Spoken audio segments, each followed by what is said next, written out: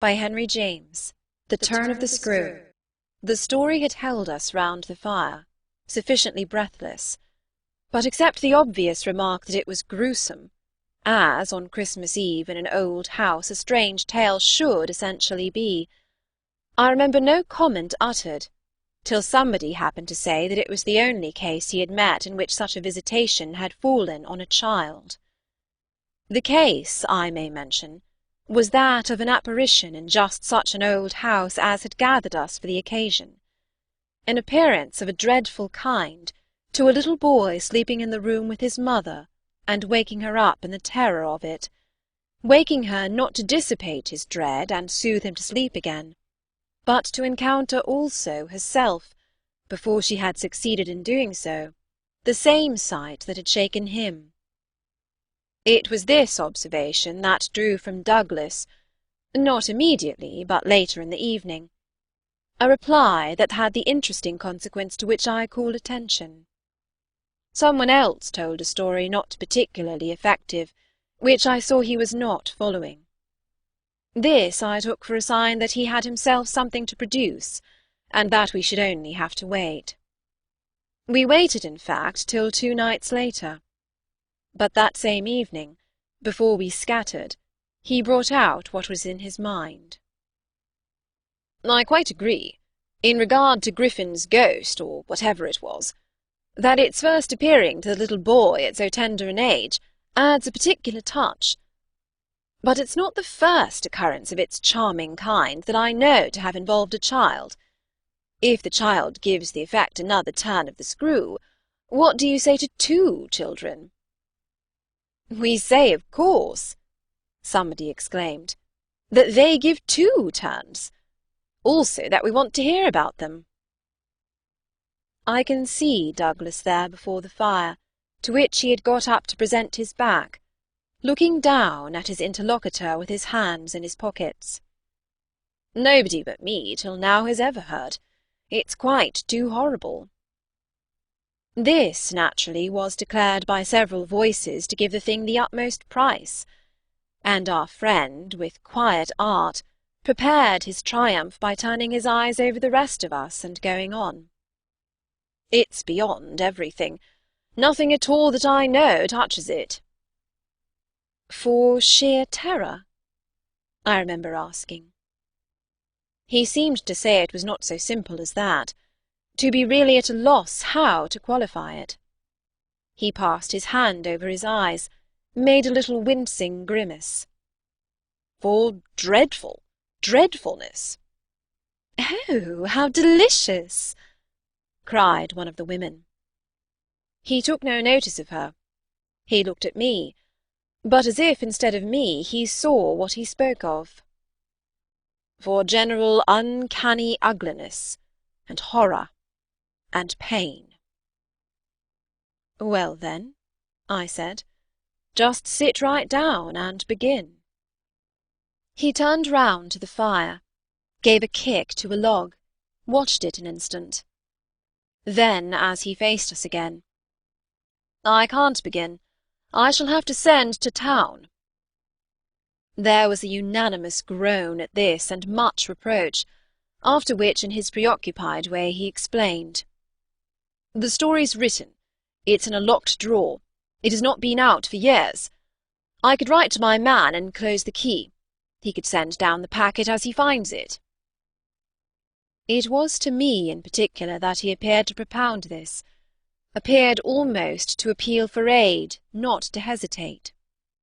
He had broken a thickness of ice, the formation of many a winter, had had his reasons for a long silence. The others resented postponement, but it was just his scruples that charmed me. I adjured him to write by the first post and to agree with us for an early hearing. Then I asked him if the experience in question had been his own. To that his answer was prompt. Oh, thank God, no. And is the record yours? You took the thing down? Nothing but the impression. I took that here. He tapped his heart. I've never lost it. Then your manuscript? is in an old faded ink, and in the most beautiful hand. He hung fire again. A woman's. She has been dead these 20 years. She sent me the pages in question before she died. They were all listening now, and of course there was somebody to be arch, or at any rate to draw the inference. But if he put the inference by without a smile, it was also without irritation. She was a most charming person, but she was 10 years older than I. She was my sister's governess, he quietly said. She was the most agreeable woman I've ever known in her position. She would have been worthy of any whatever. It was long ago, and this episode was long before. I was at Trinity, and I found her at home on my coming down the second summer. I was much there that year.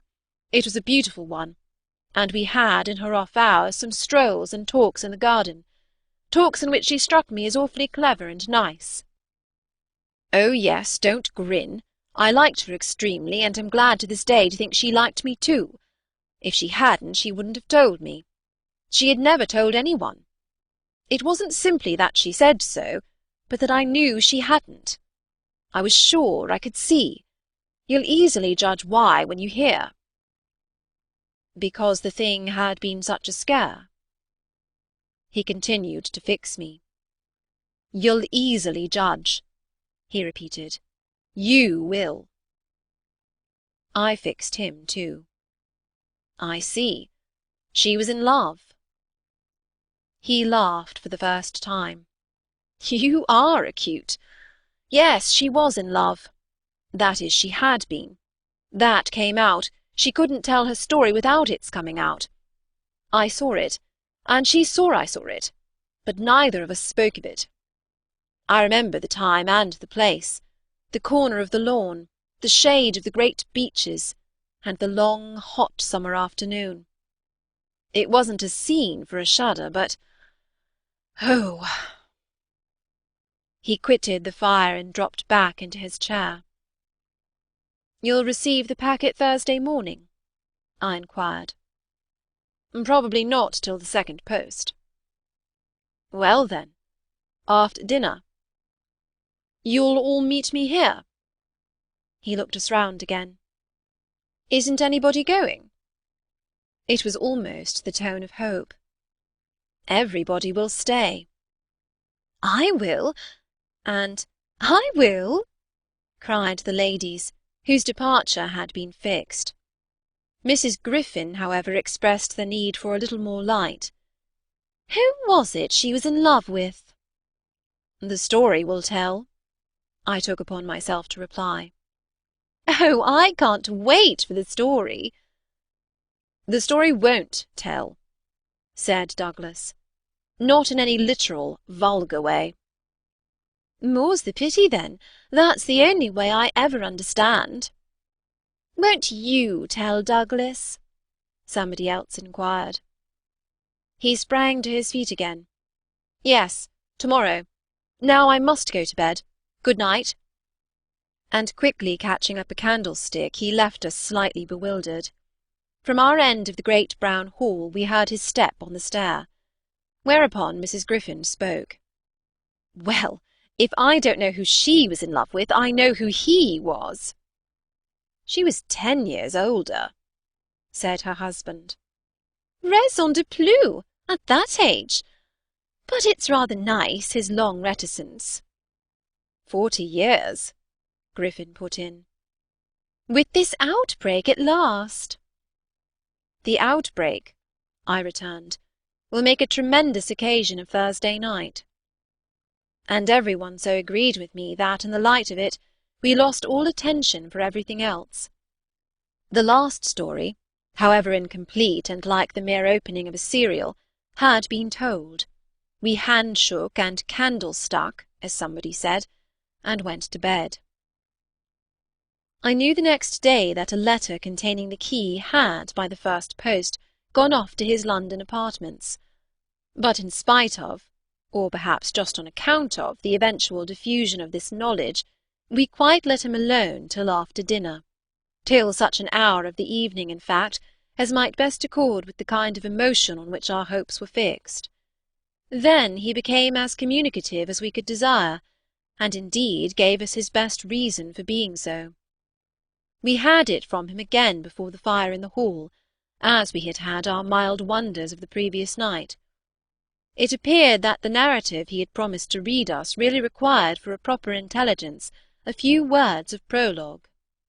Let me say here distinctly, to have done with it, that this narrative, from an exact transcript of my own made much later, is what I shall presently give.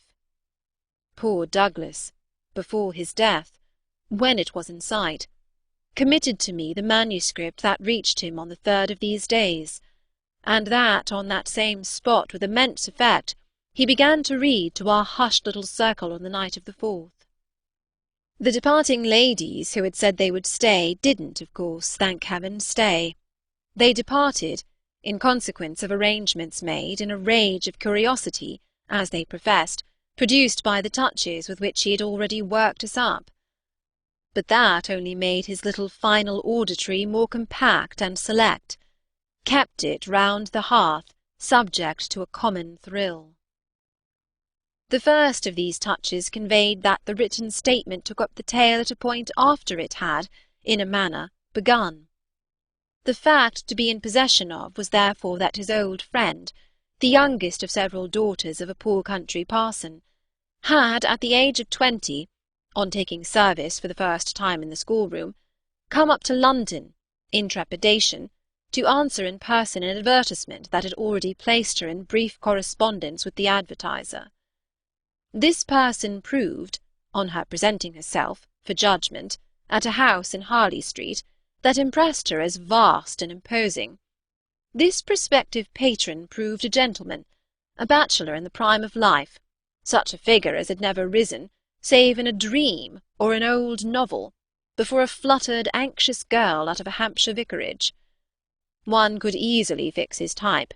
It never happily dies out. He was handsome and bold and pleasant, off-hand and gay and kind.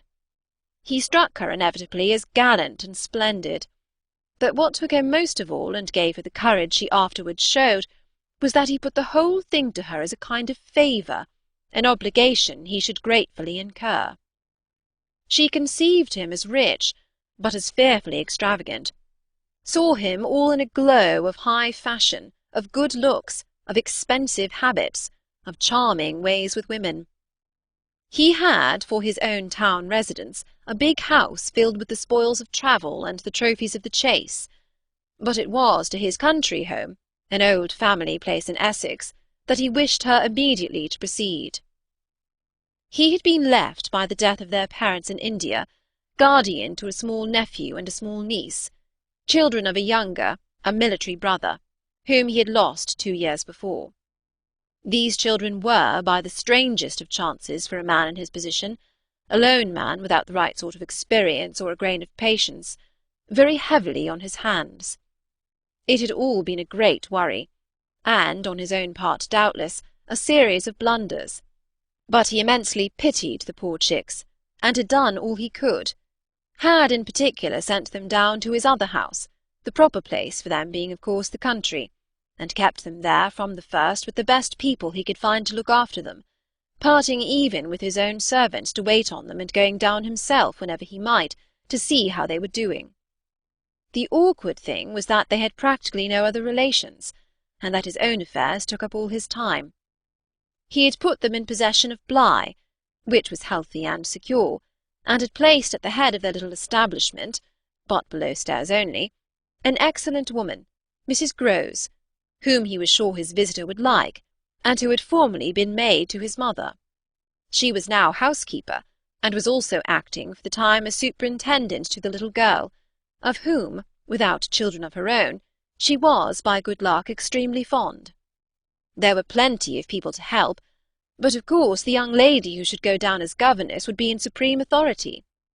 She would also have, in holidays, to look after the small boy, who had been for a term at school, young as he was to be sent, but what else could be done, and who, as the holidays were about to begin, would be back from one day to the other.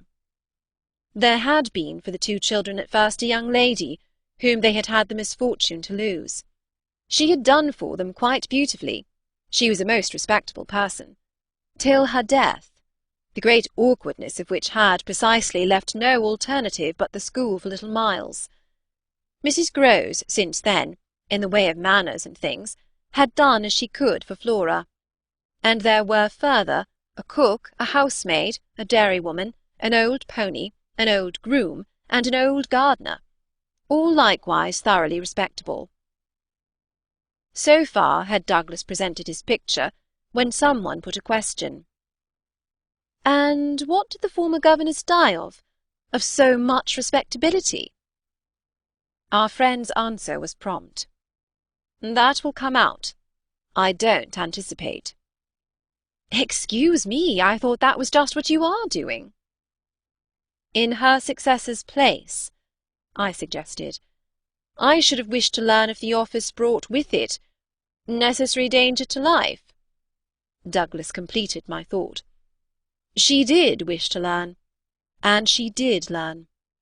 You shall hear to-morrow what she learned. Meanwhile, of course, the prospect struck her as slightly grim. She was young, untried, nervous. It was a vision of serious duties and little company, of really great loneliness. She hesitated, took a couple of days to consult and consider. But the salary offered much exceeded her modest measure, and on a second interview she faced the music. She engaged." And Douglas with this made a pause, that, for the benefit of the company, moved me to throw in. The moral of which was of course the seduction exercised by the splendid young man. She succumbed to it. He got up, and as he had done the night before, went to the fire, gave a stir to a log with his foot, then stood a moment with his back to us. "She only saw him twice."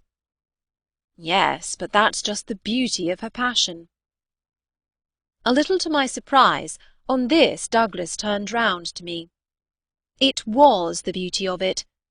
There were others," he went on, "who hadn't succumbed. He told her frankly all his difficulty, that for several applicants the conditions had been prohibitive. They were, somehow, simply afraid. It sounded dull, it sounded strange, and all the more so because of his main condition." "Which was?"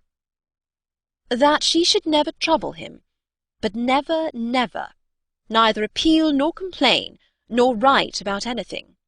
Only meet all questions herself, receive all moneys from his solicitor, take the whole thing over and let him alone. She promised to do this, and she mentioned to me that when, for a moment, disburdened, delighted, he held her hand, thanking her for the sacrifice, she already felt rewarded." "But was that all her reward?" one of the ladies asked. "She never saw him again." "Oh!"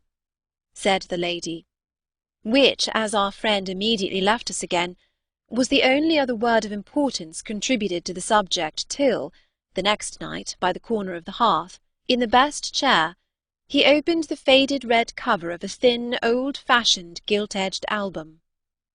The whole thing took indeed more nights than one, but on the first occasion the same lady put another question. "What is your title?" "I haven't one." "Oh, I have," I said. But Douglas, without heeding me, had begun to read with a fine clearness that was like a rendering to the ear of the beauty of his author's hand. I remember the whole beginning as a succession of flights and drops, a little seesaw of the right throbs and the wrong. After rising in town to meet his appeal, I had, at all events, a couple of very bad days, found myself doubtful again, felt indeed sure I had made a mistake. In this state of mind I spent the long hours of bumping, swinging coach that carried me to the stopping-place, at which I was to be met by a vehicle from the house. This conveyance, I was told, had been ordered, and I found, toward the close of the June afternoon, a commodious fly in waiting for me. Driving at that hour, on a lovely day, through a country to which the summer sweetness seemed to offer me a friendly welcome, My fortitude mounted afresh, and as we turned into the avenue, encountered a reprieve that was probably but a proof of the point to which it had sunk. I suppose I had expected, or had dreaded, something so melancholy that what greeted me was a good surprise. I remember as a most pleasant impression the broad clear front, its open windows and fresh curtains, and the pair of maids looking out. I remember the lawn, and the bright flowers, and the crunch of my wheels on the gravel, and the clustered tree-tops over which the rooks circled and cawed in the golden sky. The scene had a greatness that made it a different affair from my own scant home, and there immediately appeared at the door, with a little girl in her hand, a civil person, who dropped me as decent a curtsy as if I had been the mistress or a distinguished visitor. I had received in Harley Street a narrower notion of the place, and that, as I recalled it, made me think the proprietor still more of a gentleman, suggested that what I was to enjoy might be something beyond his promise. I had no drop again till the next day, for I was carried triumphantly through the following hours by my introduction to the younger of my pupils. The little girl who accompanied Mrs. Grose appeared to me on the spot a creature so charming as to make it a great fortune to have to do with her. She was the most beautiful child I had ever seen, and I afterward wondered that my employer had not told me more of her. I slept little that night. I was much too excited, and this astonished me too, I recollect, remained with me, adding to my sense of the liberality with which I was treated. The large, impressive room, one of the best in the house, the great state bed, as I almost felt it, the full-figured draperies, the long glasses, in which for the first time I could see myself from head to foot, all struck me, like the extraordinary charm of my small charge, as so many things thrown in. It was thrown in as well from the first moment that I should get on with Mrs. Grose in a relation over which, on my way, in the coach, I fear I had rather brooded. The only thing indeed that in this early outlook might have made me shrink again was the clear circumstance of her being so glad to see me. I perceived within half an hour that she was so glad, stout, simple, plain, clean, wholesome woman, as to be positively on her guard against showing it too much. I wondered even then a little why she should wish not to show it, and that, with reflection, with suspicion, might of course have made me uneasy. But it was a comfort that there could be no uneasiness in a connection with anything so beatific as the radiant image of my little girl, the vision of whose angelic beauty had probably more than anything else to do with the restlessness that, before morning, made me several times rise and wander about my room to take in the whole picture and prospect, to watch from my open window the faint summer dawn, to look at such portions of the rest of the house as I could catch, and to listen, while in the fading dusk the first birds began to twitter, for the possible recurrence of a sound or two, less natural and not without, but within, that I had fancied I heard. There had been a moment when I believed I recognized, faint and far, the cry of a child. There had been another when I found myself just consciously starting, as at the passage, before my door, of a light footstep.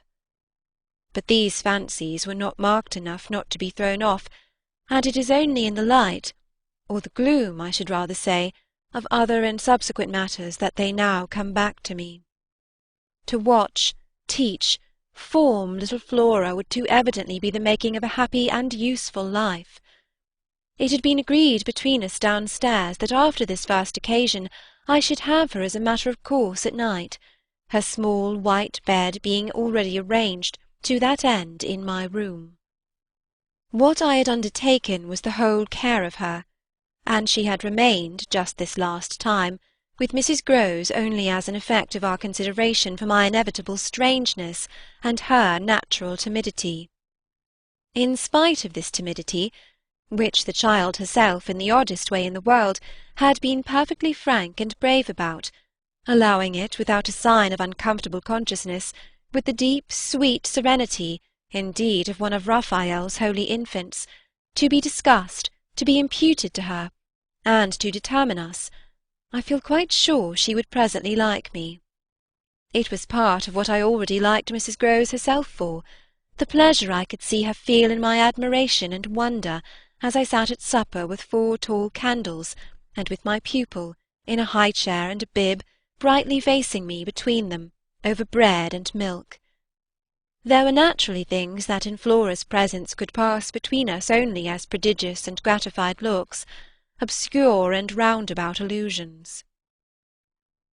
And the little boy, does he look like her? Is he, too, so very remarkable? One wouldn't flatter a child. Oh, miss, most remarkable, if you think well of this one. And she stood there with a plate in her hand, beaming at our companion, who looked from one of us to the other with placid, heavenly eyes that contained nothing to check us. Yes, if I do. You will be carried away by the little gentleman. Well, that I think is what I came for, to be carried away. I'm afraid, however, I remember feeling the impulse to add, I'm rather easily carried away. I was carried away in London. I can still see Mrs. Grose's broad face as she took this in. In Harley Street? In Harley Street. Well, miss, you're not the first, and you won't be the last. Oh, I've no pretension, I could laugh, to being the only one. My other pupil, at any rate, as I understand, comes back to-morrow? Not to-morrow, Friday, miss. He arrives as you did by the coach, under care of the guard, and is to be met by the same carriage. I forthwith expressed that the proper as well as the pleasant and friendly thing would be, therefore, that on the arrival of the public conveyance I should be in waiting for him with his little sister, an idea in which Mrs. Grose concurred so heartily that I somehow took her manner as a kind of comforting pledge, never falsified, thank heaven, that we should on every question be quite at one. Oh, she was glad I was there. What I felt the next day was, I suppose, nothing that could be fairly called a reaction from the cheer of my arrival. It was probably at the most only a slight oppression produced by a fuller measure of the scale, as I walked round them, gazing up at them, took them in, of my new circumstances. They had, as it were, an extent and mass for which I had not been prepared, and in the presence of which I found myself, freshly, a little scared as well as a little proud. Lessons in this agitation certainly suffered some delay. I reflected that my first duty was, by the gentlest arts I could contrive, to win the child into the sense of knowing me. I spent the day with her out of doors. I arranged with her, to her great satisfaction, that it should be she only, who might show me the place. She showed it step by step, and room by room, and secret by secret, with droll, delightful, childish talk about it, and with the result in half an hour of our becoming immense friends. Young as she was, I was struck throughout our little tour with her confidence and courage, with the way in empty chambers and dull corridors, on crooked staircases that made me pause, and even on the summit of an old maculated square tower that made me dizzy, her morning music, her disposition to tell me so many more things than she asked, rang out and led me on. I have not seen Bly since the day I left it, and I dare say that to my older and more informed eyes it would now appear sufficiently contracted. But as my little conductress, with her hair of gold and her frock of blue, danced before me round corners and pattered down passages, I had the view of a castle of romance inhabited by a rosy sprite, such a place as would somehow, for diversion of the young idea, take all colour out of story-books and fairy-tales. Wasn't it just a story-book over which I had fallen a doze and a dream? No, it was a big, ugly, antique, but convenient house, embodying a few features of a building still older, half replaced and half utilized, in which I had the fancy of our being almost as lost as a handful of passengers in a great drifting ship.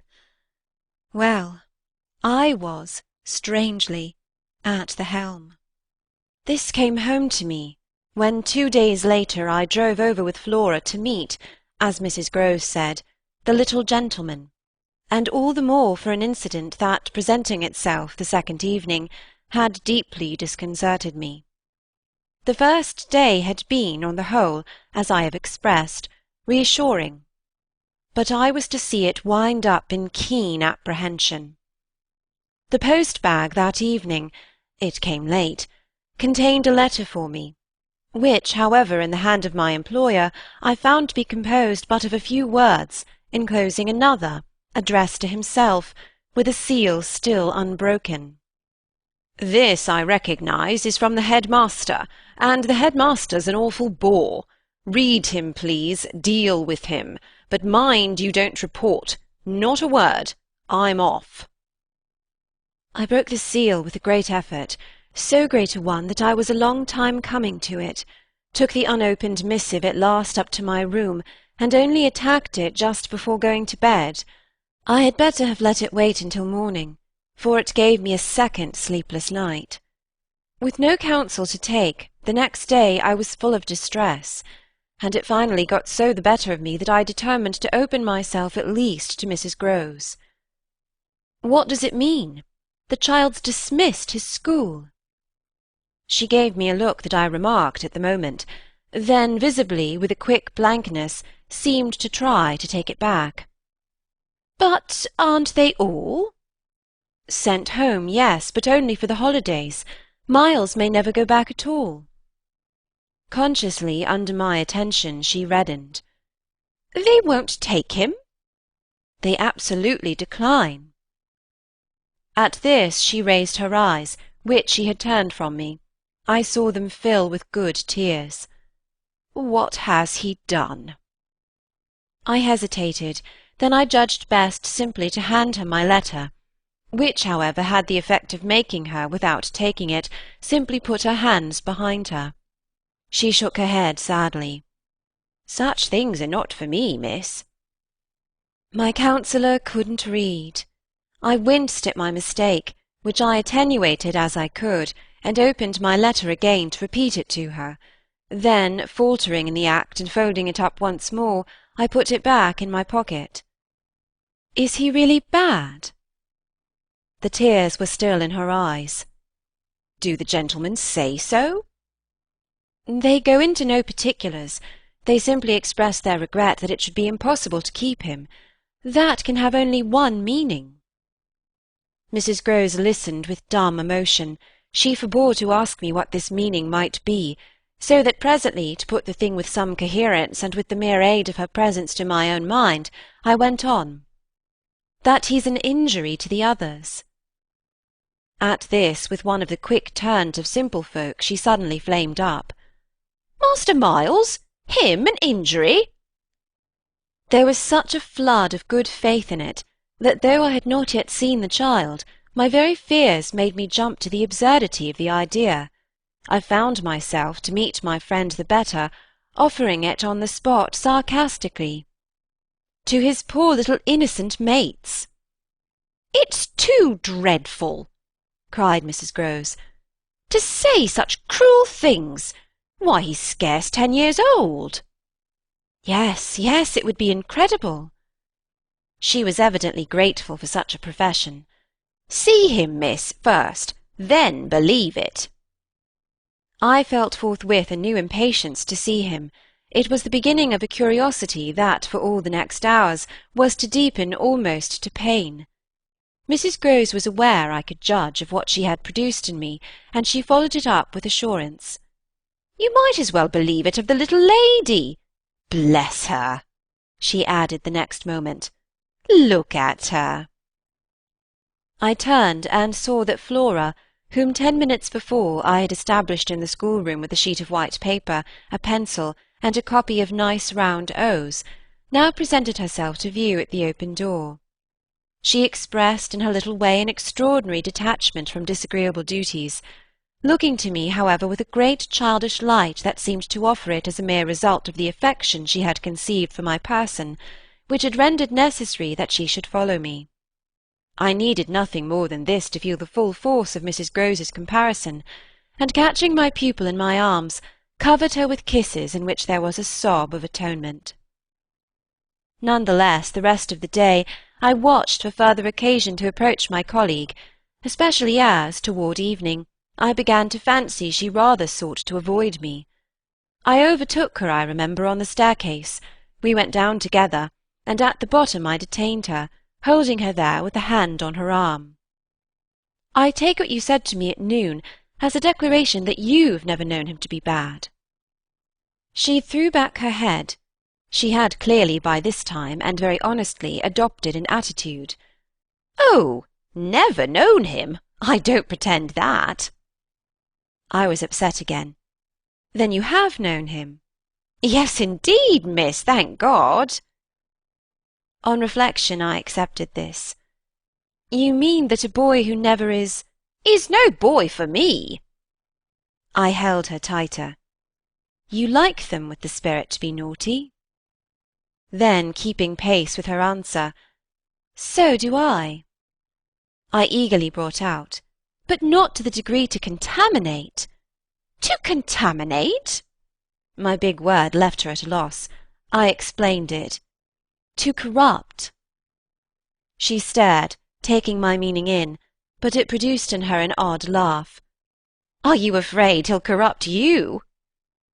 She put the question with such a fine, bold humour that with a laugh, a little silly doubtless, to match her own, I gave way for the time to the apprehension of ridicule. But the next day, as the hour for my drive approached, I cropped up in another place. "What was the lady who was here before?" "The last governess. She was also young and pretty, almost as young and almost as pretty, miss, even as you." "Ah, then, I hope her youth and her beauty helped her," I recollect throwing off. "He seems to like us young and pretty." "Oh, he did," Mrs. Grose assented. "It was the way he liked every one." She had no sooner spoken, indeed, than she caught herself up. "I mean that's his way, the master's." I was struck. "But of whom did you speak first?" She looked blank, but she coloured. "Why, of him." "Of the master?" "Of who else?" There was so obviously no one else that the next moment I had lost my impression of her having accidentally said more than she meant, and I merely asked what I wanted to know. "Did she see anything in the boy?" "That was it right? She never told me."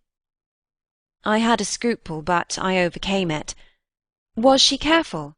Particular?" Mrs. Grose appeared to try to be conscientious. "About some things, yes." "But not about all?" Again she considered. "Well, miss, she's gone. I won't tell tales." "I quite understand your feeling," I hastened to reply, but I thought it, after an instant, not opposed to this concession, to pursue. "Did she die here?" "No, she went off." I don't know what there was in this brevity of Mrs. Grose's that struck me as ambiguous. "Went off to die?" Mrs. Grose looked straight out of the window, but I felt that, hypothetically, I had a right to know what young persons engaged for Bligh were expected to do. "She was taken ill, you mean, and went home?" "She was not taken ill, so far as appeared in this house.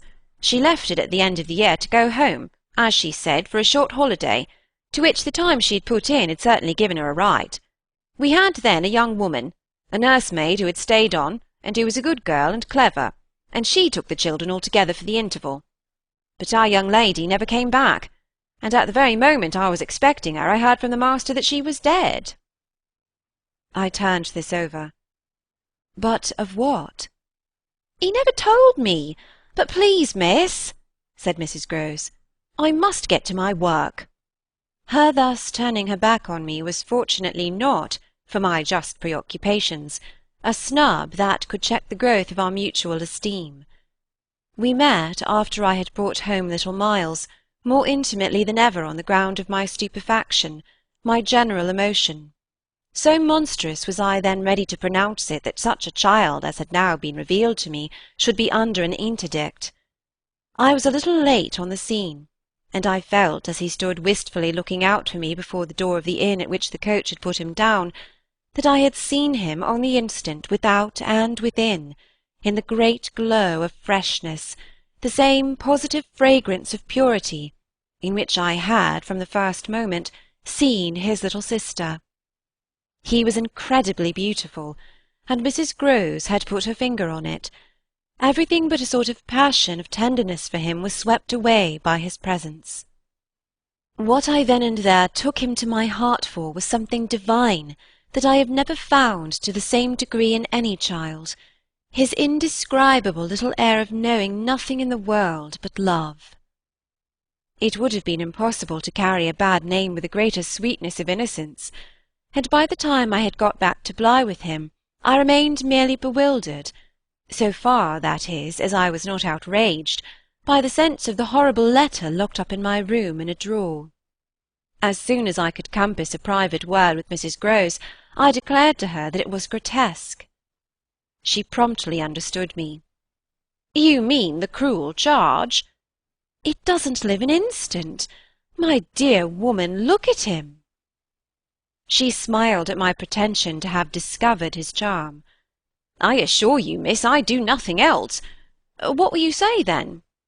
She immediately added, "In answer to the letter?" I had made up my mind. "Nothing." "And to his uncle?" I was incisive. "Nothing." "And to the boy himself?" I was wonderful. "Nothing." She gave with her apron a great wipe to her mouth. "Then I'll stand by you. We'll see it out." "We'll see it out," I ardently echoed, giving her my hand to make it a vow. She held me there a moment, and then whisked her apron again with her detached hand. "Would you mind, miss, if I used the freedom—" "To kiss me? No!" I took the good creature in my arms, and after we had embraced like sisters, felt still more fortified and indignant. This, at all events, was for the time. A time so full that, as I recall the way it went, it reminds me of all the art I now need to make it a little distinct. What I look back at with amazement is the situation I accepted. I had undertaken with my companion to see it out, and I was under a charm, apparently, that could smooth away the extent and the far and difficult connections of such an effort. I was lifted aloft on a great wave of infatuation and pity. I found it simple, in my ignorance, my confusion, and perhaps my conceit, to assume that I could deal with a boy whose education for the world was all on the point of beginning. I am unable even to remember at this day what proposal I framed for the end of his holidays and the resumption of his studies. Lessons with me, indeed, that charming summer, we all had a theory that he was to have, but I now feel that for weeks the lessons must have been rather my own. I learned something, at first certainly, that had not been one of the teachings of my small, smothered life, learned to be amused, and even amusing, and not to think for the morrow. It was the first time, in a manner, that I had known space and air and freedom, all the music of summer, and all the mystery of nature. And then there was a consideration, and consideration was sweet. Oh, it was a trap, not designed, but deep, to my imagination, to my delicacy, perhaps to my vanity, to whatever in me was most excitable. The best way to picture it all is to say that I was off my guard. They gave me so little trouble, they were of a gentleness so extraordinary. I used to speculate, but even this with a dim disconnectedness, as to how the rough future, for all futures are rough, would handle them and might bruise them. They had the bloom of health and happiness, and yet, as if I had been in charge of a pair of little grandees, of princes of the blood, for whom everything, to be right, would have to be enclosed and protected, the only form that in my fancy the after years could take for them was that of a romantic, a really royal extension of the garden and the park. It may be, of course, above all, that what suddenly broke into this gives the previous time a charm of stillness, that hush in which something gathers or crouches. The change was actually like the spring of a beast. In the first weeks the days were long. They often at their finest gave me what I used to call my own hour, the hour when for my pupils, tea-time and bedtime having come and gone, I had, before my final retirement, a small interval alone. Much as I liked my companions, this hour was the thing in the day I liked most, and I liked it best of all when, as the light faded, or rather, I should say, the day lingered and the last calls of the last birds sounded in a flushed sky from the old trees, I could take a turn into the grounds, and enjoy almost with a sense of property that amused and flattered me the beauty and dignity of the place. It was a pleasure at these moments to feel myself tranquil and justified, doubtless perhaps also to reflect that by my discretion, my quiet good sense and general high propriety, I was giving pleasure, if he ever thought of it, to the person to whose pressure I had responded. What I was doing was what he had earnestly hoped and directly asked of me, and that I could, after all, do it, proved even a greater joy than I had expected. I dare say I fancied myself, in short, a remarkable young woman, and took comfort in the faith that this would more publicly appear. Well, I needed to be remarkable, to offer a front to the remarkable things that presently gave their first sign. It was plump one afternoon in the middle of my very hour. The children were tucked away, and I had come out for my stroll. One of the thoughts that, as I don't in the least shrink now from noting, used to be with me in these wanderings, was that it would be as charming as a charming story suddenly to meet someone.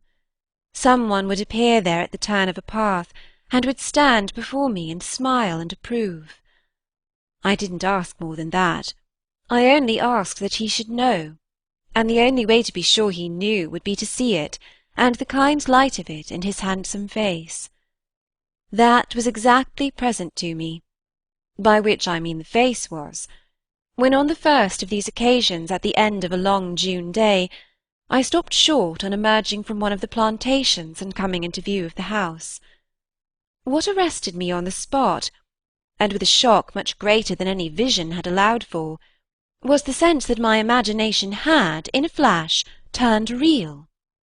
He did stand there, but high up, beyond the lawn, and at the very top of the tower, which on that first morning little Flora had conducted me to. This tower was one of a pair, square, incongruous, crenellated structures, that were distinguished for some reason, though I could see little difference, as the new and the old.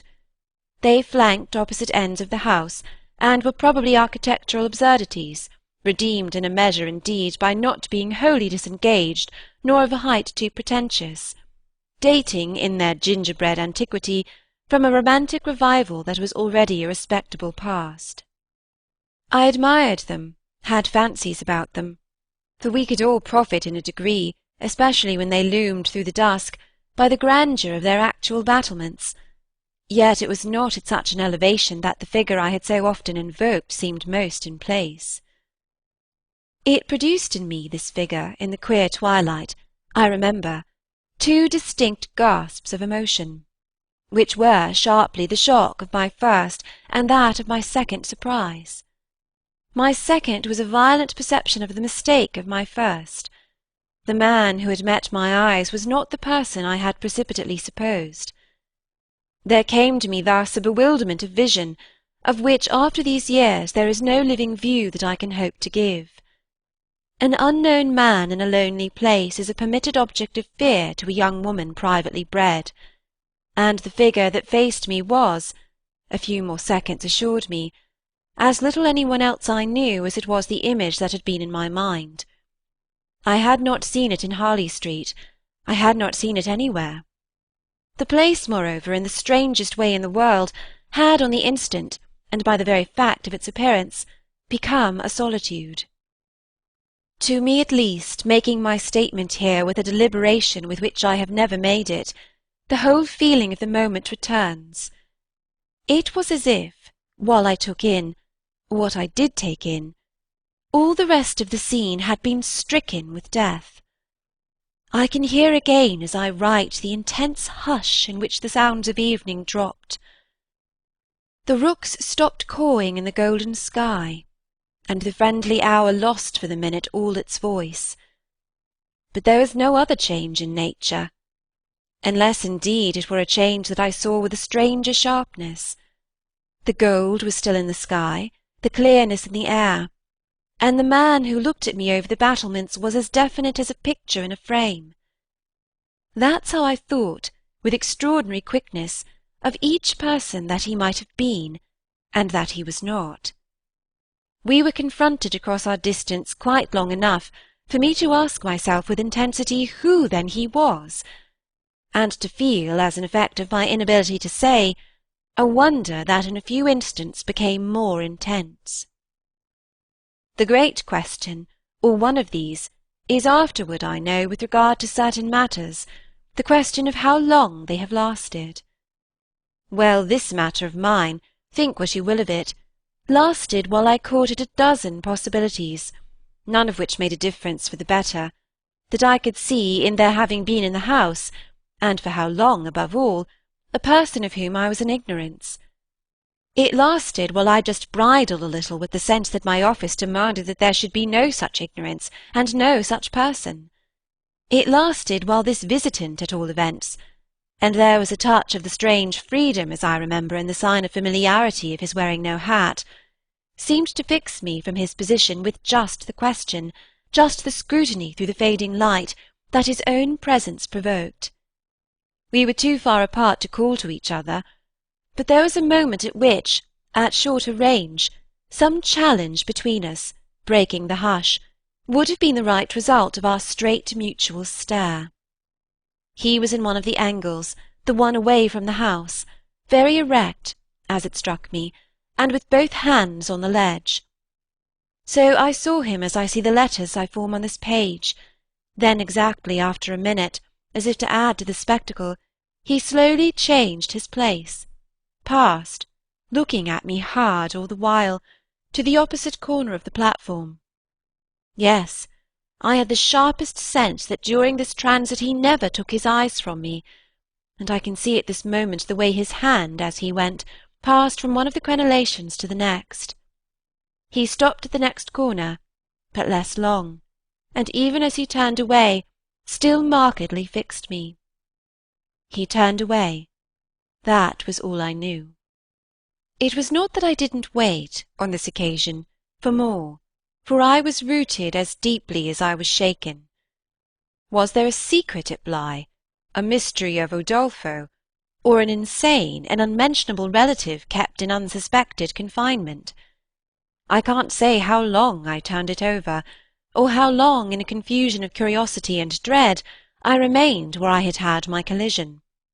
I only recall that when I re-entered the house, darkness had quite closed in.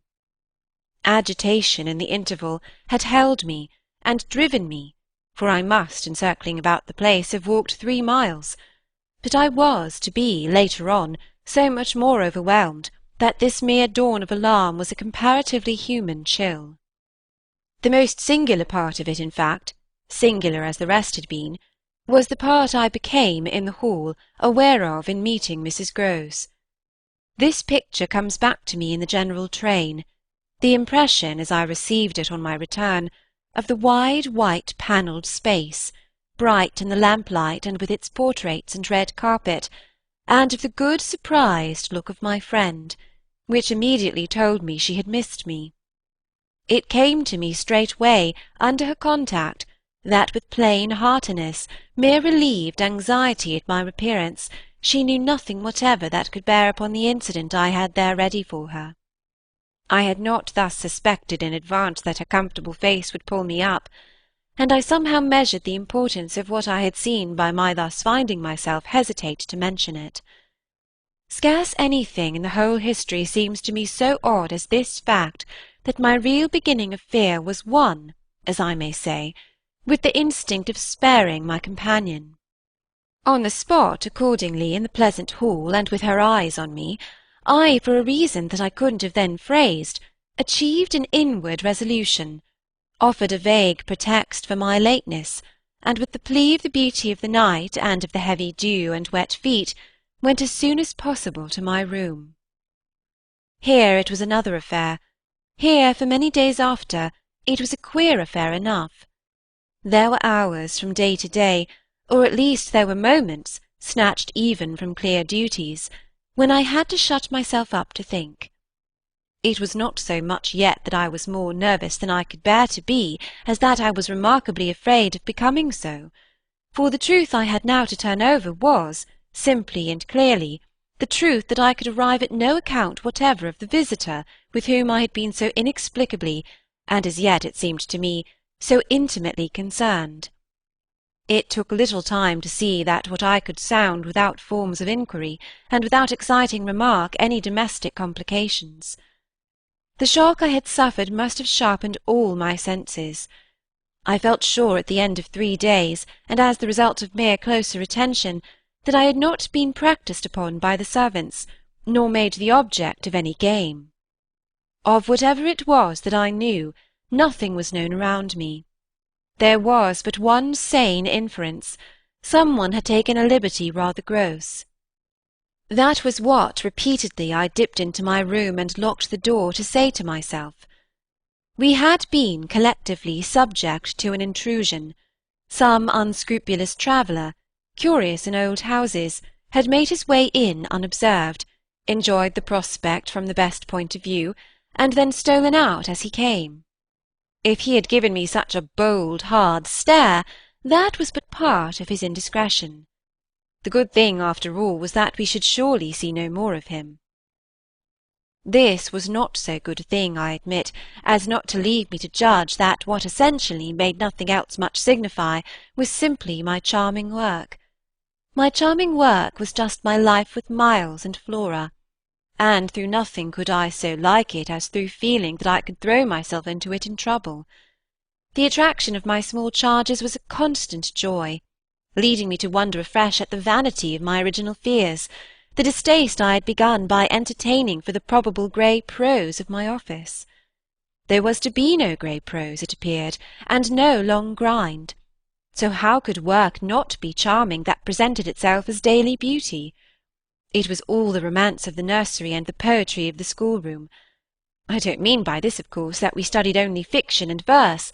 I mean I can express no otherwise the sort of interest my companions inspired.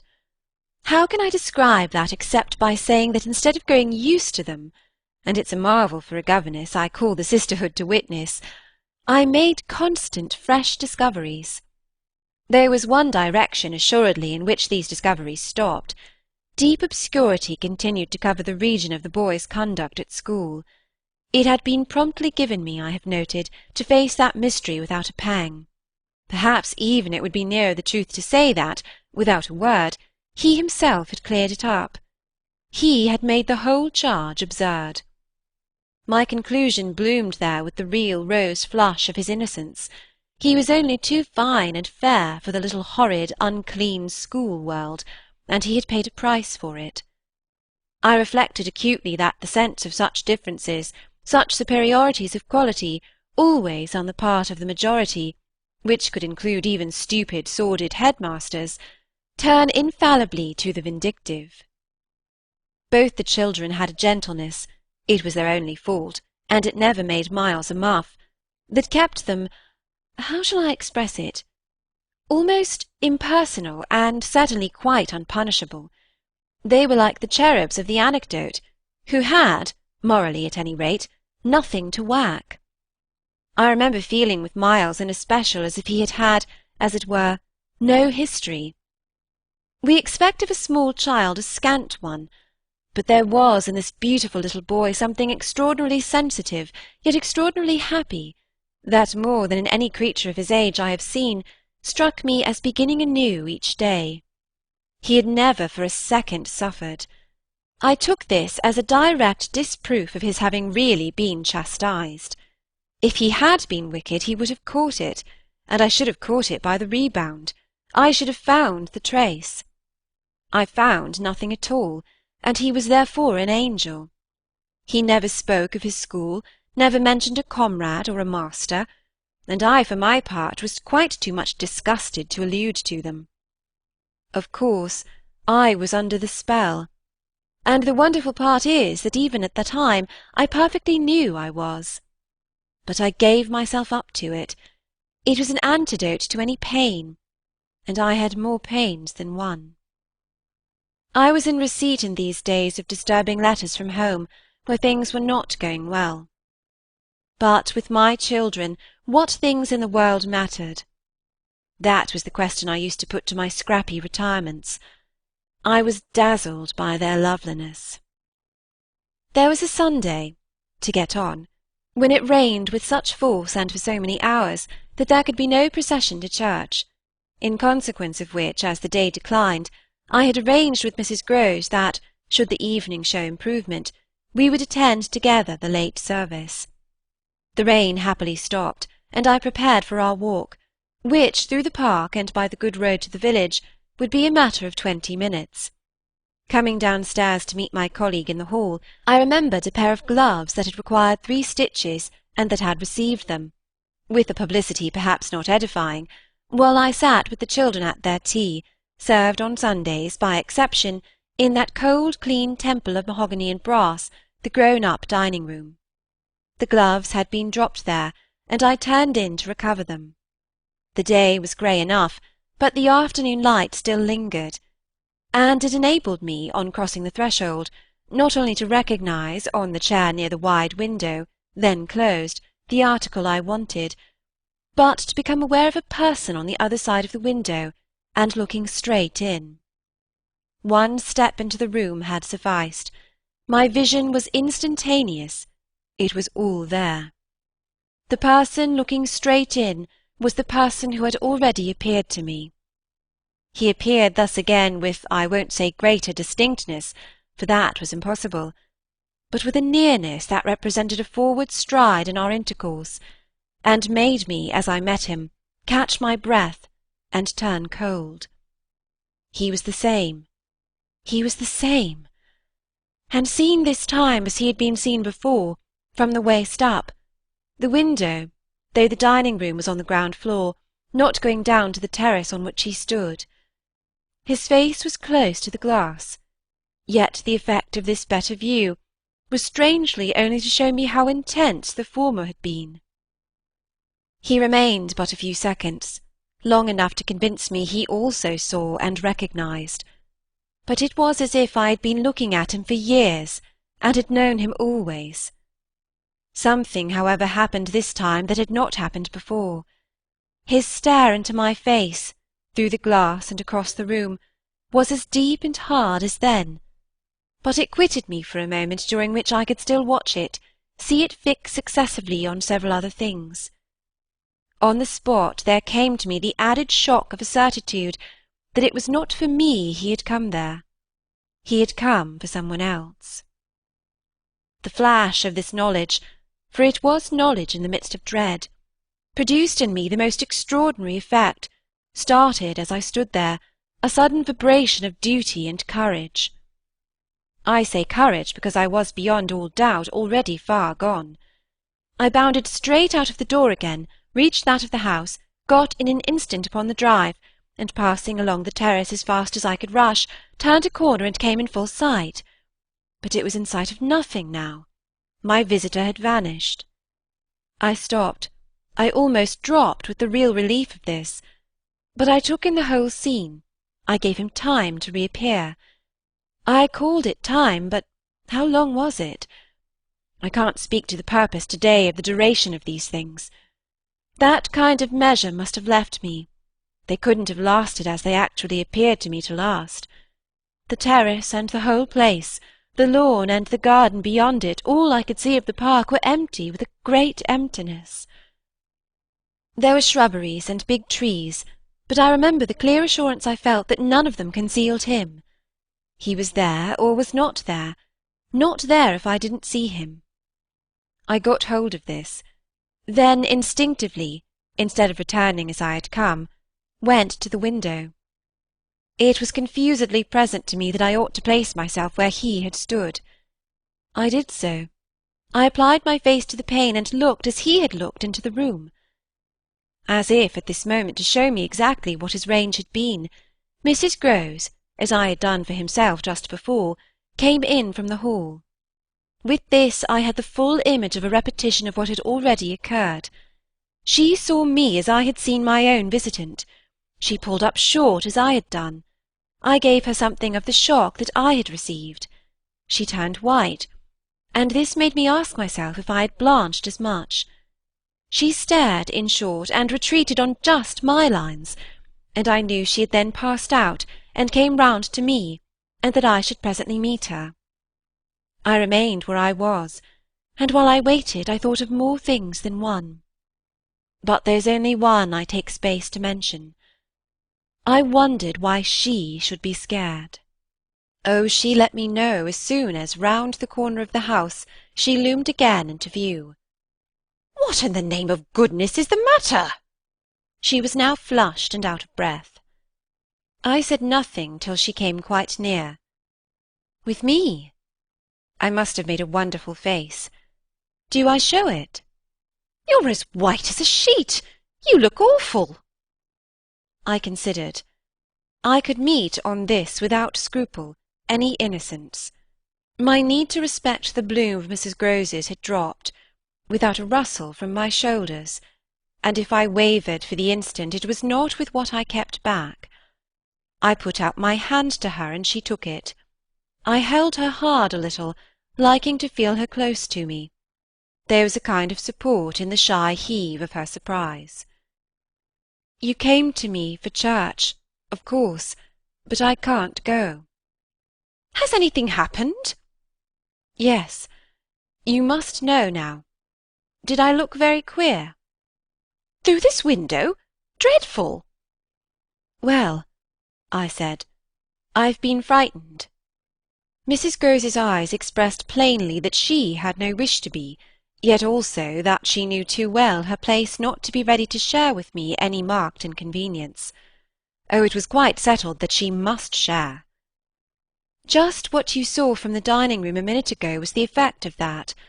What I saw, just before, was much worse. Her hand tightened.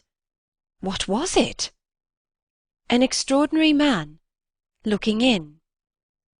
"What extraordinary man?" "I haven't the least idea." Mrs. Grose gazed round us in vain. "Then where has he gone?" "I know still less." "Have you seen him before?" "Yes, once, on the old tower." She could only look at me harder.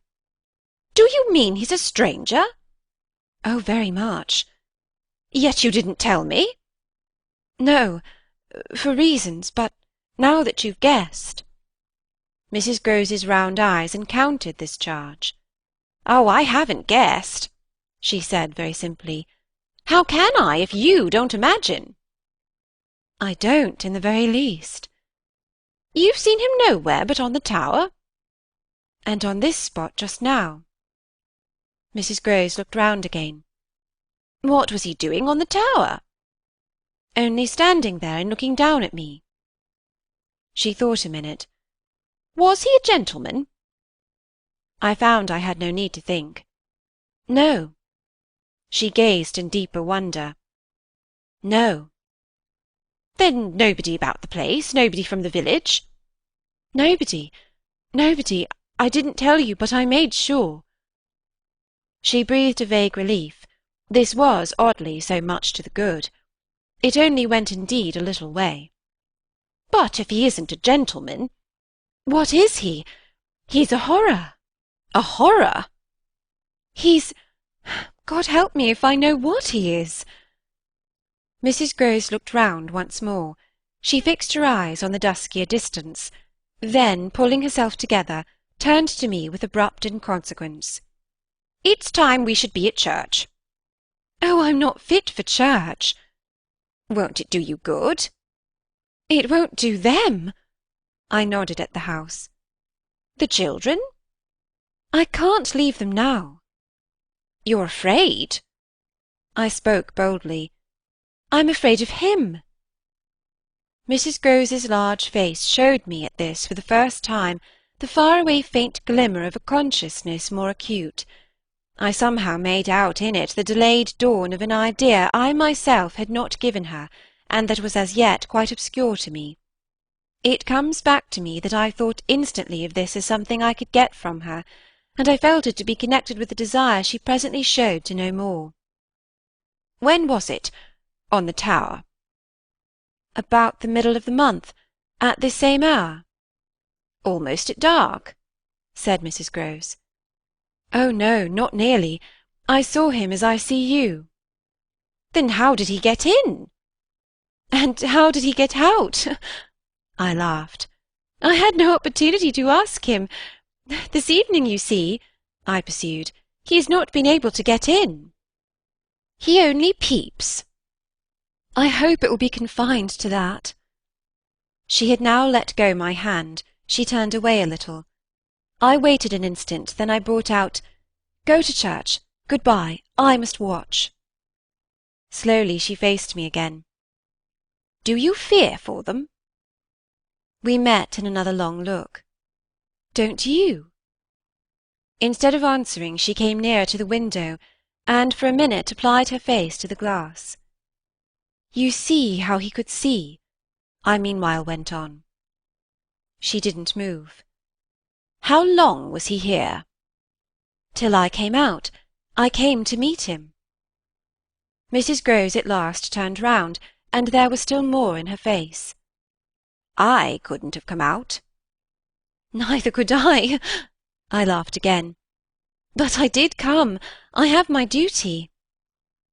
So have I mine, she replied, after which she added, What is he like? I've been dying to tell you, but he's like nobody. Nobody? She echoed. He has no hat. Then, seeing in her face that she already in this with a deeper dismay found a touch of picture, I quickly added stroke to stroke. He has red hair, very red, close curling, and a pale face, long in shape, with straight, good features, and little, rather queer whiskers that are as red as his hair. His eyebrows are somehow darker. They look particularly arched, and as if they might move a good deal. His eyes are sharp, strange, awfully. But I only know clearly that they're rather small and very fixed. His mouth's wide, and his lips are thin, and except for his little whiskers he's quite clean-shaven. He gives me a sort of sense of looking like an actor. An actor? It was impossible to resemble one less, at least, than Mrs. Grove at that moment. I've never seen one, but so I suppose them. He's tall, active, erect, I continued, but never, no, never a gentleman.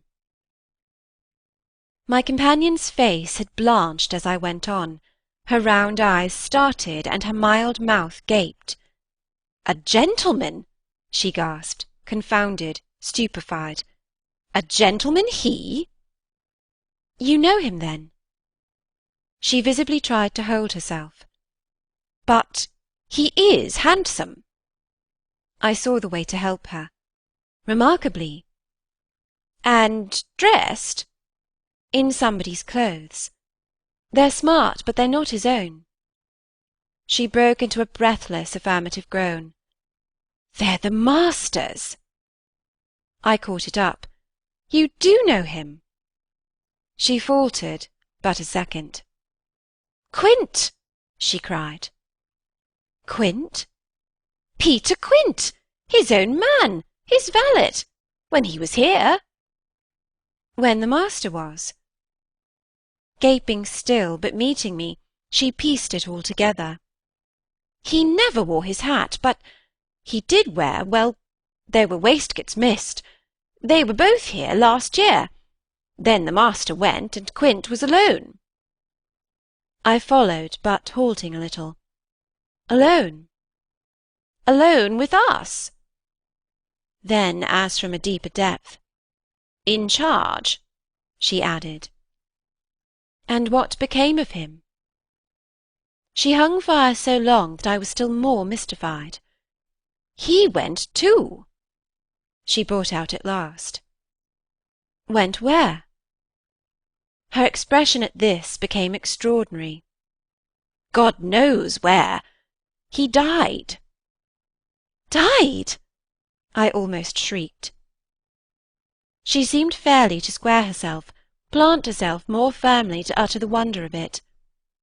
Yes, Mr. Quint is dead.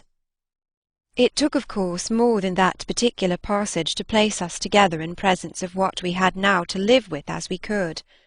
My dreadful liability to impressions of the order so vividly exemplified, and my companion's knowledge henceforth, a knowledge half consternation and half compassion, of that liability. There had been this evening, after the revelation left me, for an hour so prostrate, there had been, for either of us, no attendance on any service but a little service of tears and vows, of prayers and promises, a climax to the series of mutual challenges and pledges that had straightway ensued on our retreating together to the schoolroom and shutting ourselves up there to have everything out. The result of our having everything out was simply to reduce our situation to the last rigour of its elements. She herself had seen nothing, not the shadow of a shadow, and nobody in the house but the governess was in the governess's plight. Yet she accepted without directly impugning my sanity the truth as I gave it to her, and ended by showing me on this ground an awe-stricken tenderness, an expression of the sense of my more than questionable privilege, of which the very breath has remained with me as that of the sweetest of human charities. What was settled between us accordingly that night was that we thought we might bear things together, and I was not even sure that, in spite of her exemption, it was she who had the best of the burden. I knew at this hour, I think, as well as I knew later, what I was capable of meeting to shelter my pupils, but it took me some time to be wholly sure of what my honest ally was prepared for to keep terms with so compromising a contract. I was queer company enough, quite as queer as the company I received, but as I trace over what we went through, I see how much common ground we must have found in the one idea that, by good fortune, could steady us. It was the idea, the second movement, that led me straight out, as I may say, of the inner chamber of my dread. I could take the air in the court at least, and there Mrs. Grose could join me. Perfectly can I recall now the particular way strength came to me before we separated for the night.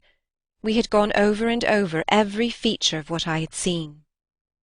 He was looking for someone else, you say? Someone who was not you? He was looking for little Miles. A portentous clearness now possessed me. That's what he was looking for. But how do you know? I know.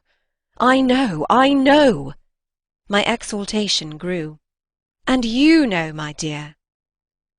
She didn't deny this, but I required, I felt, not even so much telling as that. She resumed in a moment at any rate. What if he should see him? Little Miles, that's what he wants. She looked immensely scared again. The child? Heaven forbid. The man. He wants to appear to them.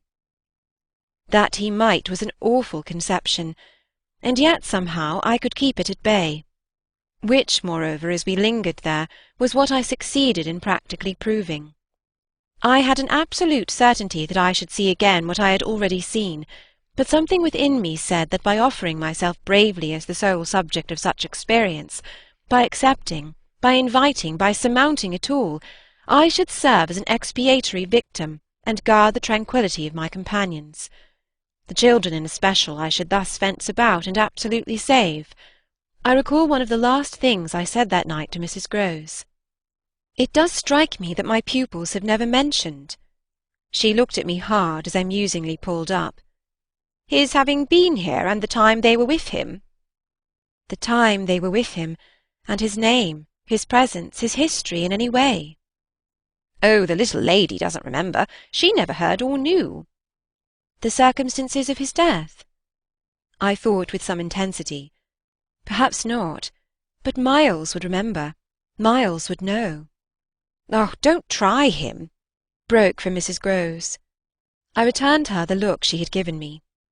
"Don't be afraid." I continued to think. "It is rather odd." "That he has never spoken of him?" "Never by the least allusion. And you tell me they were great friends." "Oh, it wasn't him," Mrs. Groves with emphasis declared. "It was Quint's own fancy. To play with him, I mean, to spoil him." She paused a moment, then she added, "Quint was much too free." This gave me, straight from my vision of his face, such a face, a sudden sickness of disgust. Too free with my boy? Too free with every one.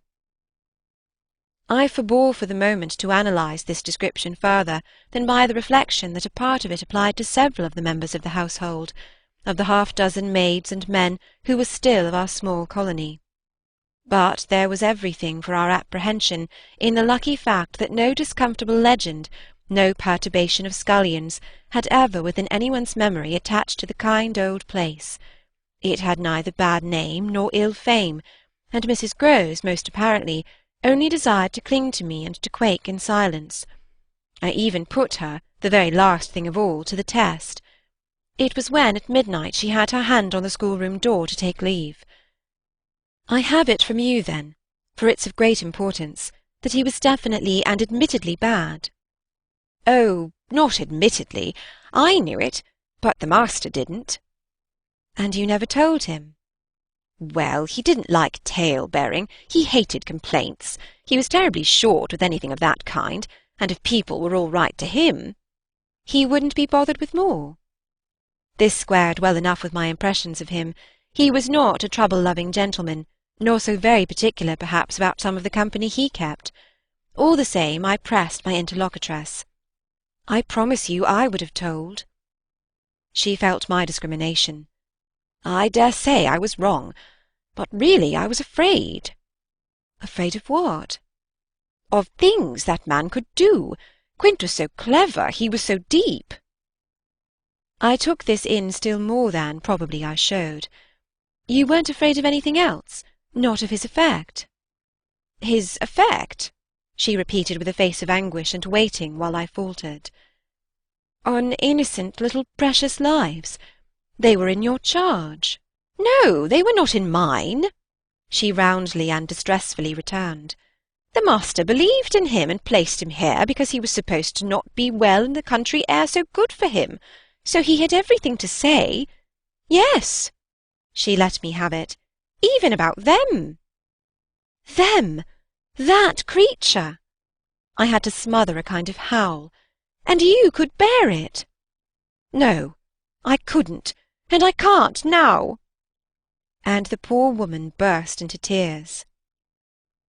A rigid control from the next day was, as I have said, to follow them. And yet how often and how passionately for a week we came back together to the subject.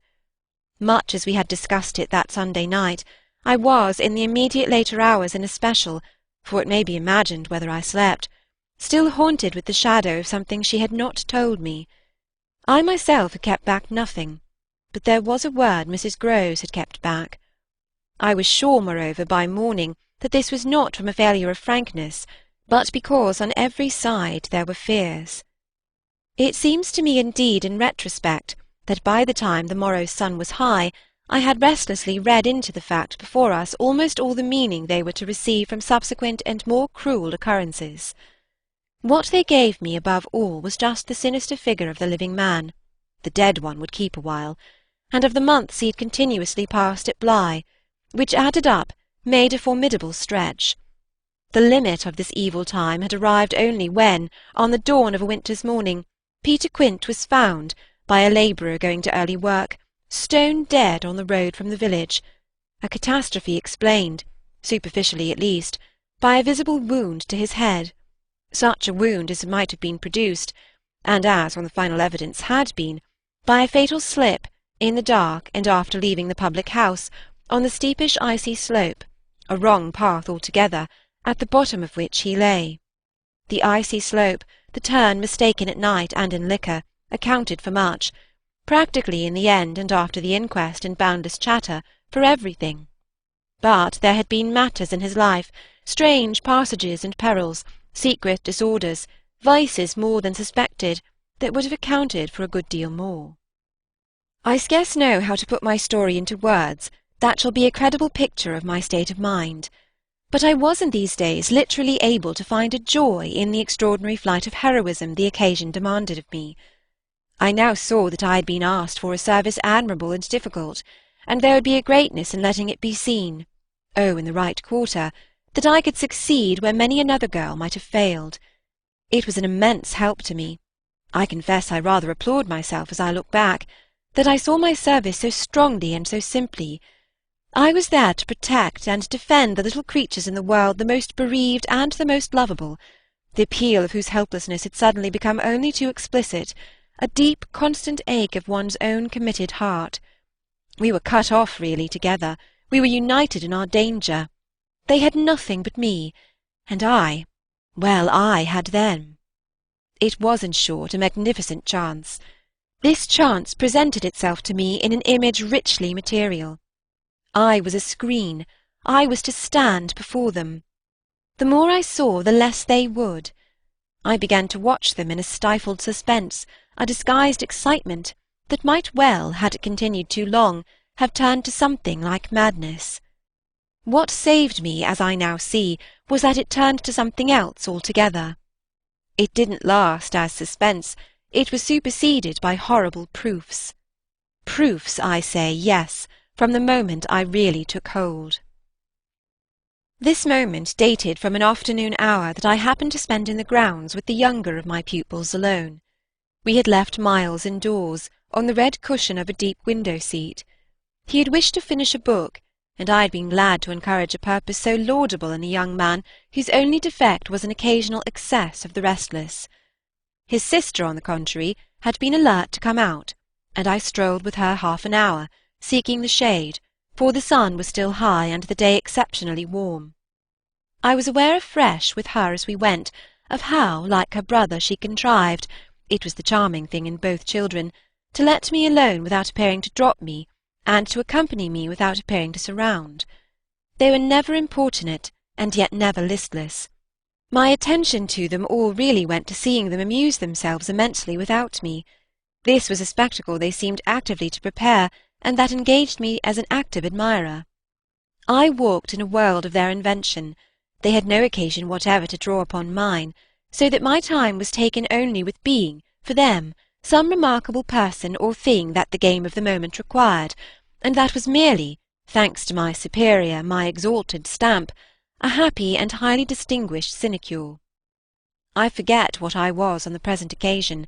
I only remember that I was something very important and very quiet, and that Flora was playing very hard. We were on the edge of the lake, and, as we had lately begun geography, the lake was the Sea of Azov. Suddenly, in these circumstances, I became aware that on the other side of the Sea of Azov we had an interested spectator. The way this knowledge gathered in me was the strangest thing in the world, the strangest, that is, except the very much stranger in which it quickly merged itself. I had sat down with a piece of work, for I was something or other that could sit, on the old stone bench which overlooked the pond, and in this position I began to take in with certitude, and yet without direct vision, the presence at a distance of a third person. The old trees, the thick shrubbery, made a great and pleasant shade, but it was all suffused with the brightness of the hot, still hour. There was no ambiguity in anything, none whatever at least in the conviction I from one moment to another found myself forming as to what I should see straight before me and across the lake as a consequence of raising my eyes. They were still attached at this juncture to the stitching in which I was engaged, and I can feel once more the spasm of my effort not to move them till I should so have steadied myself as to be able to make up my mind what to do. There was an alien object in view, a figure whose right of presence I instantly passionately questioned. I recollect counting over perfectly the possibilities, reminding myself that nothing was more natural, for instance, than the appearance of one of the men about the place, or even of a messenger, a postman, or a tradesman's boy from the village.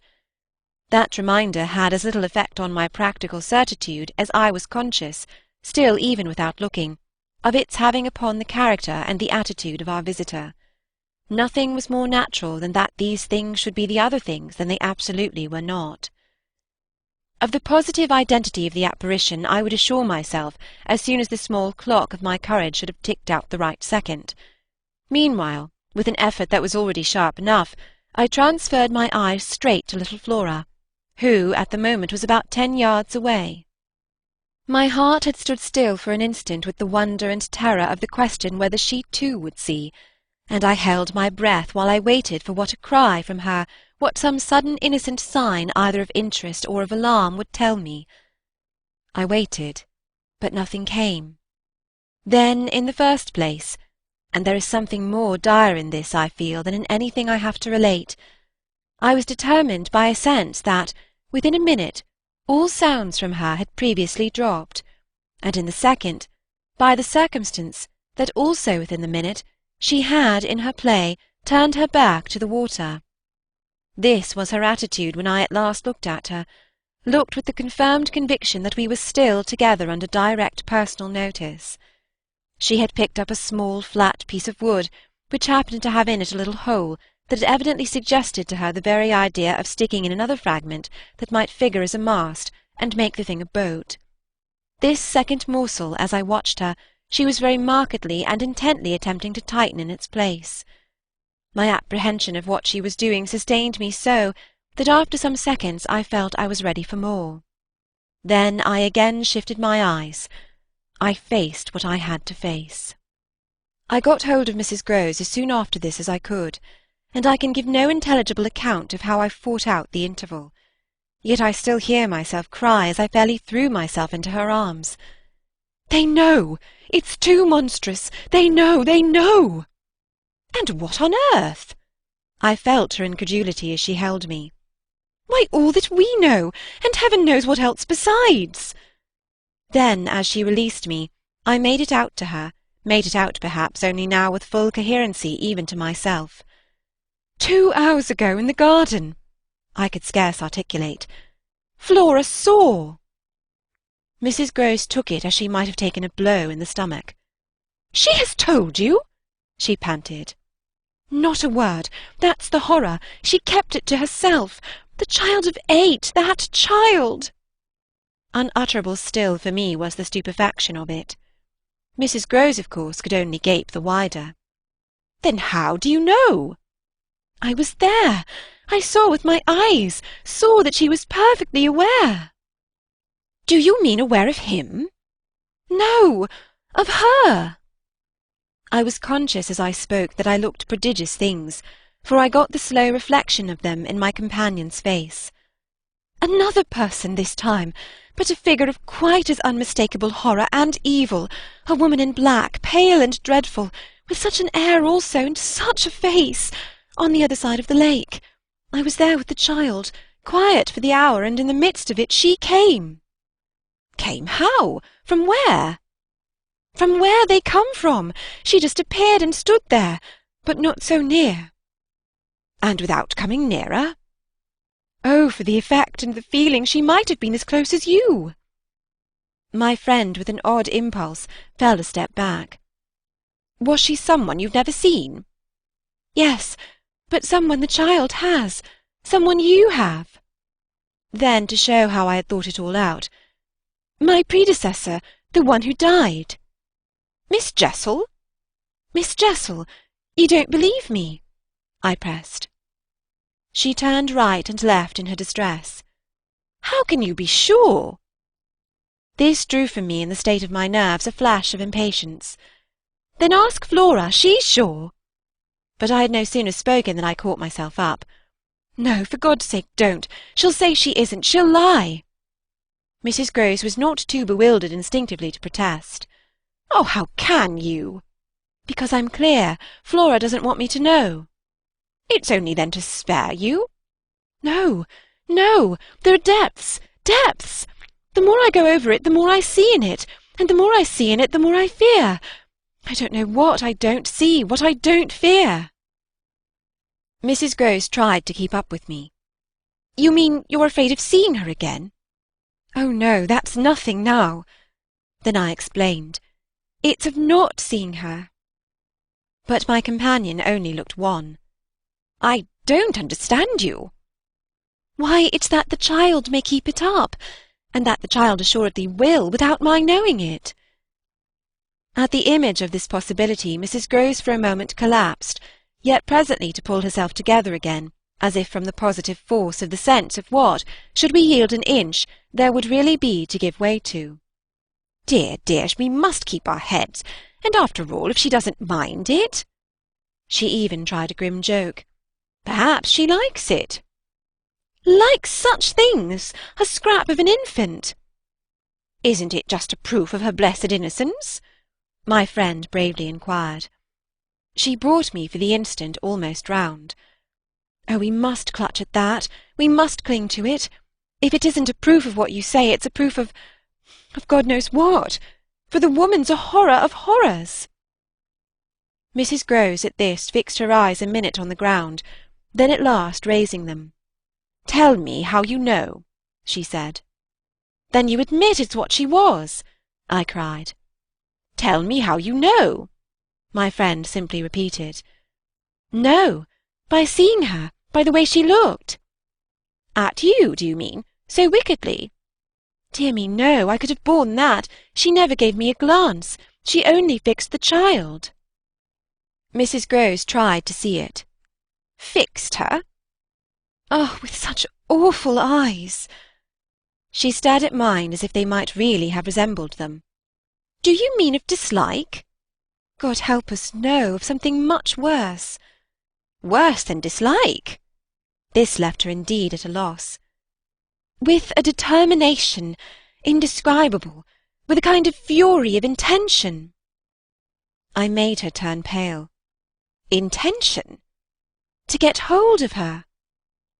Mrs. Grose, her eyes just lingering on mine, gave a shudder and walked to the window, and while she stood there looking out, I completed my statement. That's what Flora knows. After a little she turned round. The person was in black, you say? In mourning, rather poor, almost shabby, but, yes, with extraordinary beauty. I now recognized to what I had at last, stroke by stroke, brought the victim of my confidence, for she quite visibly weighed this. Oh, handsome, very, very, I insisted, wonderfully handsome, but infamous. She slowly came back to me. Miss Jessel was infamous. She once more took my hand in both her own, holding it as tight as if to fortify me against the increase of alarm I might draw from this disclosure. They were both infamous, she finally said. So for a little we faced it once more together, and I found absolutely a degree of help in seeing it now so straight. I appreciate, I said, the great decency of your not having hitherto spoken, but the time has certainly come to give me the whole thing. She appeared to assent to this, but still only in silence, seeing which I went on. I must have it now. Of what did she die? Come, there was something between them. There was everything. In spite of the difference? Oh, of their rank, their condition. She brought it woefully out. She was a lady. I turned it over. I again saw. Yes, she was a lady. And he so dreadfully below, said Mrs. Grose. I felt that I doubtless needn't press too hard in such company on the place of a servant in the scale, but there was nothing to prevent an acceptance of my companion's own measure of my predecessor's abasement. There was a way to deal with that, and I dealt, the more readily for my full vision, on the evidence of our employer's late clever, good-looking own man, impudent, assured, spoiled, depraved. The fellow was a hound. Mrs. Grose considered, as if it were perhaps a little a case for a sense of shades. I've never seen one like him. He did what he wished. With her? With them all. It was as if now in my friend's own eyes Miss Jessel had again appeared. I seemed at any rate for an instant to see their evocation of her as distinctly as I had seen her by the pond, and I brought out with decision, "It must have been also what she wished." Mrs. Grose's face signified that it had been indeed, but she said at the same time, "Poor woman! She paid for it." "Then you do know what she died of?" I asked. "No, I know nothing. I wanted not to know. I was glad enough I didn't, and I thanked heaven she was well out of this." "Yet you had then your idea?" "Of her real reason for leaving? Oh, yes. As to that, she couldn't have stayed. Fancy it here for a governess! And afterward I imagined, and I still imagine. And what I imagine is dreadful." "Not so dreadful as what I do," I replied, on which I must have shown her, as I was indeed but too conscious, a front of miserable defeat. It brought out again all her compassion for me, and at the renewed touch of her kindness my power to resist broke down. I burst, as I had the other time made her burst, into tears. She took me to her motherly breast, and my lamentation overflowed. "I don't do it," I sobbed in despair. "I don't save or shield them. It's far worse than I dreamed. They're lost." What I had said to Mrs. Grose was true enough. There were in the matter I had put before her depths and possibilities that I lacked resolution to sound, so that when we met once more in the wonder of it, we were of a common mind about the duty of resistance to extravagant fancies. We were to keep our heads if we should keep nothing else, difficult indeed as that might be in the face of what, in our prodigious experience, was least to be questioned. Late that night, while the house slept, we had another talk in my room, when she went all the way with me as to its being beyond doubt that I had seen exactly what I had seen. To hold her perfectly in the pinch of that, I found I had only to ask her how, if I had made it up, I came to be able to give, of each of the persons appearing to me, a picture disclosing to the last detail their special marks, a portrait on the exhibition of which she had instantly recognised and named them. She wished, of course, small blame to her, to sink the whole subject, and I was quick to assure her that my own interest in it had now violently taken the form of a search for the way to escape from it. I encountered her on the ground of a probability that with recurrence, for recurrence we took for granted, I should get used to my danger, distinctly professing that my personal exposure had suddenly become the least of my discomforts. It was my new suspicion that was intolerable, and yet even to this complication the later hours of the day had brought a little ease. On leaving her, after my first outbreak, I had of course returned to my pupils, associating the right remedy for my dismay with that sense of their charm which I had already found to be a thing I could possibly cultivate, and which had never failed me yet. I had simply, in other words, plunged afresh into Flora's special society, and there became aware, it was almost a luxury, that she could put her little conscious hand straight upon the spot that ached. She had looked at me in sweet speculation, and then had accused me to my face of having cried. I had supposed I had brushed away the ugly signs, but I could literally, for the time at all events, rejoice under this fathomless charity that they had not entirely disappeared. To gaze into the depths of blue of the child's eyes, and pronounce their loveliness a trick of premature cunning, was to be guilty of a cynicism in preference to which I naturally preferred to abjure my judgment, and, so far as might be, my agitation.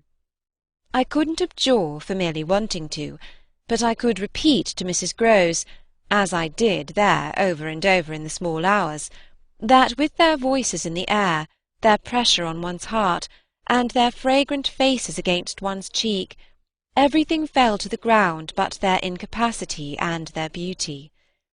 It was a pity that somehow, to settle this once for all, I had equally to re-enumerate the signs of subtlety that in the afternoon by the lake had made a miracle of my show of self-possession.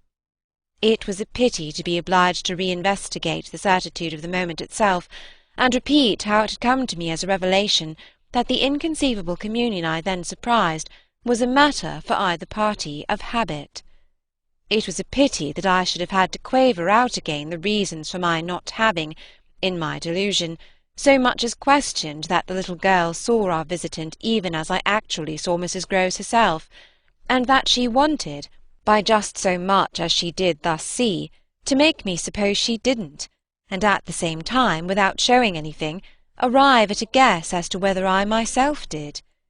It was a pity that I needed once more to describe the portentous little activity by which she sought to divert my attention, the perceptible increase of movement, the greater intensity of play, the singing, the gabbling of nonsense, and the invitation to romp. Yet if I had not indulged, to prove there was nothing in it, in this review I should have missed the 2 or 3 dim elements of comfort that still remained to me. I should not, for instance, have been able to asseverate to my friend that I was certain, which was so much to the good, that I at least had not betrayed myself. I should not have been prompted by stress of need, by desperation of mind, I scarce know what to call it, to invoke such further aid to intelligence as might spring from pushing my colleague fairly to the wall.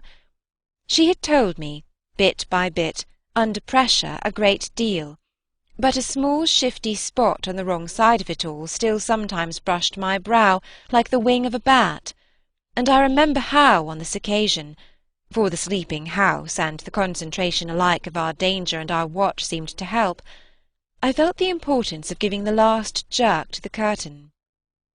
"I don't believe anything so horrible," I recollect saying. "No, let us put it definitely, my dear, that I don't. But if I did, you know, there's a thing I should require now, just without sparing you the least bit more, oh, not a scrap, come, to get out of you. What was it you had in mind when, in our distress, before Miles came back over the letter from his school, you said, under my insistence, that you didn't pretend for him that he had not literally ever been bad?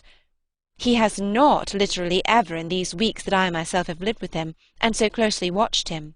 He has been an imperturbable little prodigy of delightful lovable goodness. Therefore you might perfectly have made the claim for him if you had not, as it happened, seen an exception to take. What was your exception, and to what passage in your personal observation of him did you refer?" It was a dreadfully austere inquiry, but levity was not our note, and at any rate, before the grey dawn admonished us to separate, I had got my answer. What my friend had had in mind proved to be immensely to the purpose. It was neither more nor less than the circumstance that for a period of several months Quint and the boy had been perpetually together. It was, in fact, the very appropriate truth that she had ventured to criticise the propriety, to hint at the incongruity of so close an alliance, and even to go so far in the subject as a frank overture to Miss Jessel. Miss Jessel had, with a most strange manner, requested her to mind her business, and the good woman had, on this, directly approached little Miles. What she had said to him, since I pressed, was that she liked to see young gentlemen not forget their station. I pressed again, of course, at this. "You reminded him that Quint was only a base menial." "As you might say, and it was his answer for one thing that was bad." "And for another thing?" I waited. "He repeated your words to Quint?" "No, not that. It's just what he wouldn't." She could still impress upon me. "I was sure at any rate," she added, "that he didn't. But he denied certain occasions." "What occasions?" "When they had been about together quite as if Quint were his tutor, and a very grand one, and Miss Jessel only for the little lady. When he had gone off with the fellow, I mean, and spent hours with him." "He then prevaricated about it? He said he hadn't." Her assent was clear enough to cause me to add in a moment, "I see. He lied." "Oh!" Mrs. Grose mumbled. This was a suggestion that it didn't matter, which indeed she backed up by a further remark. You see, after all, Miss Jessel didn't mind. She didn't forbid him. I considered. Did he put that to you as a justification? At this she dropped again. No, he never spoke of it. Never mentioned her in connection with Quint? She saw, visibly flushing, where I was coming out. Well, he didn't show anything. He denied, she repeated. He denied. Lord, how I pressed her now. So that you could see he knew what was between the two wretches? I don't know. I don't know. The poor woman groaned. You do know, you dear thing, I replied. Only you haven't my dreadful boldness of mind, and you keep back, out of timidity and modesty and delicacy, even the impression that in the past, when you had, without my aid, to flounder about in silence, most of all made you miserable. But I shall get it out of you yet. There was something in the boy that suggested to you, I continued, that he covered and concealed their relation. Oh, he couldn't prevent. You're learning the truth, I dare say. But heavens! I fell with vehemence a-thinking. What it shows that they must to that extent have succeeded in making of him. Oh, nothing that's not nice now, Mrs. Grose lugubriously pleaded. I don't wonder you looked queer, I persisted, when I mentioned to you the letter from his school. I doubt if I looked as queer as you, she retorted with homely force. And if he was so bad then as that comes to, how is he such an angel now? Yes, indeed, and if he was a fiend at school, how? How? Well, I said in my torment, you must put it to me again, but I shall not be able to tell you for some days. Only put it to me again, I cried in a way that made my friend stare. There are directions in which I must not for the present let myself go. Meanwhile I returned to her first example, the one to which she had just previously referred, of the boy's happy capacity for an occasional slip. If Quint, on your remonstrance at the time you speak of, was a base menial, one of the things Miles said to you, I find myself guessing, was that you were another. Again her admission was so adequate that I continued. And you forgave him that? Wouldn't you? Oh, yes. And we exchanged there in the stillness a sound of the oddest amusement. Then I went on. At all events, while he was with the man. Miss Flora was with the woman. It suited them all. It suited me too, I felt, only too well, by which I mean that it suited exactly the particularly deadly view I was in the very act of forbidding myself to entertain. But I so far succeeded in checking the expression of this view that I will throw, just here, no further light on it than may be offered by the mention of my final observation to Mrs. Grose. His having lied and been impudent are, I confess, less engaging specimens than I had hoped to have from you of the outbreak in him of the little natural man. Still, I mused, they must do, for they make me feel more than ever that I must watch. It made me blush the next minute to see in my friend's face how much more unreservedly she had forgiven him than her anecdote struck me as presenting to my own tenderness an occasion for doing. This came out when, at the schoolroom door, she quitted me. Surely you don't accuse him of carrying on an intercourse that he conceals from me? Ah, remember that, until further evidence, I now accuse nobody. Then, before shutting her out to go by another passage to her own place, I must just wait. I wound up. I waited and waited, and the days, as they elapsed, took something from my consternation. A very few of them, in fact, passing in constant sight of my pupils without a fresh incident, sufficed to give to grievous fancies, and even to odious memories, a kind of brush of the sponge. I have spoken of the surrender to their extraordinary childish grace as a thing I could actively cultivate, and it may be imagined if I neglected now to address myself to this source for whatever it would yield. Stranger than I can express certainly was the effort to struggle against my new lights.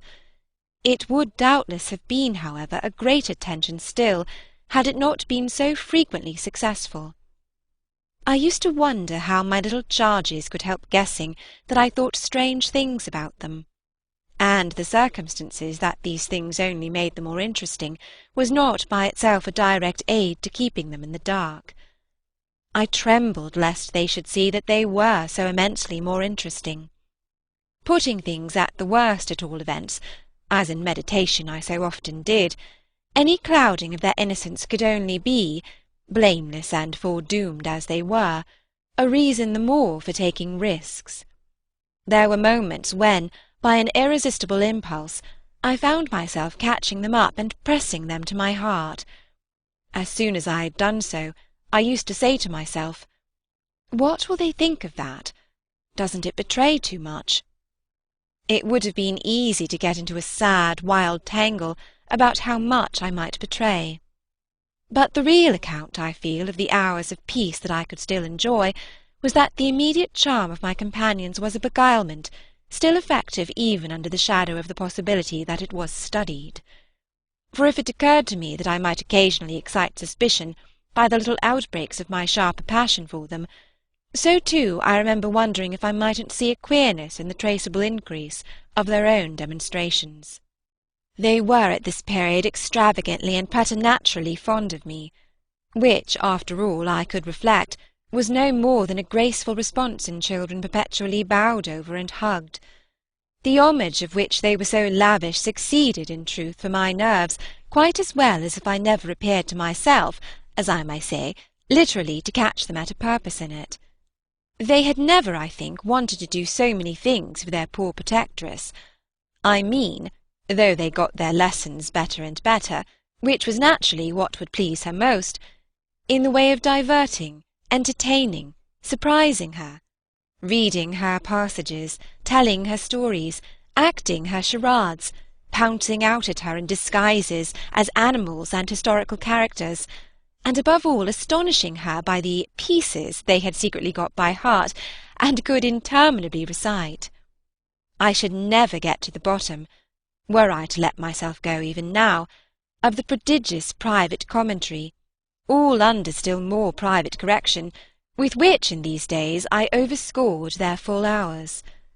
They had shown me from the first a facility for everything, a general faculty which, taking a fresh start, achieved remarkable flights.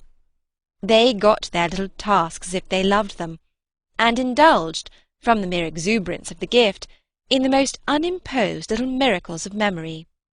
They not only popped out at me as tigers and as Romans, but as Shakespearians, astronomers, and navigators. This was so singularly the case that it had presumably much to do with the fact as to which, at the present day, I am at a loss for a different explanation. I allude to my unnatural composure on the subject of another school for miles. What I remember is that I was content not, for the time, to open the question, and that contentment must have sprung from the sense of his perpetually striking show of cleverness. He was too clever for a bad governess, for a parson's daughter to spoil, and the strangest, if not the brightest thread in the pensive embroidery I just spoke of, was the impression I might have got, if I had dared to work it out, that he was under some influence operating in his small intellectual life as a tremendous incitement. If it was easy to reflect, however, that such a boy could postpone school, it was at least as marked that for such a boy to have been kicked out by a schoolmaster was a mystification without end. Let me add that in their company now, and I was careful almost never to be out of it, I could follow no scent very far. We lived in a cloud of music and love and success and private theatricals. The musical sense in each of the children was of the quickest, but the elder in especial had a marvellous knack of catching and repeating. The schoolroom piano broke into all gruesome fancies, and when that failed, there were confabulations in corners, with a sequel of one of them going out in the highest spirits in order to come in as something new. I had had brothers myself, and it was no revelation to me that little girls could be slavish idolaters of little boys. What surpassed everything was that there was a little boy in the world who could have for the inferior age, sex, and intelligence so fine a consideration.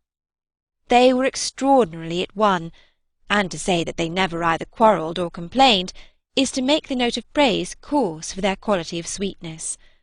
Sometimes, indeed, when I dropped into coarseness, I perhaps came across traces of little understandings between them, by which one of them should keep me occupied while the other slipped away. There is a naive side, I suppose, in all diplomacy, but if my pupils practised upon me, it was surely with the minimum of grossness. It was all in the other quarter that after a lull the grossness broke out. I find that I really hang back, but I must take my plunge. In going on with the record of what was hideous at Bly, I not only challenge the most liberal faith, for which I little care, but, and this is another matter, I renew what I myself suffered. I again push my way through it to the end. There came suddenly an hour after which, as I look back, the affair seems to me to have been all pure suffering. But I have at least reached the heart of it, and the straightest road out is doubtless to advance. One evening, with nothing to lead up to or to prepare it, I felt the cold touch of the impression that had breathed on me the night of my arrival, and which, much lighter then, as I have mentioned, I should probably have made little of in memory had my subsequent sojourn been less agitated. I had not gone to bed. I sat reading by a couple of candles. There was a roomful of old books at Bly, last-century fiction some of it, which to the extent of a distinctly deprecated renown, but never to so much as that of a stray specimen, had reached the sequestered home and appealed to the unavowed curiosity of my youth. I remember that the book I had in my hand was Fielding's Amelia, also that I was wholly awake. I recall further both a general conviction that it was horribly late, and a particular objection to looking at my watch. I figure, finally, that the white curtain draping, in the fashion of those days, the head of Flora's little bed, shrouded, as I had assured myself long before, the perfection of childish rest. I recollect, in short, that though I was deeply interested in my author, I found myself, at the turn of a page, and with his spell all scattered, looking straight up from him, and hard at the door of my room. There was a moment during which I listened, reminded of the faint sense I had had the first night of there being something undefinably astir in the house, and noted the soft breath of the open casement just move the half-drawn blind. Then, with all the marks of a deliberation that must have seemed magnificent, had there been any one to admire it, I laid down my book, rose to my feet, and, taking a candle, went straight out of the room, and from the passage, on which my light made little impression, noiselessly closed and locked the door. I can say now neither what determined nor what guided me, but I went straight along the lobby, holding my candle high, till I came within sight of the tall window that presided over the great turn of the staircase. At this point I precipitately found myself aware of three things. They were practically simultaneous, yet they had flashes of succession. My candle, under a bold flourish, went out, and I perceived by the uncovered window that the yielding dusk of earliest morning rendered it unnecessary. Without it, the next instant, I saw that there was someone on the stair. I speak of sequences, but I required no lapse of seconds to stiffen myself for a third encounter with Quint. The apparition had reached the landing half-way up, and was therefore on the spot nearest the window, where at sight of me it stopped short and fixed me exactly as it had fixed me from the tower and from the garden.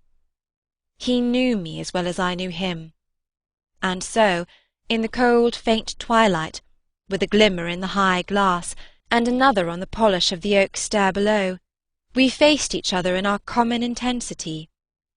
He was absolutely on this occasion a living, detestable, dangerous presence. But that was not the wonder of wonders. I reserve this distinction for quite another circumstance. The circumstance that dread had unmistakably quitted me, and that there was nothing in me there that didn't meet and measure him.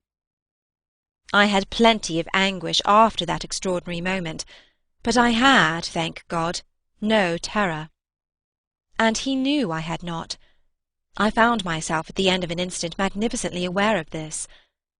I felt, in a fierce rigour of confidence, that if I stood my ground a minute I should cease, for the time at least, to have him to reckon with. And during the minute, accordingly, the thing was as human and hideous as a real interview. Hideous just because it was human as to have met alone in the small hours in a sleeping house some enemy, some adventurer, some criminal.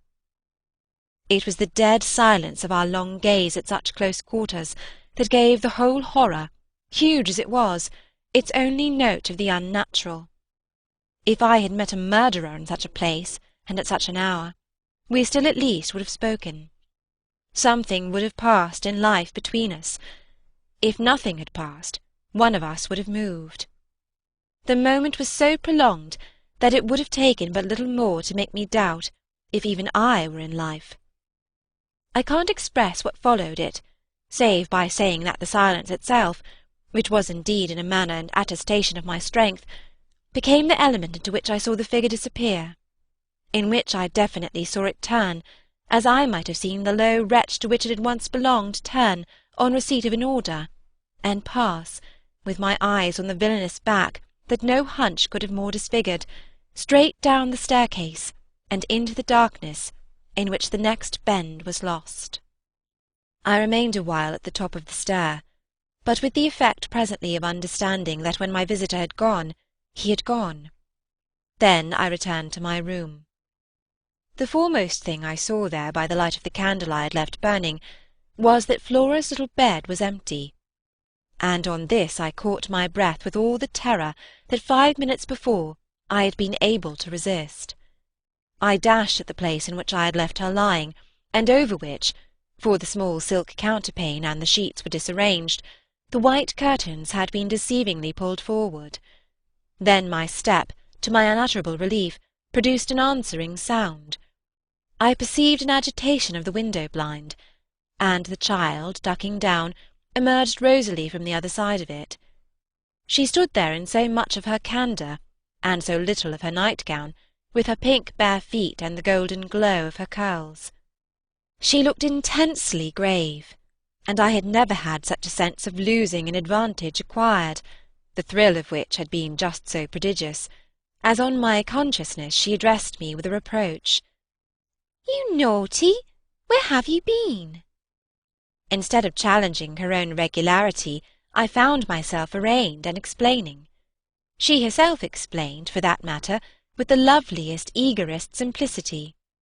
She had known suddenly, as she lay there, that I was out of the room, and had jumped up to see what had become of me. I had dropped, with the joy of her reappearance, back into my chair, feeling then, and then only, a little faint, and she had pattered straight over to me, thrown herself upon my knee, given herself to be held with the flame of the candle full in the wonderful little face that was still flushed with sleep. I remember closing my eyes an instant, yieldingly, consciously, as before the excess of something beautiful that shone out of the blue of her own. "You were looking for me out of the window," I said. "You thought I might be walking in the grounds." "Well, you know, I thought someone was." She never blanched as she smiled out that at me. Oh, how I looked at her now! "And did you see any one?" "Oh, no!" she returned, almost with the full privilege of childish inconsequence, resentfully, though, with a long sweetness in her little drawl of the negative. At that moment, in the state of my nerves, I absolutely believed she lied, and if I once more closed my eyes, it was before the dazzle of the 3 or 4 possible ways in which I might take this up. One of these, for a moment, tempted me with such singular intensity that, to withstand it, I must have gripped my little girl with a spasm that, wonderfully, she submitted to without a cry or sign of fright. Why not break out at her on the spot and have it all over? Give it to her straight in her lovely little lighted face. You see, you know that you do, and that you already quite suspect I believe it. Therefore, why not frankly confess it to me, so that we may at least live with it together and learn, perhaps, in the strangeness of our fate, where we are and what it means?" This solicitation dropped, alas, as it came. If I could immediately have succumbed to it, I might have spared myself. Well, you'll see what. Instead of succumbing, I sprang again to my feet, looked at her bed, and took a helpless middle way. "Why did you pull the curtain over the place to make me think you were still there?" Flora luminously considered, after which, with her little divine smile, "Because I don't like to frighten you." "But if I had, by your idea, gone out?" She absolutely declined to be puzzled. She turned her eyes to the flame of the candle, as if the question were as irrelevant, or at any rate as impersonal, as Mrs. Marset or 9 times 9. "Oh, but you know," she quite adequately answered, "that you might come back, you dear, and that you have."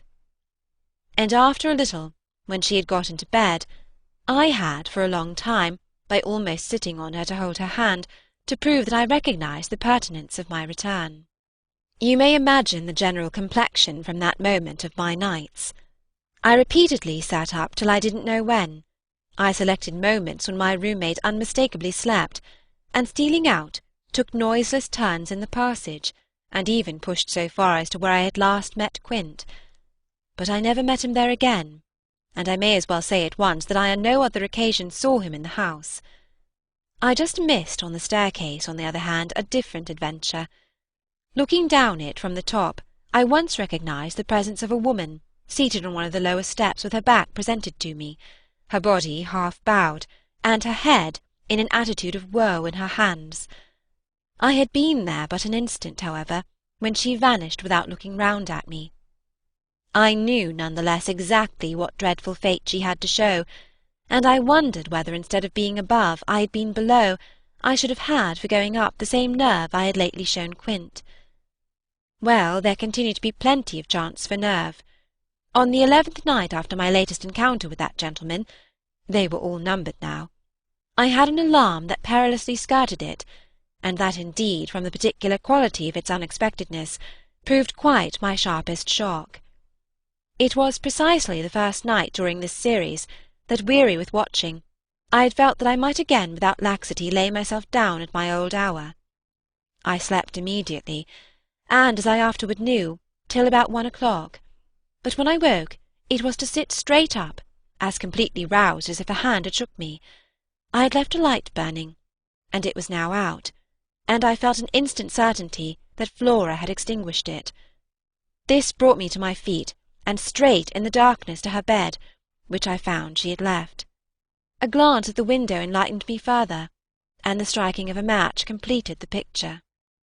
The child had again got up, this time blowing out the taper, and had again, for some purpose of observation or response, squeezed in behind the blind, and was peering out into the night. That she now saw, as she had not, I had satisfied myself the previous time, was proved to me by the fact that she was disturbed neither by my re-illumination nor by the haste I made to get into slippers and into a wrap. Hidden, protected, absorbed, she evidently rested on the sill, the casement opened forward, and gave herself up. There was a great still moon to help her, and this fact had counted in my quick decision. She was face to face with the apparition we had met at the lake, and could now communicate with it as she had not then been able to do. What I, on my side, had to care for was, without disturbing her, to reach from the corridor some other window in the same quarter. I got to the door without her hearing me. I got out of it, closed it, and listened from the other side for some sound from her. While I stood in the passage, I had my eyes on her brother's door, which was but 10 steps off, and which indescribably produced in me a renewal of the strange impulse that I lately spoke of as my temptation. What if I should go straight in and march to his window? What if, by risking to his boyish bewilderment a revelation of my motive, I should throw across the rest of the mystery the long halter of my boldness?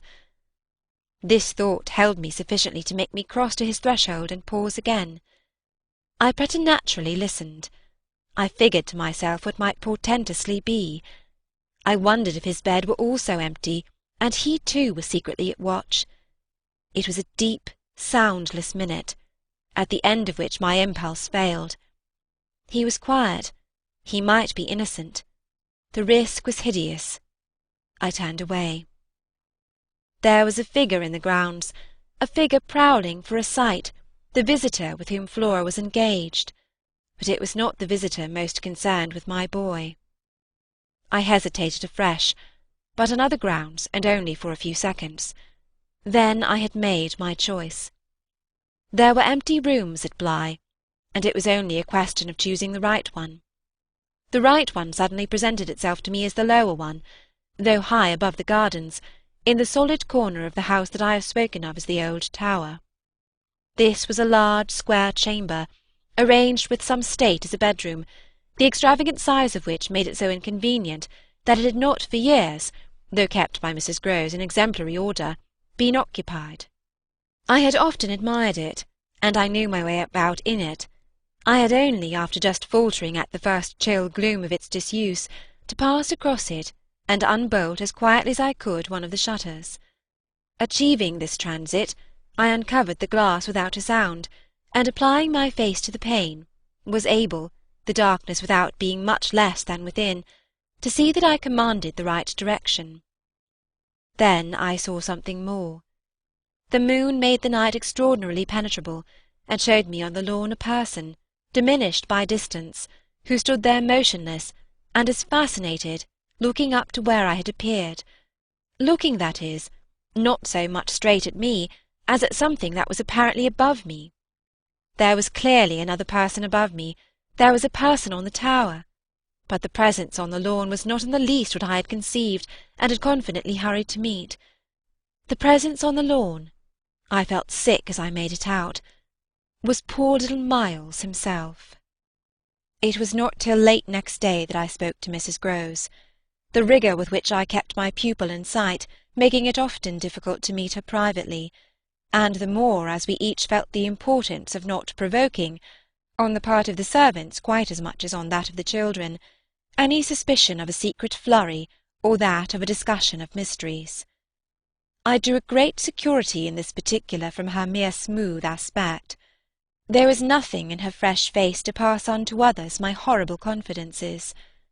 She believed me, I was sure, absolutely. If she hadn't, I don't know what would have become of me, for I couldn't have borne the business alone.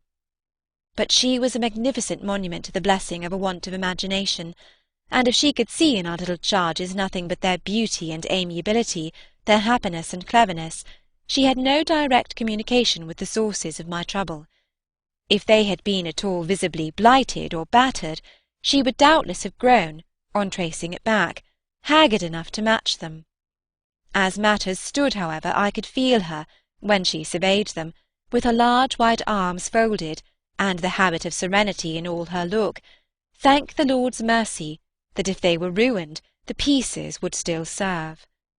Flights of fancy gave place in her mind to a steady fireside glow, and I had already begun to perceive how, with the development of the conviction that, as time went on without a public accident, our young things could, after all, look out for themselves, she addressed her greatest solicitude to the sad case presented by their instructress. That, for myself, was a sound simplification. I could engage that, to the world, my face should tell no tales, but it would have been, in the conditions, an immense added strain to find myself anxious about hers. At the hour I now speak of she had joined me, under pressure on the terrace, where, with the lapse of the season, the afternoon sun was now agreeable, and we sat there together, while before us at a distance, but within call if we wished, the children strolled to and fro in one of their most manageable moods. They moved slowly, in unison below us over the lawn, the boy, as they went, reading aloud from a story-book, and passing his arm round his sister to keep her quite in touch. Mrs. Grose watched them with a positive placidity. Then I caught the suppressed intellectual creak with which she conscientiously turned to take from me a view of the back of the tapestry. I had made her a receptacle of lurid things, but there was an odd recognition of my superiority, my accomplishments and my function, in her patience under my pain. She offered her mind to my disclosure as, had I wished to mix a witch's broth and proposed it with assurance, she would have held out a large clean saucepan. This had become thoroughly her attitude by the time that, in my recital of the events of the night, I reached the point of what Miles had said to me, when, after seeing him at such a monstrous hour, almost on the very spot where he happened now to be, I had gone down to bring him in, choosing then at the window with a concentrated need of not alarming the house, rather that method than a signal more resonant. I had left her meanwhile in little doubt of my small hope of representing with success, even to her actual sympathy, my sense of the real splendour of the little inspiration, with which, after I had got him into the house, the boy met my final articulate challenge. As soon as I appeared in the moonlight on the terrace, he had come to me as straight as possible, on which I had taken his hand without a word, and led him, through the dark spaces, up the staircase where Quint had so hungrily hovered for him, along the lobby where I had listened and trembled, and so to his forsaken room. Not a sound on the way had passed between us, and I had wondered, oh, how I had wondered, if he were groping about in his little mind for something plausible and not too grotesque. It would tax his invention certainly, and I felt this time over his real embarrassment a curious thrill of triumph. It was a sharp trap for the inscrutable. He couldn't play any longer at innocence, so how the deuce would he get out of it? There beat in me indeed with the passionate throb of this question an equal dumb appeal as to how the deuce I should. I was confronted at last, as never yet, with all the risk attached even now to sounding my own horrid note. I remember, in fact, that as we pushed into his little chamber, where the bed had not been slept in at all, and the window, uncovered to the moonlight, made the place so clear that there was no need of striking a match, I remember how I had suddenly dropped, sank upon the edge of the bed from the force of the idea that he must know how he really, as they say, had me. He could do what he liked, with all his cleverness to help him, so long as I should continue to defer to the old tradition of the criminality of those caretakers of the young who minister to superstitions and fears. He had me indeed, and in a cleft stick. For who would ever absolve me? Who would consent that I should go unhung, if by the faintest tremor of an overture I were the first to introduce into our perfect intercourse an element so dire? No, no, it was useless to attempt to convey to Mrs. Groves, just as it is scarcely less so to attempt to suggest here, how, in our short, stiff brush in the dark, he fairly shook me with admiration. I was, of course, thoroughly kind and merciful. Never, never yet had I placed on his little shoulders hands of such tenderness as those with which, while I rested against the bed, I held him there well under fire. I had no alternative, but in form at least to put it to him. You must tell me now, and all the truth. What did you go out for? What were you doing there? I can still see his wonderful smile, the whites of his beautiful eyes, and the uncovering of his little teeth shine to me in the dusk. If I tell you why, will you understand? My heart at this leaped into my mouth. Would he tell me why? I found no sound on my lips to press it, and I was aware of replying only with a vague, repeated, grimacing nod. He was gentleness itself, and while I wagged my head at him he stood there, more than ever a little fairy prince. It was his brightness indeed that gave me a respite. Would it be so great if he were really going to tell me? Well, he said at last, just exactly in order that you should do this. Do what? Think me, for a change, bad. I shall never forget the sweetness and gaiety with which he brought out the word, nor how, on top of it, he bent forward and kissed me. It was practically the end of everything. I met his kiss, and I had to make, while I folded him for a minute in my arms, the most stupendous effort not to cry.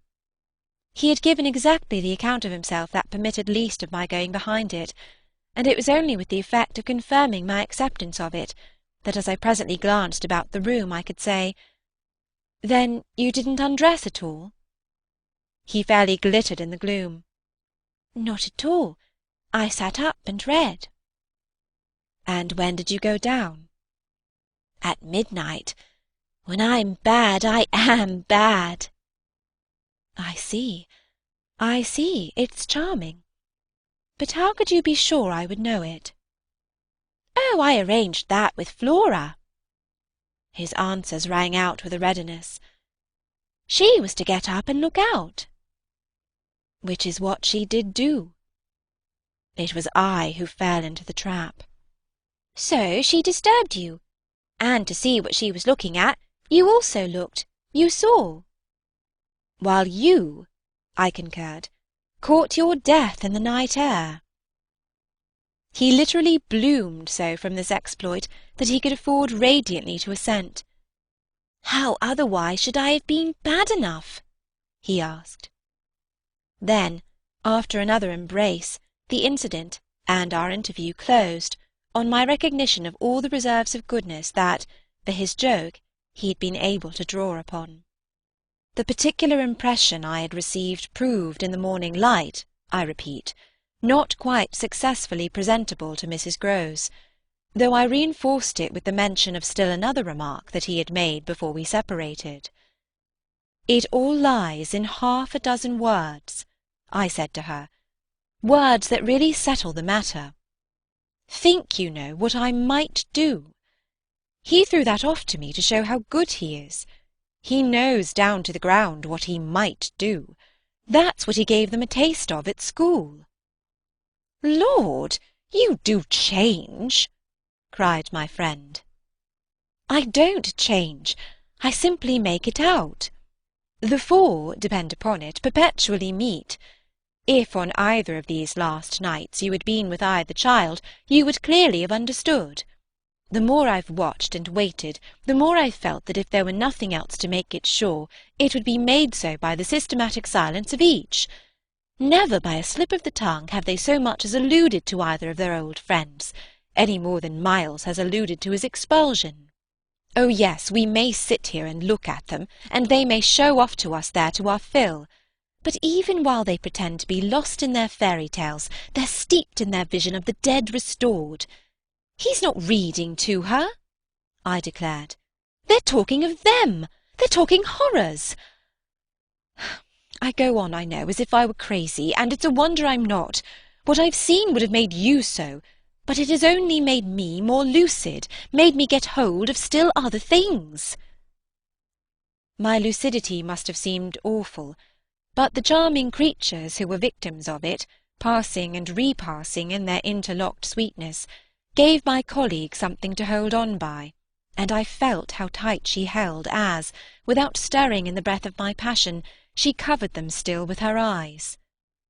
Of what other things have you got hold? Why, of the very things that have delighted, fascinated, and yet at bottom, as I now so strangely see, mystified and troubled me. They're more than earthly beauty, they're absolutely unnatural goodness. It's a game, I went on. It's a policy, and a fraud. On the part of little darlings? As yet mere lovely babies, yes, mad as that seems. The very act of bringing it out really helped me to trace it, follow it all up and piece it all together. They haven't been good, they've only been absent. It has been easy to live with them because they're simply leading a life of their own.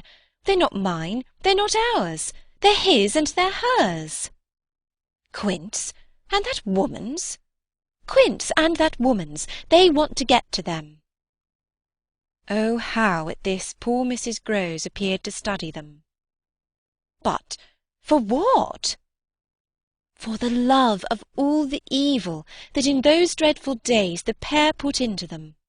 And to ply them with that evil still, to keep up the work of demons, is what brings the others back. Laws, said my friend under her breath. The exclamation was homely, but it revealed a real acceptance of my further proof of what, in the bad time, for there had been a worse even than this, must have occurred. There could have been no such justification for me as the plain assent of her experience to whatever depth of depravity I found credible in our brace of scoundrels. It was in obvious submission of memory that she brought out after a moment. "They were rascals, but what can they do now?"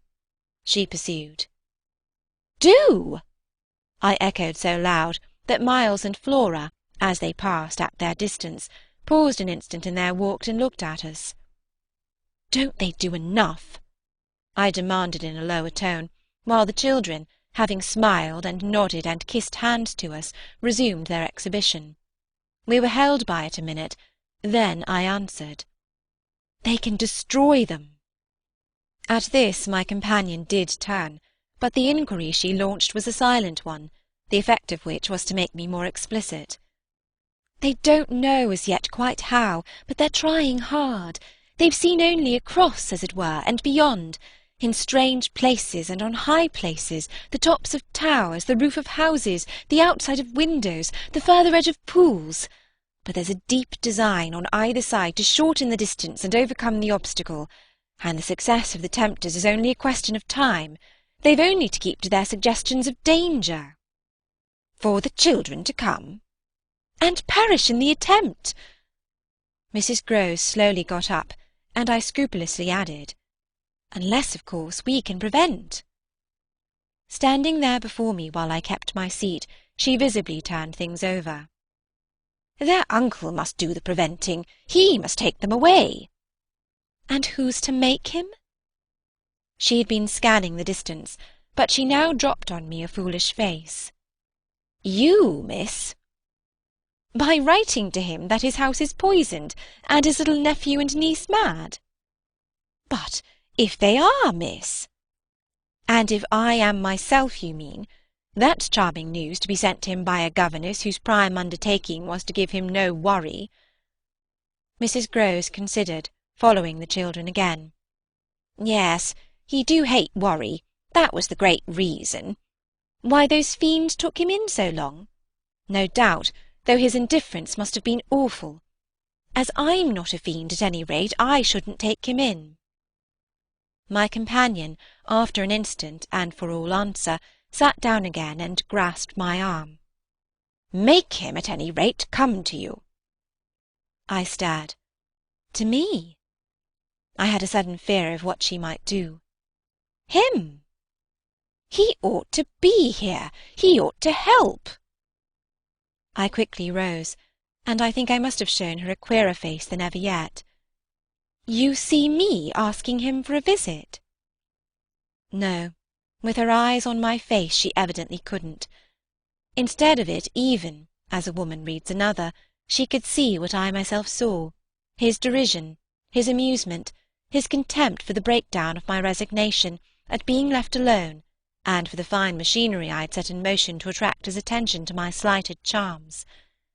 She didn't know, no one knew, how proud I had been to serve him and to stick to our terms, yet she none the less took the measure, I think, of the warning I now gave her. "If you should so lose your head as to appeal to him for me—" She was really frightened. "Yes, miss?" "I would leave, on the spot, both him and you." It was all very well to join them, but speaking to them proved quite as much as ever an effort beyond my strength. Offered in close quarters difficulties as insurmountable as before. This situation continued a month, and with new aggravations and particular notes, the note above all sharper and sharper of the small ironic consciousness on the part of my pupils. It was not, I am as sure to-day as I was sure then, my mere infernal imagination. It was absolutely traceable that they were aware of my predicament, and that this strange relation made, in a manner, for a long time, the air in which we moved. I don't mean that they had their tongues in their cheeks or did anything vulgar, for that was not one of their dangers. I do mean, on the other hand, that the element of the unnamed and untouched became, between us, greater than any other, and that so much avoidance could not have been so successfully effected without a great deal of tacit arrangement. It was as if, at moments, we were perpetually coming into sight of subjects before which we must stop short, turning suddenly out of alleys that we perceived to be blind, closing with a little bang that made us look at each other. For, like all bangs, it was something louder than we had intended. The doors we had indiscreetly opened. All roads lead to Rome, and there were times when it might have struck us that almost every branch of study or subject of conversation skirted forbidden ground. Forbidden ground was the question of the return of the dead in general, and of whatever in especial might survive in memory of the friends little children had lost. There were days when I could have sworn that one of them had, with a small invisible nudge, said to the other, "She thinks she'll do it this time, but she won't." To do it would have been to indulge, for instance, and for once in a way, in some direct reference to the lady who had prepared them for my discipline. They had a delightful, endless appetite for passages in my own history, to which I had again and again treated them. They were in possession of everything that had ever happened to me, had with every circumstance the story of my smallest adventures, and those of my brothers and sisters, and of the cat and the dog at home, as well as many particulars of the eccentric nature of my father, of the furniture and arrangement of our house, and of the conversation of the old women of our village. There were things enough, taking one with another, to chatter about, if one went very fast and knew by instinct when to go round. They pulled with an art of their own the strings of my invention and my memory, and nothing else, perhaps, when I thought of such occasions afterward, gave me so much the suspicion of being watched from under cover. It was, in any case, over my life, my past, and my friends alone that we could take anything like our ease, a state of affairs that led them sometimes, without the least pertinence, to break out into sociable reminders. I was invited, with no visible connection, to repeat afresh Goody Gosling's celebrated mot, or to confirm the details already supplied as to the cleverness of the vicarage pony. It was partly at such junctures as these, and partly at quite different ones, that, with the turn my matters had now taken, my predicament, as I have called it, grew most sensible. The fact that the days passed for me without another encounter ought, it would have appeared, to have done something towards soothing my nerves. Since the light brush, that second night on the upper landing, of the presence of a woman at the foot of the stair, I had seen nothing, whether in or out of the house, that one had better not have seen. There was many a corner round which I expected to come upon Quint, and many a situation that, in a merely sinister way, would have favoured the appearance of Miss Jessel. The summer had turned, the summer had gone, the autumn had dropped upon Bly, and had blown out half our lights. The place, with its grey sky and withered garlands, its bared spaces and scattered dead leaves, was like a theatre after the performance, all strewn with crumpled playbills. There were exactly states of the air, conditions of sound and of stillness, unspeakable impressions of the kind of ministering moment that brought back to me, long enough to catch it, the feeling of the medium in which that June evening out of doors I had had my first sight of Quint, and in which, too, at those other instants, I had, after seeing him through the window, looked for him in vain in the circle of shrubbery. I recognized the signs, the portents, I recognized the moment, the spot. But they remained unaccompanied and empty, and I continued unmolested. If unmolested one could call a young woman whose sensibility had, in the most extraordinary fashion, not declined, but deepened. I had said in my talk with Mrs. Grose on that horrid scene of Flora's by the lake, and had perplexed her by so saying, that it would from that moment distress me much more to lose my power than to keep it. I had then expressed what was vividly in my mind, the truth that, whether the children really saw or not, since, that is, it was not yet definitely proved, I greatly preferred, as a safeguard, the fullness of my own exposure. I was ready to know the very worst that was yet to be known. What I had then an ugly glimpse of was that my eyes might be sealed just while theirs were most opened. Well, my eyes were sealed, it appeared, at present, a consummation for which it seemed blasphemous not to thank God. There was, alas, a difficulty about that. I would have thanked him with all my soul, had I not had in a proportionate measure this conviction of the secret of my pupils. How can I retrace to-day the strange steps of my obsession? There were times of our being together when I would have been ready to swear that, literally, in my presence, but with my direct sense of it close, they had visitors who were known and were welcome. Then it was that, had I not been deterred by the very chance that such an injury might prove greater than the injury to be averted, my exultation would have broken out. "They're here! They're here, you little wretches!" I would have cried, "and you can't deny it now." The little wretches denied it with all the added volume of their sociability and their tenderness, in just the crystal depths of which, like the flash of a fish in a stream, the mockery of their advantage peeped up. The shock, in truth, had sunk into me still deeper than I knew on the night when, looking out to see either Quint or Miss Jessel under the stairs, I had beheld the boy over whose rest I watched, and who had immediately brought in with him, had straightway there turned it on me, the lovely upward look with which, from the battlements above me, the hideous apparition of Quint had played.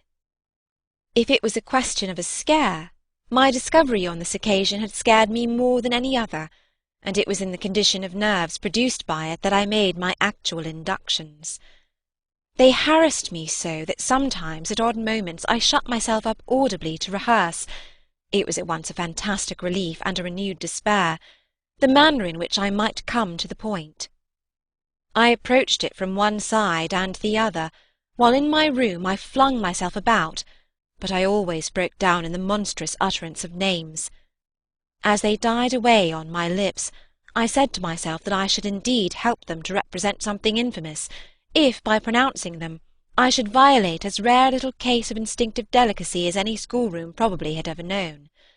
When I said to myself, "They have the manners to be silent, and you, trusted as you are, the baseness to speak," I felt myself crimson, and I covered my face with my hands. After these secret scenes I chattered more than ever, going on volubly enough, till one of our prodigious palpable hushes occurred. I can call them nothing else. The strange dizzy lift or swim, I try for terms, into a stillness, a pause of all life, that had nothing to do with the more or less noise that at the moment we might be engaged in making, and that I could hear through any deepened exhilaration, or quickened recitation, or louder strum of the piano. Then it was that the others, the outsiders, were there. Though they were not angels, they passed, as the French say, causing me, while they stayed, to tremble with the fear of their addressing to the younger victims some yet more infernal message or more vivid image than they had thought good enough for myself. What it was most impossible to get rid of was the cruel idea that, whatever I had seen, Miles and Flora saw more, things terrible and unguessable, and that sprang from dreadful passages of intercourse in the past.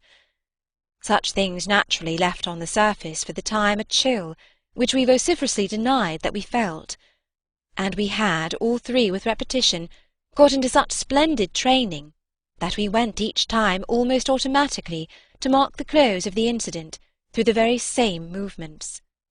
It was striking of the children, at all events, to kiss me inveterately, with a kind of wild irreverence, and never to fail, one or the other, of the precious question that had helped us through many a peril. "When do you think he will come?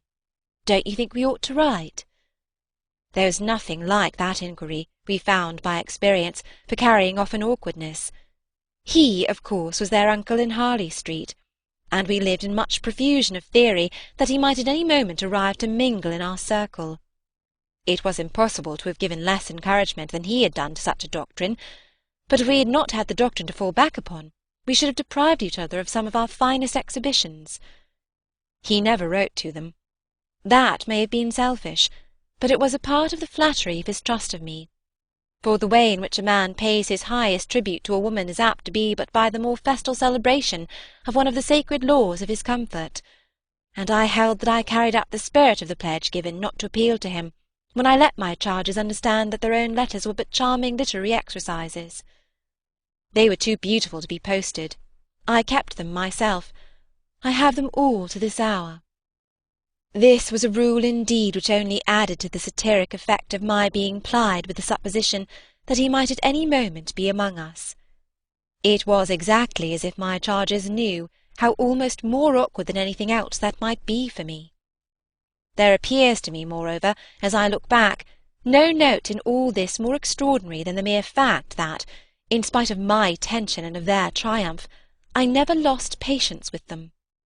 Adorable in truth they must have been, I now reflect, that I didn't in those days hate them. Would exasperation, however, if relief had longer been postponed, finally have betrayed me? It little matters, for relief arrived. I call it relief, though it was only the relief that a snap brings to a strain, or the burst of a thunderstorm to a day of suffocation. It was at least change, and it came with a rush. Walking to church a certain Sunday morning, I had little Miles at my side and his sister, in advance of us and at Mrs. Grose's, well in sight. It was a crisp, clear day, the first of its order for some time. The night had brought a touch of frost, and the autumn air, bright and sharp, made the church bells almost gay. It was an odd accident of thought that I should have happened at such a moment to be particularly, and very gratefully, struck with the obedience of my little charges. Why did they never resent my inexorable, my perpetual society? Something or other had brought nearer home to me that I had all but pinned the boy to my shawl, and that in the way our companions were marshalled before me, I might have appeared to provide against some danger of rebellion. I was like a jailer with an eye to possible surprises and escapes. But all this belonged, I mean their magnificent little surrender, just to the special array of the facts that were most abysmal. Turned out for Sunday by his uncle's tailor, who had a free hand and a notion of pretty waistcoats and of his grand little air, Miles's whole title to independence, the rights of his sex and situation, were so stamped upon him that if he had suddenly struck for freedom, I should have had nothing to say. I was, by the strangest of chances, wondering how I should meet him, when the revolution unmistakably occurred. I call it a revolution because I now see how, with the word he spoke, the curtain rose on the last act of my dreadful drama, and the catastrophe was precipitated. "Look here, my dear, you know," he charmingly said, "when in the world, please, am I going back to school?" Transcribed here, the speech sounds harmless enough, particularly as uttered in the sweet, high, casual pipe with which at all interlocutors, but above all at his eternal governess, he threw off intonations as if he were tossing roses. There was something in them that always made one catch, and I caught at any rate now so effectually that I stopped as short as if one of the trees of the park had fallen across the road. There was something new on the spot between us, and he was perfectly aware that I recognised it, though to enable me to do so he had no need to look a whit less candid and charming than usual. I could feel in him how he already, from my at first finding nothing to reply, perceived the advantage he had gained. I was so slow to find anything that he had plenty of time, after a minute, to continue with his suggestive but inconclusive smile. "You know, my dear, that for a fellow to be with a lady always—" His "my dear" was constantly on his lips for me, and nothing could have expressed more the exact shade of the sentiment with which I desired to inspire my pupils than its fond familiarity. It was so respectfully easy. But oh, how I felt that at present I must pick my own phrases! I remember that to gain time I tried to laugh, and I seemed to see in the beautiful face with which he watched me how queer and ugly I looked. "And always with the same lady?" I returned. He neither blanched nor winked. The whole thing was virtually out between us. "Oh, of course, she's a jolly perfect lady, but after all I'm a fellow, don't you see? That's, well, getting on." I lingered there with him an instant ever so kindly. "Yes, you're getting on." Oh, but I felt helpless. I have kept to this day the heart-breaking little idea of how he seemed to know that, and to play with it. And you can't say I've not been awfully good, can you? I laid my hand on his shoulder, for though I felt how much better it would have been to walk on, I was not yet quite able. No, I can't say that, Miles. Except just that one night, you know. That one night? I couldn't look as straight as he. Why, when I went out of the house. Oh, yes, but I forget what you did it for. You forget? He spoke with the sweet extravagance of childish reproach. Why, it was to show you I could. Oh, yes, you could. And I can again. I felt that I might perhaps, after all, succeed in keeping my wits about me. Certainly, but you won't. No, not that again. It was nothing. It was nothing, I said, but we must go on. He resumed our walk with me, passing his hand into my arm. Then, when am I going back? I wore, in turning it over, my most responsible air. Were you very happy at school? He just considered. Oh, I'm happy enough anywhere. Well, then, I quavered, if you're just as happy here. Ah, but that isn't everything. Of course, you know a lot. But you hint that you know almost as much, I risked as he paused. Not half I want to, Miles honestly professed. But it isn't so much that. What is it then? Well, I want to see more life. I see. I see. We had arrived within sight of the church and of various persons, including several of the household of Bligh, on their way to it and clustered about the door to see us go in. I quickened our step. I wanted to get there before the question between us opened up much further. I reflected hungrily that, for more than an hour, he would have to be silent, and I thought with envy of the comparative dusk of the pew and of the almost spiritual help of the hassock on which I might bend my knees. I seemed literally to be running a race with some confusion to which he was about to reduce me, but I felt that he had got in first when, before we had even entered the churchyard, he threw out, "I want my own sort." It literally made me bound forward. "There are not many of your own sort, Miles," I laughed, "unless perhaps dear little Flora." "You really compare me to a baby girl?" This found me singularly weak. "Don't you then love our sweet little Flora?" "If I didn't, and you too, if I didn't," he repeated, as if retreating for a jump, yet leaving his thought so unfinished that after we had come into the gate, another stop, which he imposed on me by the pressure of his arm, had become inevitable. Mrs. Grose and Flora had passed into the church, and other worshippers had followed, and we were, for the minute, alone among the old thick graves. We had paused on the path from the gate by a low, oblong, table-like tomb. "Yes, if you didn't." He looked while I waited at the graves. "Well, you know what."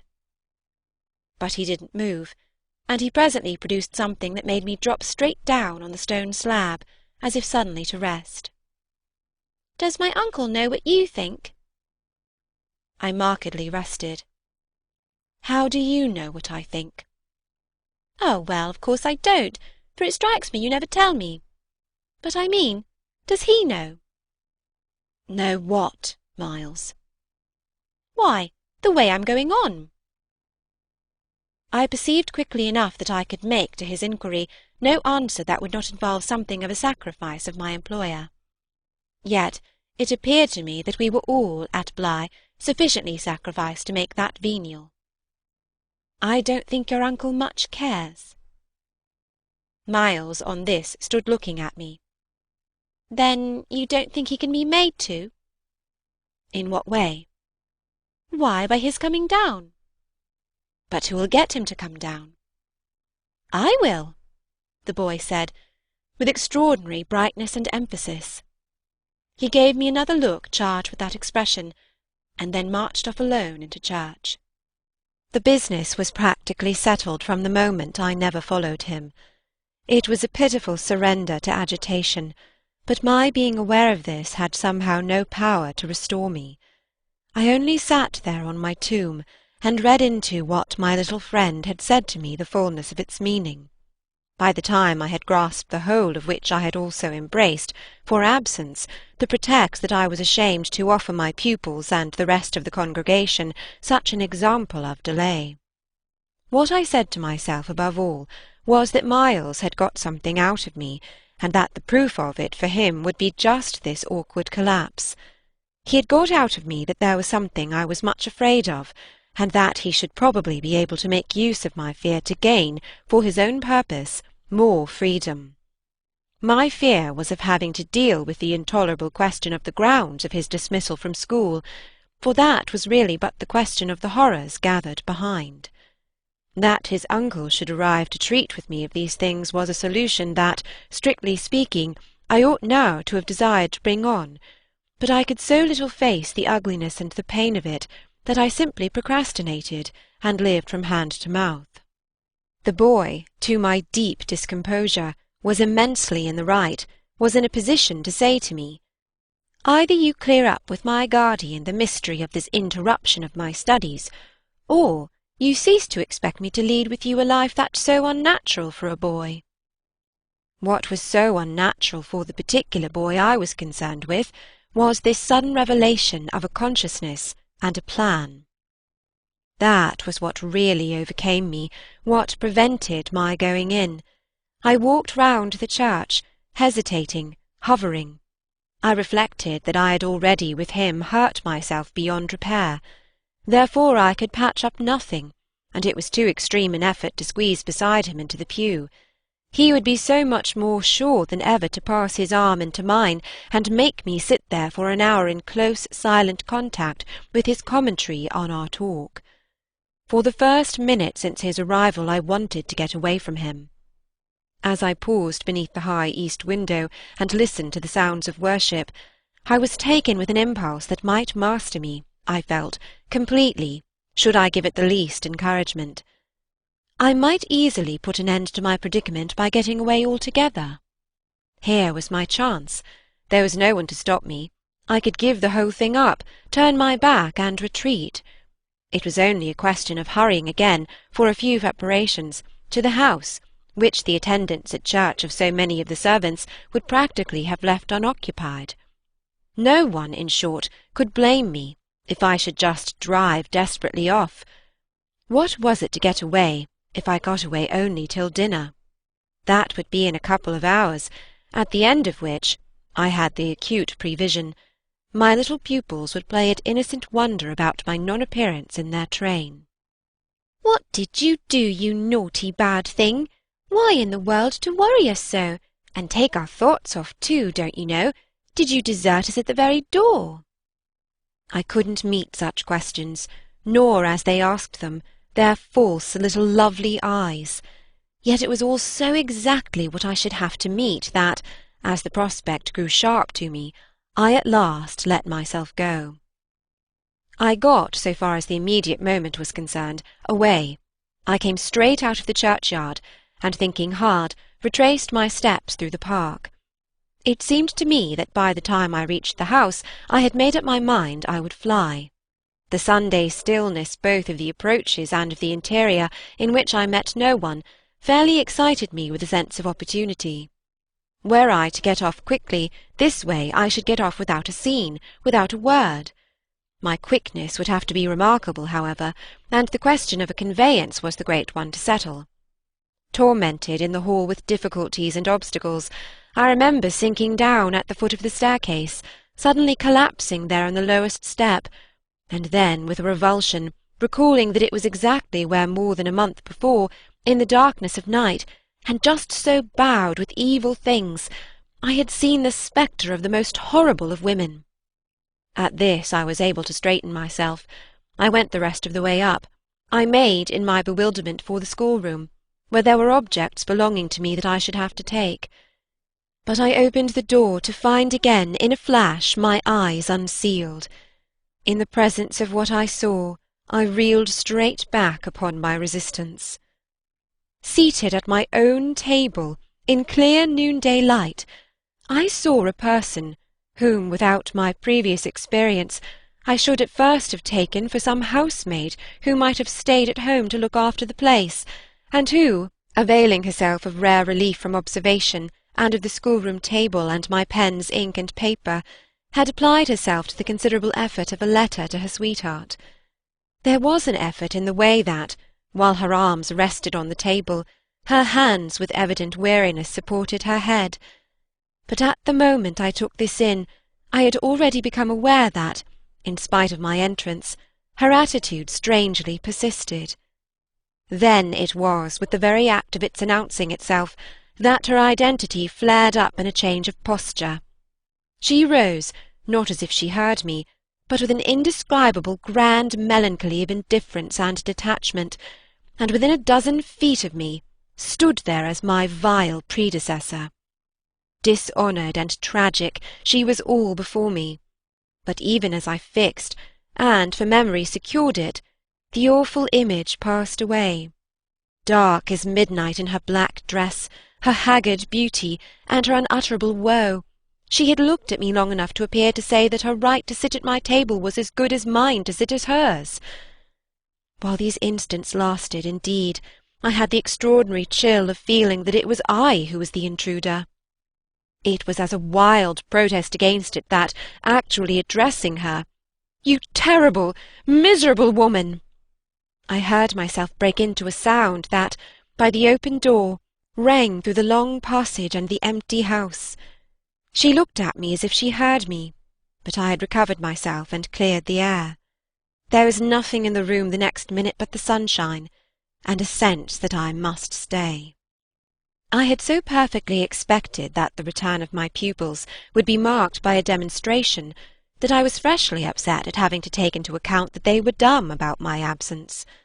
Instead of gaily denouncing and caressing me, they made no allusion to my having failed them, and I was left for the time, on perceiving that she too said nothing, to study Mrs. Grose's odd face. I did this to such purpose that I made sure they had in some way bribed her to silence, a silence that, however, I would engage to break down on the first private opportunity. This opportunity came before tea.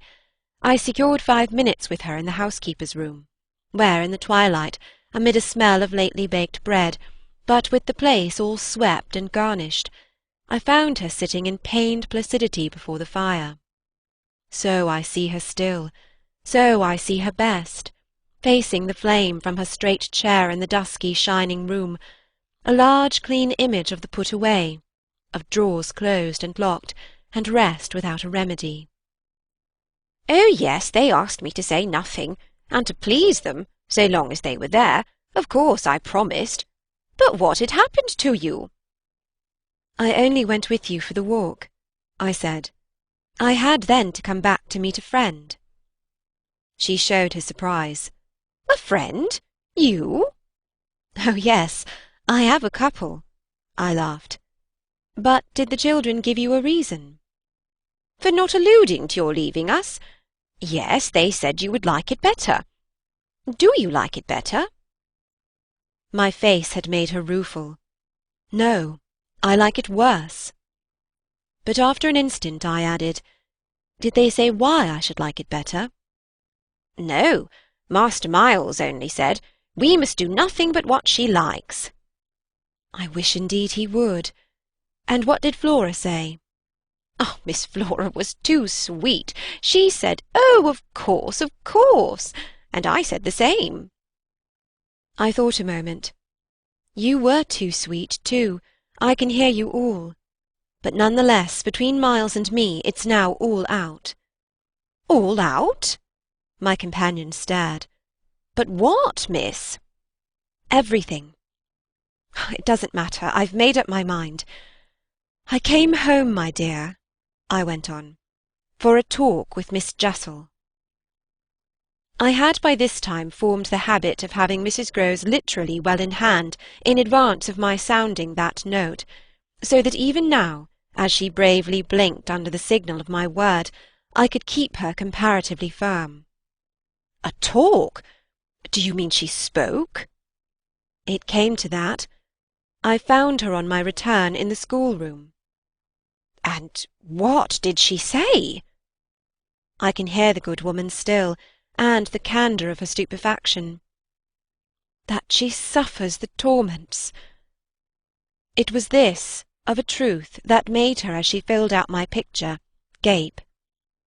"Do you mean," she faltered, "of the lost?" "Of the lost, of the damned. And that's why, to share them—" I faltered myself with the horror of it. But my companion with less imagination kept me up. "To share them?" "She wants Flora." Mrs. Grose might, as I gave it to her, fairly have fallen away from me, had I not been prepared. I still held her there, to show I was. "As I've told you, however, it doesn't matter." "Because you've made up your mind? But to what?" "To everything." "And what do you call everything?" "Why, sending for their uncle." "Oh, miss, in pity, do!" my friend broke out. "Ah, but I will, I will! I see it's the only way. What's out, as I told you, with Miles, is that if he thinks I'm afraid to, and has ideas of what he gains by that, he shall see he's mistaken.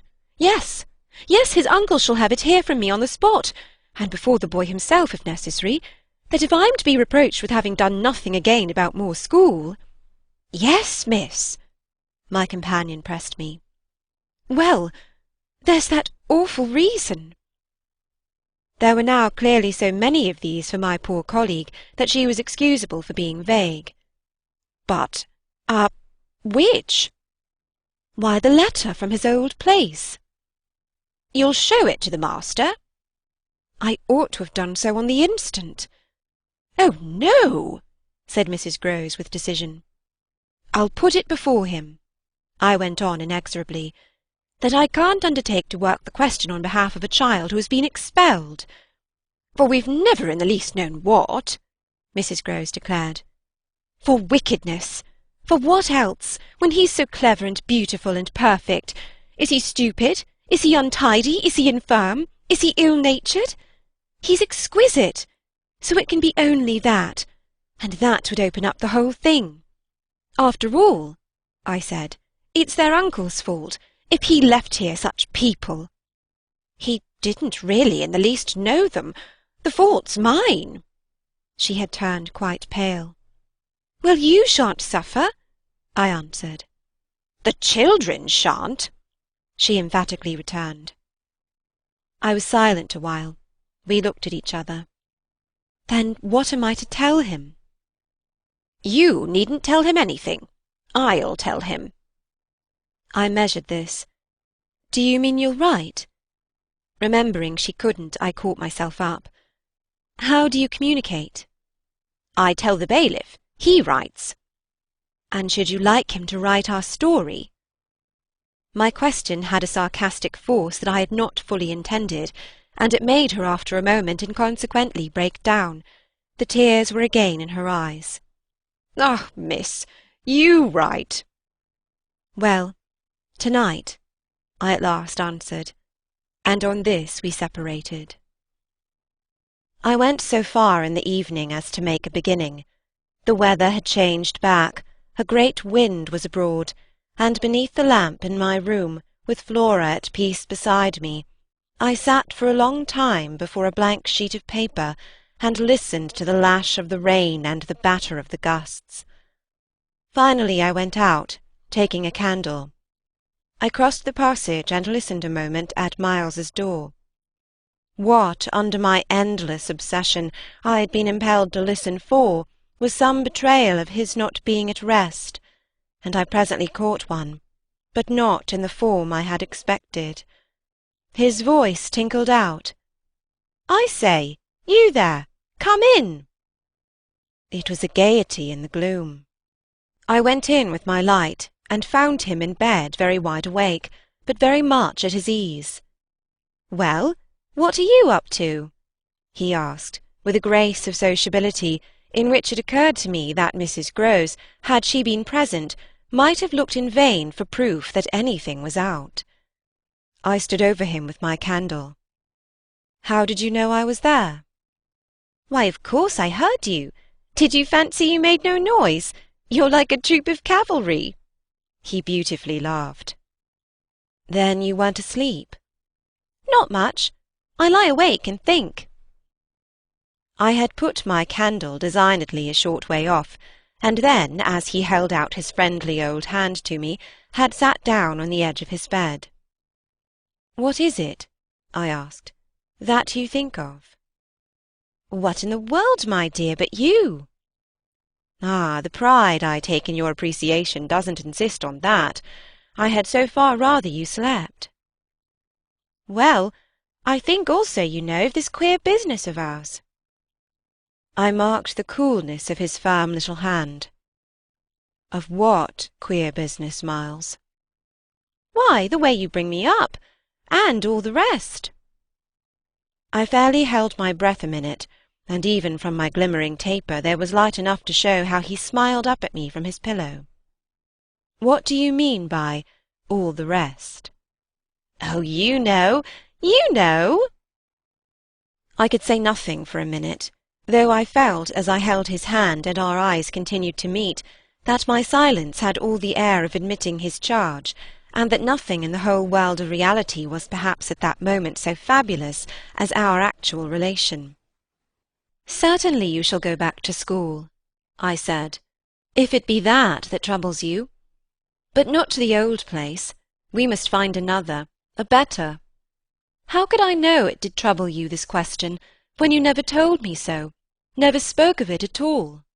His clear, listening face, framed in its smooth whiteness, made him for the minute as appealing as some wistful patient in a children's hospital. And I would have given, as the resemblance came to me, all I possessed on earth really to be the nurse or the sister of charity who might have helped to cure him. Well, even as it was, I perhaps might help. "Do you know, you've never said a word to me about your school, I mean the old one, never mentioned it in any way." He seemed to wonder, he smiled with the same loveliness. But he clearly gained time. He waited, he called for guidance. "Haven't I?" It wasn't for me to help him, it was for the thing I had met. Something in his tone and the expression of his face as I got this from him set my heart aching with such a pang as it had never yet known. So unutterably touching was it to see his little brain puzzled, and his little resources taxed to play, under the spell laid on him, a part of innocence and consistency. "No, never, from the hour you came back. You've never mentioned to me one of your masters, one of your comrades, nor the least little thing that ever happened to you at school. Never, little Miles. No, never, have you given me an inkling of anything that may have happened there. Therefore you can fancy how much I'm in the dark. Until you came out that way this morning, you had, since the first hour I saw you, scarce even made a reference to anything in your previous life. You seemed so perfectly to accept the present. It was extraordinary how my absolute conviction of his secret precocity, or whatever I might call the poison of an influence that I dared but half to phrase, made him, in spite of the faint breath of his inward trouble, appear as accessible as an older person, imposed him almost as an intellectual equal. "I thought you wanted to go on as you are." It struck me that at this he just faintly coloured. He gave, at any rate, like a convalescent slightly fatigued, a languid shake of his head. I don't. I want to get away." "You're tired of Bly?" "Oh, no, I like Bly." "Well, then." "Oh, you know what a boy wants." I felt that I didn't know so well as Miles, and I took temporary refuge. "You want to go to your uncle?" Again at this, with his sweet ironic face, he made a movement on the pillow. "Ah, you can't get off with that." I was silent a little, and it was I now, I think, who changed colour. "My dear, I don't want to get off." "You can't, even if you do. You can't. You can't." He lay beautifully staring. "My uncle must come down, and you must completely settle things." "If we do," I returned with some spirit, "you may be sure it'll be to take you quite away." "Well, don't you understand that that's exactly what I'm working for? You'll have to tell him, about the way you've let it all drop. You'll have to tell him a tremendous lot." The exultation with which he uttered this helped me somehow for the instant to meet him rather more. "And how much will you, Miles, have to tell him? There are things he'll ask you." He turned it over. "Very likely, but what things?" "The things you've never told me, to make up his mind what to do with you. He can't send you back." "Oh, I don't want to go back," he broke in. "I want a new field." He said it with admirable serenity, with positive unimpeachable gaiety, and doubtless it was that very note that most evoked for me the poignancy, the unnatural childish tragedy of his probable reappearance at the end of 3 months with all this bravado and still more dishonour. It overwhelmed me now that I should never be able to bear that, and it made me let myself go. I threw myself upon him, and in the tenderness of my pity I embraced him. "Dear little Miles! Dear little Miles!" My face was close to his, and he let me kiss him, simply taking it with indulgent good humour. "Well, old lady?" "Is there nothing at all that you want to tell me?" He turned off a little, facing round toward the wall, and holding up his hand to look at as one had seen sick children look. "I've told you. I told you this morning." Oh, I was sorry for him. "That you just want me not to worry you?" He looked round at me now, as if in recognition of my understanding him. Then ever so gently, "To let me alone," he replied. There was even a singular little dignity in it, something that made me release him, yet when I had slowly risen, linger beside him. God knows I never wished to harass him, but I felt that merely at this to turn my back on him was to abandon, or to put it more truly, to lose him.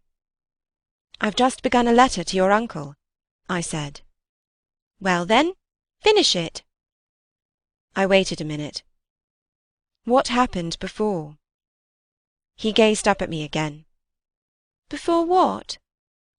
"Before you came back, and before you went away." For some time he was silent, but he continued to meet my eyes. "What happened?" It made me, the sound of the words, in which it seemed to me that I caught for the very first time a small faint quaver of consenting consciousness. It made me drop on my knees beside the bed and seize once more the chance of possessing him. Dear little Miles, if you knew how I want to help you! It's only that, it's nothing but that, and I'd rather die than should give you a pain or do you a wrong. I'd rather die than hurt a hair of you. Dear little Miles! Oh, I brought it out now, even if I should go too far. I just want you to help me to save you. But I knew in a moment after this that I had gone too far. The answer to my appeal was instantaneous, but it came in the form of an extraordinary blast and chill, a gust of frozen air, and a shake of the room as great as if in the wild wind the casement had crashed in. The boy gave a loud, high shriek, which, lost in the rest of the shock of sound, might have seemed indistinctly, though I was so close to him, a note either of jubilation or of terror. I jumped to my feet again, and was conscious of darkness. So for a moment we remained, while I stared about me and saw that the drawn curtains were unstirred, and the window tight. "Why, the candle's out!" I then cried. "It was I who blew it, dear," said Miles.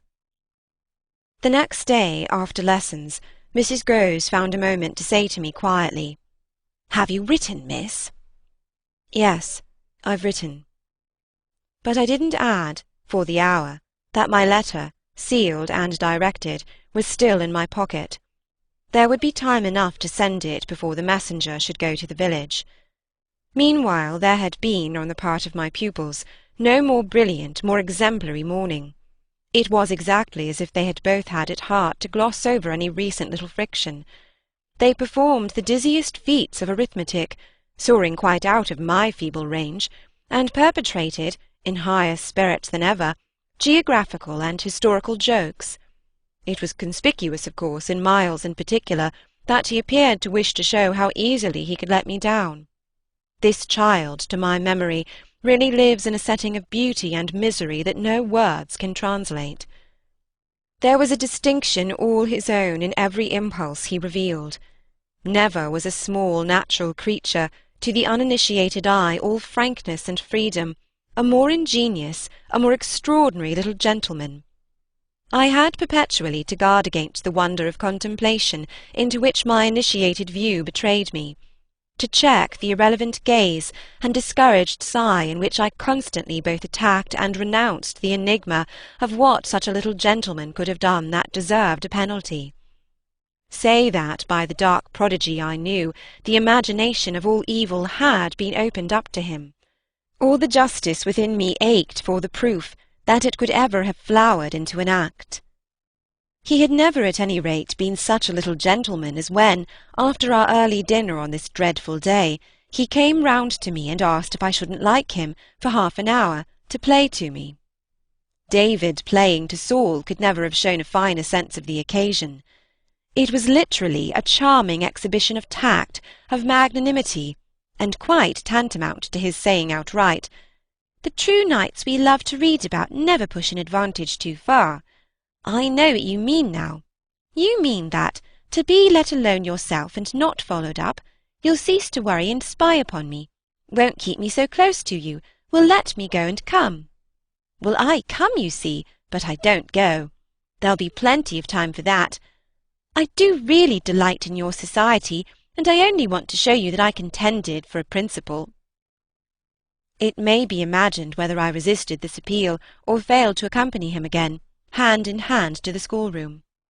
He sat down at the old piano, and played as he had never played, and if there are those who think he had better have been kicking a football, I can only say that I wholly agree with them.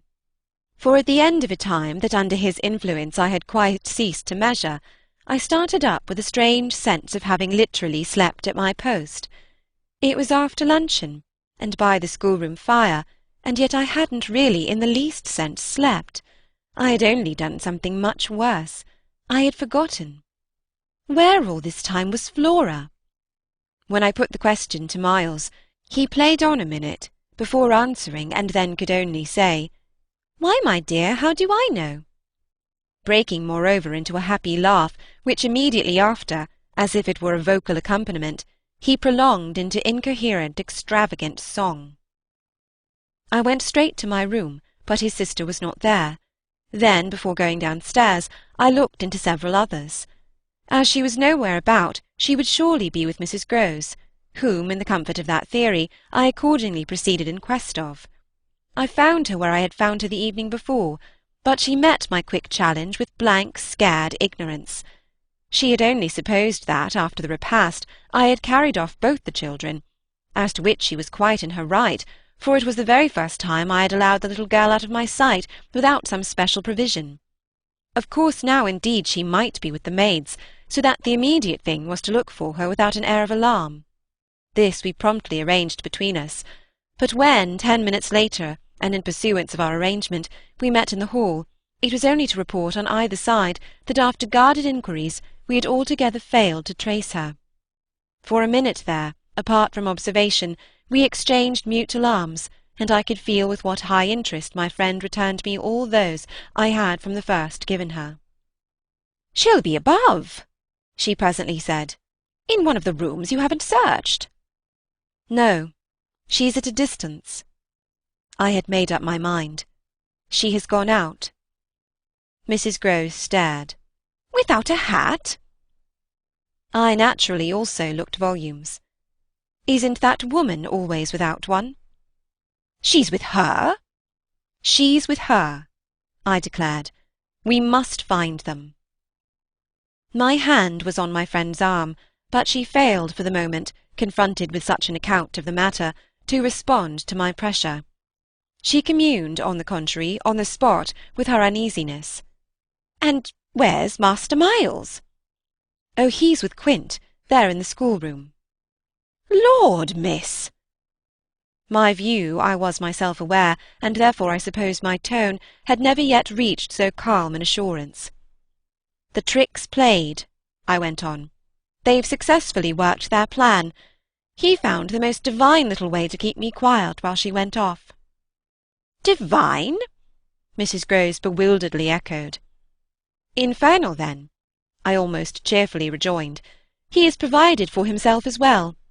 But come." She had helplessly gloomed at the upper regions. "You'll leave him?"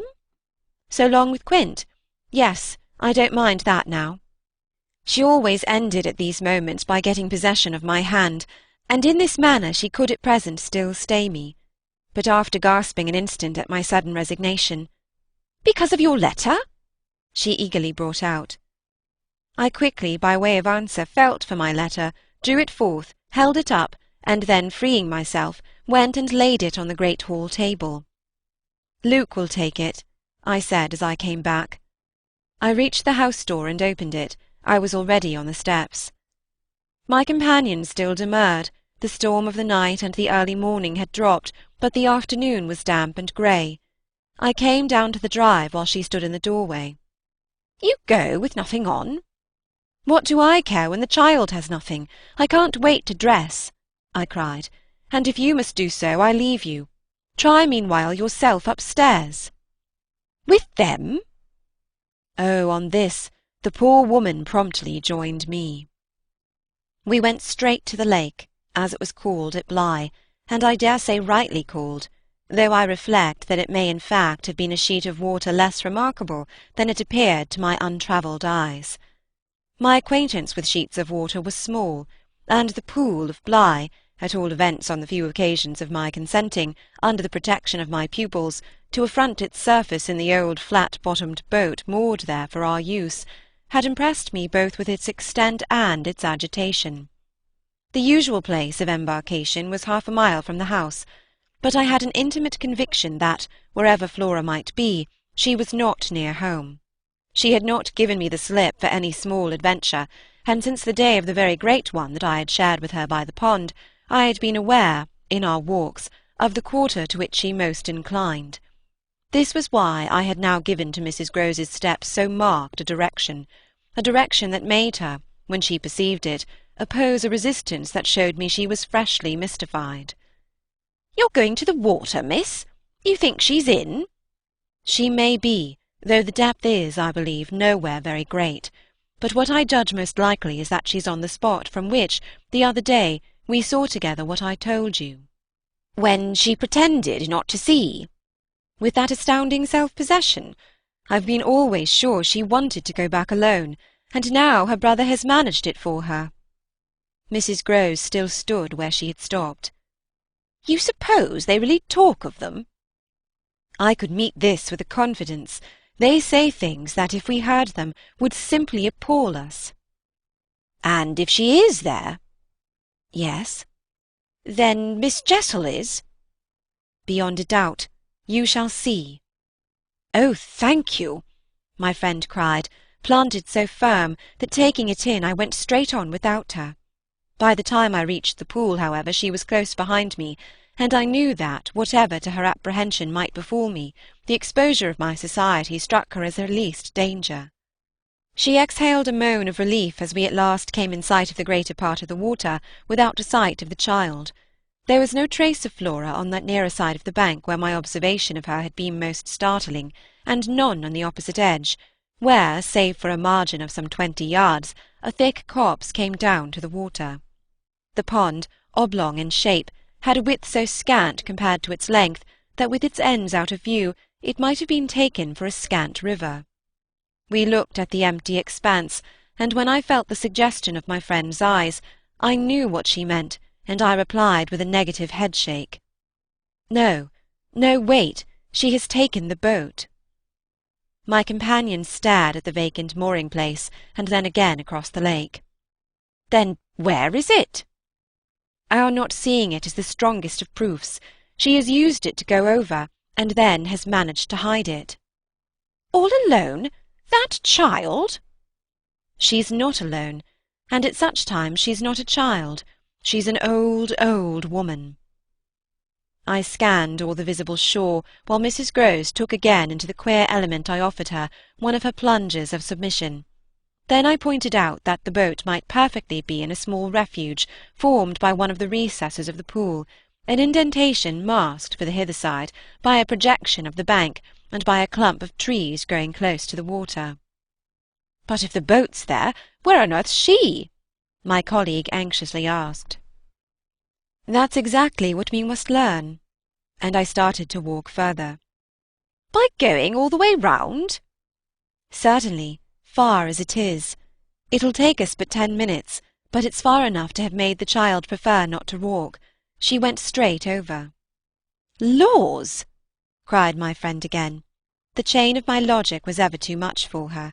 It dragged her at my heels even now, and when we had got half-way round, a devious, tiresome process, on ground much broken and by a path choked with overgrowth, I paused to give her breath. I sustained her with a grateful arm, assuring her that she might hugely help me, and this started us afresh, so that in the course of but a few minutes more we reached a point from which we found the boat to be where I had supposed it. It had been intentionally left as much as possible out of sight, and was tied to one of the stakes of a fence that came just there down to the brink, and that had been an assistance to disembarking. I recognised, as I looked at the pair of short, thick oars, quite safely drawn up, the prodigious character of the feat for a little girl. But I had lived by this time too long among wonders, and had panted to too many livelier measures. There was a gate in the fence through which we passed, and that brought us, after a trifling interval, more into the open. Then, "There she is!" we both exclaimed at once. Flora, a short way off, stood before us on the grass, and smiled as if her performance was now complete. The next thing she did, however, was to stoop straight down and pluck, quite as if it were all she was there for, a big ugly spray of withered fern. I instantly became sure she had just come out of the copse. She waited for us, not herself taking a step, and I was conscious of the rare solemnity with which we presently approached her. She smiled, and we met, but it was all done in a silence by this time flagrantly ominous. Mrs. Grose was the first to break the spell. She threw herself on her knees, and drawing the child to her breast, clasped in a long embrace the little tender, yielding body. While this dumb convulsion lasted I could only watch it, which I did the more intently when I saw Flora's face peep at me over her companion's shoulder. It was serious now, the flicker had left it, but it strengthened the pang with which I at that moment envied Mrs. Grose the simplicity of her relation. Still, all this while, nothing more passed between us, save that Flora had let her foolish fern again drop to the ground. What she and I had virtually said to each other was that pretexts were useless now. When Mrs. Grose finally got up, she kept the child's hand, so that the two were still before me, and the singular reticence of our communion was even more marked in the frank look she launched me. "I'll be hanged," it said, "if I'll speak." It was Flora, who, gazing all over me in candid wonder, was the first. She was struck with our bareheaded aspect. "Why, where are your things?" "Where yours are, my dear," I promptly returned. She had already got back her gaiety, and appeared to take this as an answer quite sufficient. "And where's Miles?" she went on. There was something in the small valour of it that quite finished me. These 3 words from her were in a flash like the glitter of a drawn blade, the jostle of the cup that my hand, for weeks and weeks, had held high and full to the brim, that now, even before speaking, I felt overflow in a deluge. "I'll tell you, if you'll tell me," I heard myself say, then heard the tremor in which it broke. "Well, what?" Mrs. Grose's suspense blazed at me, but it was too late even now, and I brought the thing out handsomely. "Where, my pet, is Miss Jessel?" Just as in the churchyard with Miles, the whole thing was upon us. Much as I had made of the fact that this name had never once between us been sounded, the quick, smitten glare with which the child's face now received it fairly likened my breach of the silence to the smash of a pane of glass. It added to the interposing cry, as if to stay the blow, that Mrs. Grose at the same instant uttered over my violence, the shriek of a creature scared, or rather wounded, which in turn within a few seconds was completed by a gasp of my own. I seized my colleague's arm. "She's there! She's there!" Miss Jessel stood before us on the opposite bank, exactly as she had stood the other time, and I remember strangely, as the first feeling now produced in me, my thrill of joy at having brought on a proof. She was there, and I was justified. She was there, and I was neither cruel nor mad. She was there for poor scared Mrs. Grose, but she was there most for Flora, and no moment of my monstrous time was perhaps so extraordinary as that in which I consciously threw out to her, with the sense that, pale and ravenous demon as she was, she would catch and understand it, an inarticulate message of gratitude. She stood erect on the spot my friend and I had lately quitted, and there was not, in all the long reach of her desire, an inch of her evil that fell short. This first vividness of vision and emotion were things of a few seconds, during which Mrs. Grose's dazed blink across to where I pointed struck me as a sovereign sign that she too at last saw, just as it carried my own eyes precipitately to the child. The revelation, then, of the manner in which Flora was affected startled me, in truth, far more than it would have done to find her also merely agitated, for direct dismay was of course not what I had expected.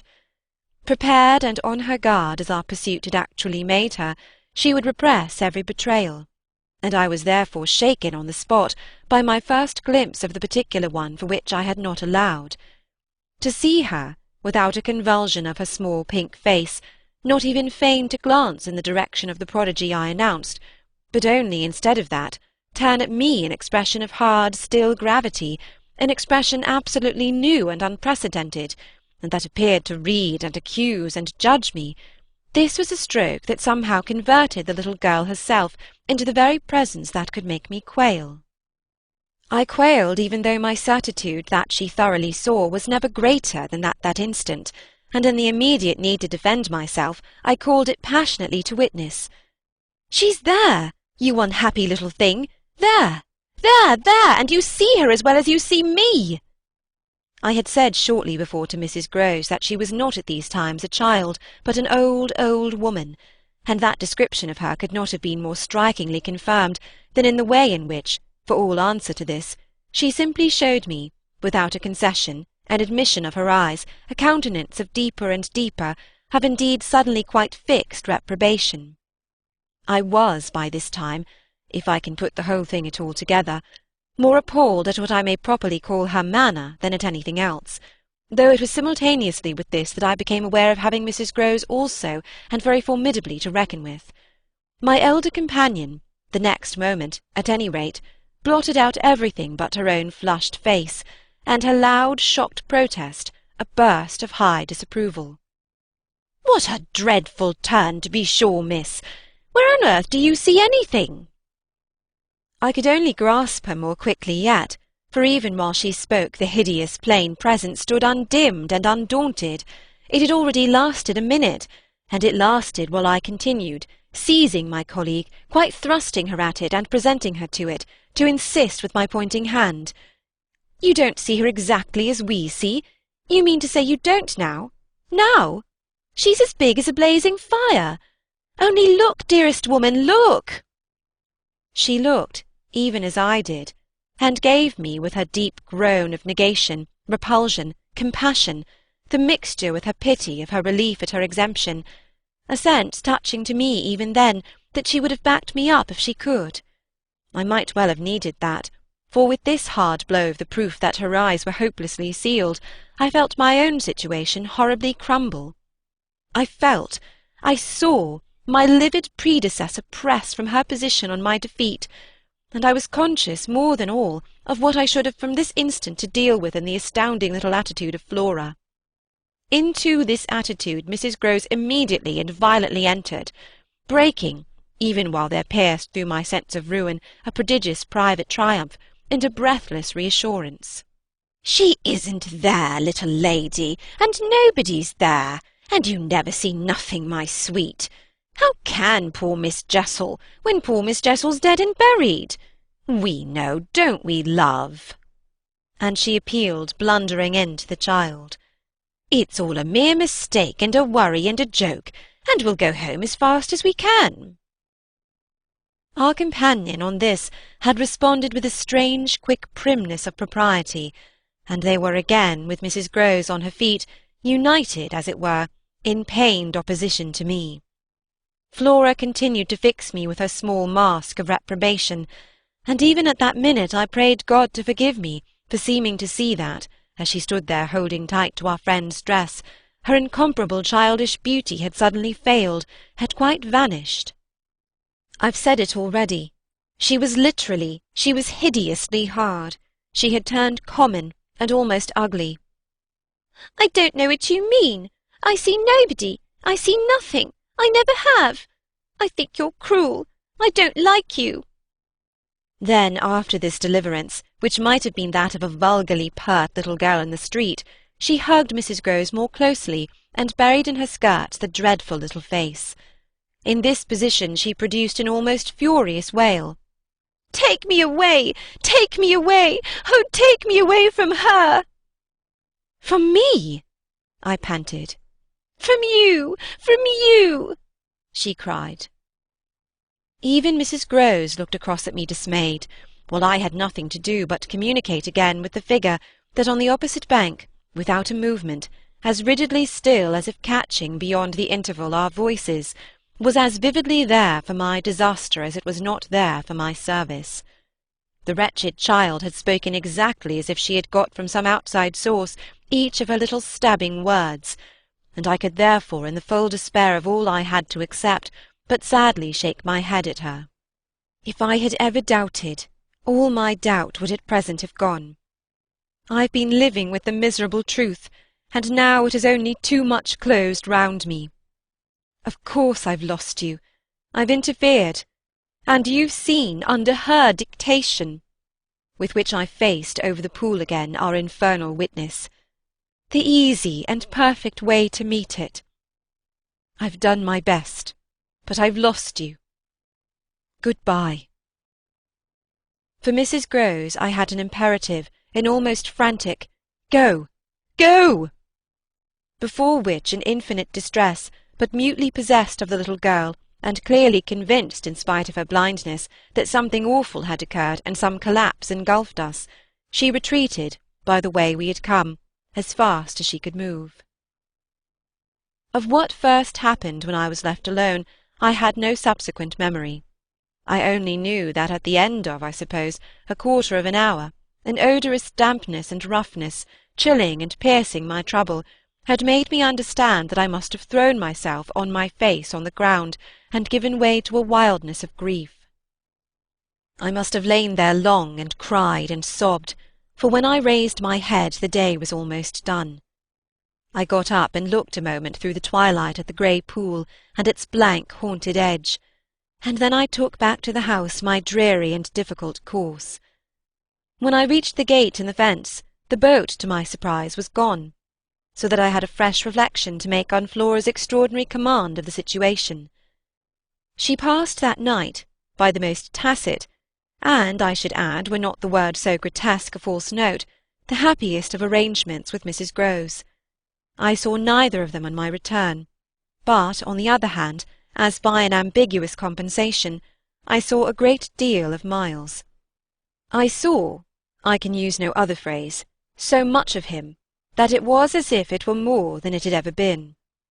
No evening I had passed at Bly had the portentous quality of this one, in spite of which, and in spite also of the deeper depths of consternation that had opened beneath my feet, there was literally, in the ebbing actual, an extraordinarily sweet sadness. On reaching the house I had never so much as looked for the boy, I had simply gone straight to my room to change what I was wearing, and to take in, at a glance, much material testimony to Flora's rupture. Her little belongings had all been removed. When later, by the schoolroom fire, I was served with tea by the usual maid, I indulged, on the article of my other pupil, in no inquiry whatever. He had his freedom now. He might have it to the end.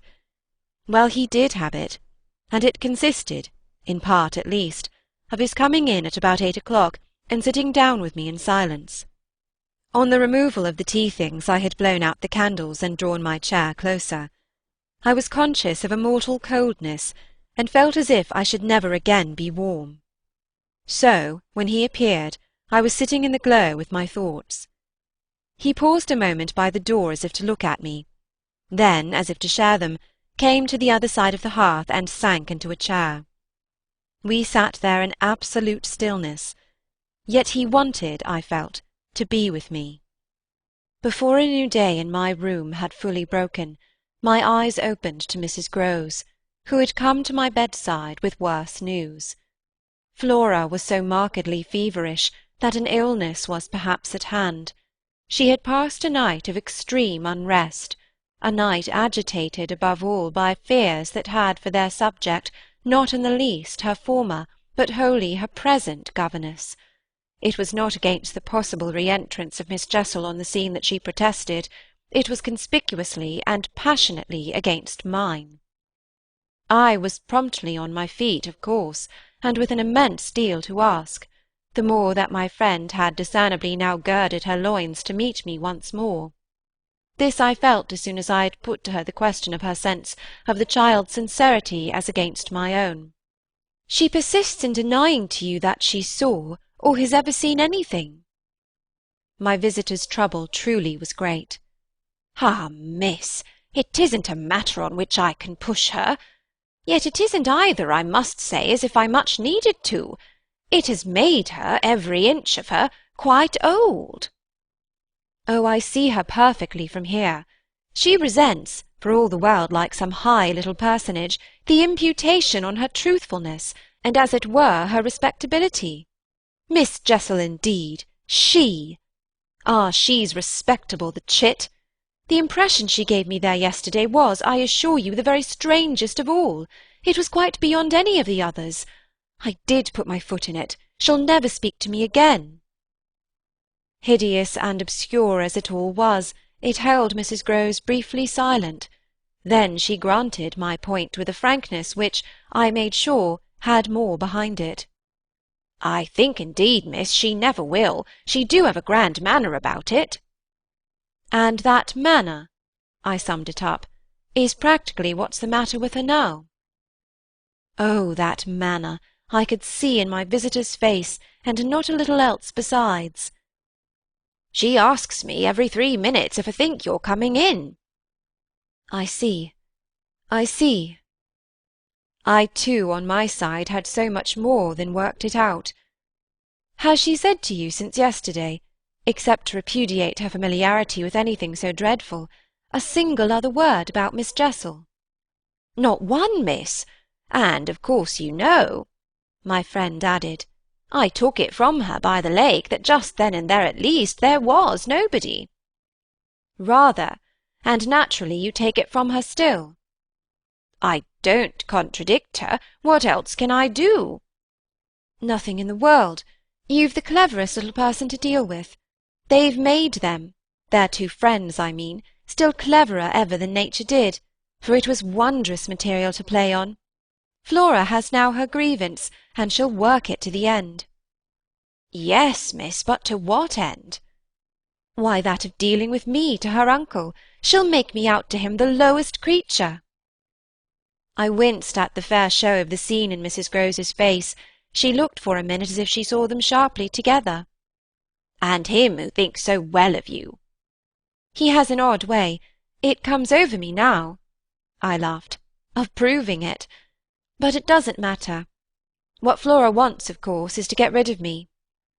My companion bravely concurred. Never again to so much as look at you. So that what you've come to me now for, I asked, is to speed me on my way? Before she had time to reply, however, I had her in check. "I've a better idea, the result of my reflections. My going would seem the right thing, and on Sunday I was terribly near it. Yet that won't do. It's you who must go. You must take Flora." My visitor at this did speculate. "But where in the world?" "Away from here, away from them, away, even most of all now, from me, straight to her uncle." "Only to tell on you?" "No, not only, to leave me in addition with my remedy." She was still vague. "And what is your remedy?" "Your loyalty, to begin with, and then Miles's." She looked at me hard. "Do you think he—" "Won't, if he has the chance, turn on me? Yes, I venture still to think it. At all events, I want to try. Get off with his sister as soon as possible, and leave me with him alone." I was amazed myself at the spirit I had still in reserve, and therefore perhaps a trifle the more disconcerted at the way in which, in spite of this fine example of it, she hesitated. "There's one thing, of course," I went on. "They mustn't, before she goes, see each other for 3 seconds." Then it came over me that, in spite of Flora's presumable sequestration from the instant of her return from the pool, it might already be too late. "Do you mean," I anxiously asked, "that they have met?" At this she quite flushed. "Ah, miss, I'm not such a fool as that. If I've been obliged to leave her 3 or 4 times, it has been each time with one of the maids, and at present, though she's alone, she's locked in safe. And yet— There were too many things. And yet what? "Well, are you so sure of the little gentleman?" "I'm not sure of anything but you. But I have, since last evening, a new hope. I think he wants to give me an opening. I do believe that, poor little exquisite wretch, he wants to speak. Last evening, in the firelight and the silence, he sat with me for 2 hours, as if it was just coming." Mrs. Grose looked hard through the window, at the grey gathering day. "And did it come?" "No, though I waited and waited, I confess it didn't, and it was without a breach of the silence or so much as a faint allusion to his sister's condition and absence that we at last kissed for good night. All the same," I continued, "I can't, if her uncle sees her, consent to his seeing her brother without my having given the boy, and most of all because things have got so bad, a little more time." My friend appeared on this ground more reluctant than I could quite understand. "What do you mean by more time?" "Well, a day or 2, really to bring it all out. He'll then be on my side, of which you see the importance. If nothing comes, I shall only fail, and you will, at the worst, have helped me by doing, on your arrival in town, whatever you may have found possible." So I put it before her, but she continued for a little so inscrutably embarrassed that I came again to her aid. "Unless, indeed," I wound up, "you really want not to go." I could see it in her face at last clear itself. She put out her hand to me as a pledge. "I'll go. I'll go. I'll go this morning." I wanted to be very just. "If you should wish still to wait, I would engage she shouldn't see me." "No, no, it's the place itself. She must leave it." She held me a moment with heavy eyes, then brought out the rest. "Your idea's the right one. I myself, miss—" "Well?" "I can't stay." The look she gave me with it made me jump at possibilities. "You mean that since yesterday you have seen?" She shook her head with dignity. "I've heard." "Heard?" "From that child. Horrors. There!" She sighed with tragic relief. "On my honour, miss, she says things." But at this evocation she broke down. She dropped with a sudden sob upon my sofa, and, as I had seen her do before, gave way to all the grief of it. It was in quite another manner that I, for my part, let myself go. "Oh, thank God!" She sprang up again at this, drying her eyes with a groan. "Thank God!" "It so justifies me." "It does that, miss." I couldn't have desired more emphasis, but I just hesitated. She's so horrible. I saw my colleague scarce knew how to put it. Really shocking. And about me? About you, miss, since you must have it. It's beyond everything for a young lady, and I can't think wherever she must have picked up. The appalling language she applied to me. I can, then. I broke in with a laugh that was doubtless significant enough. It only, in truth, left my friend still more grave. Well, perhaps I ought to, since I've heard some of it before. Yet I can't bear it. The poor woman went on, while with the same movement she glanced on my dressing-table at the face of my watch. But I must go back. I kept her, however. Ah, if you can't bear it. How can I stop with her, you mean? Why, just for that, to get her away. Far from this, she pursued. Far from them. She may be different. She may be free. I seized her almost with joy. Then in spite of yesterday you believe? In such doings? Her simple description of them required, in the light of her expression, to be carried no further, and she gave me the whole thing as she had never done before. I believe. Yes, it was a joy, and we were still shoulder to shoulder. If I might continue sure of that, I should care but little what else happened. My support in the presence of disaster would be the same as it had been in my early need of confidence, and if my friend would answer for my honesty, I would answer for all the rest. On the point of taking leave of her, none the less, I was to some extent embarrassed. There's one thing, of course, it occurs to me, to remember. My letter giving the alarm will have reached town before you. I now perceived still more how she had been beating about the bush, and how weary at last it had made her. Your letter won't have got there. Your letter never went. What then became of it? Goodness knows. Master Miles. Do you mean he took it? I gasped. She hung fire, but she overcame her reluctance. I mean that I saw yesterday, when I came back with Miss Flora, that it wasn't where you had put it. Later in the evening I had the chance to question Luke, and he declared that he had neither noticed nor touched it.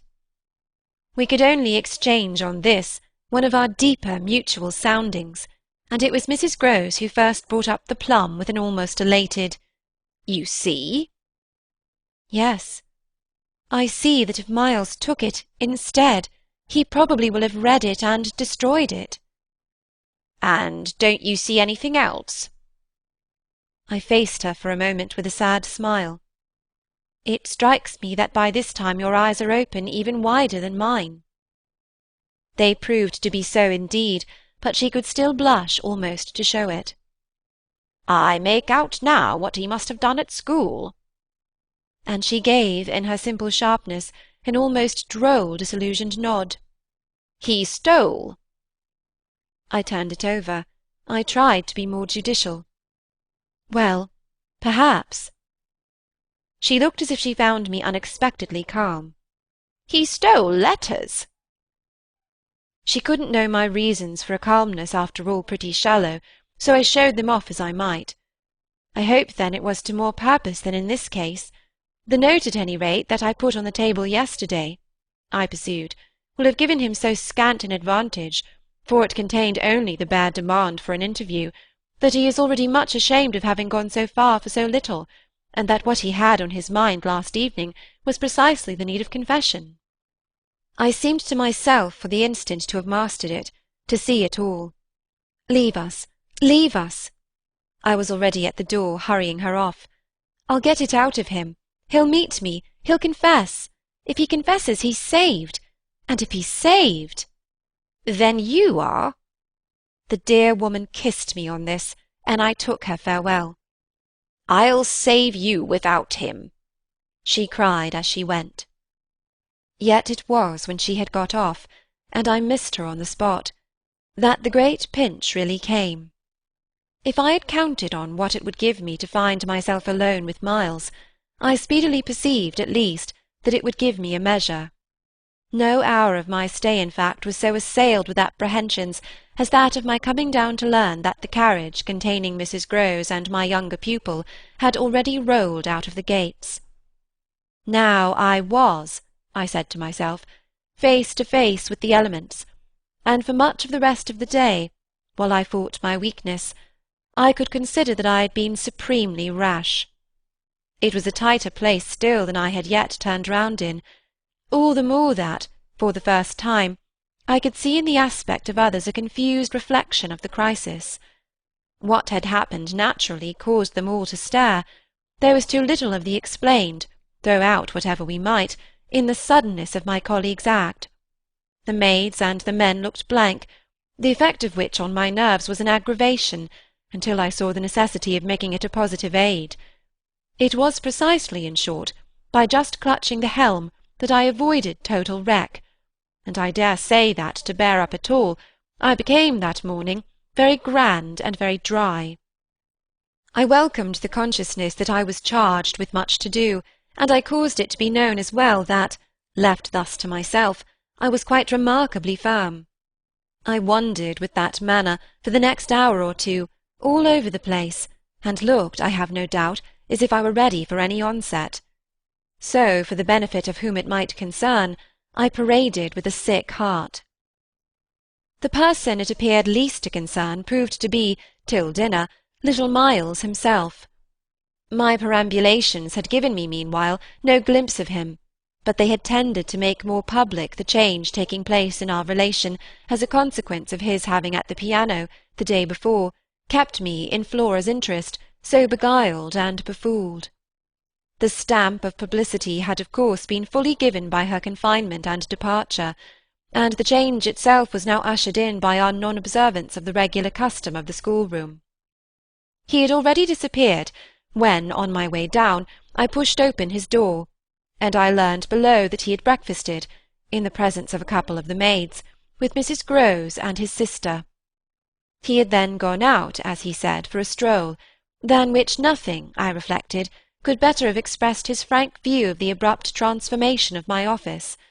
What he would not permit this office to consist of was yet to be settled. There was a queer relief, at all events, I mean for myself in especial, in the renouncement of one pretension. If so much had sprung to the surface, I scarce put it too strongly in saying that what had perhaps sprung highest was the absurdity of our prolonging the fiction that I had anything more to teach him.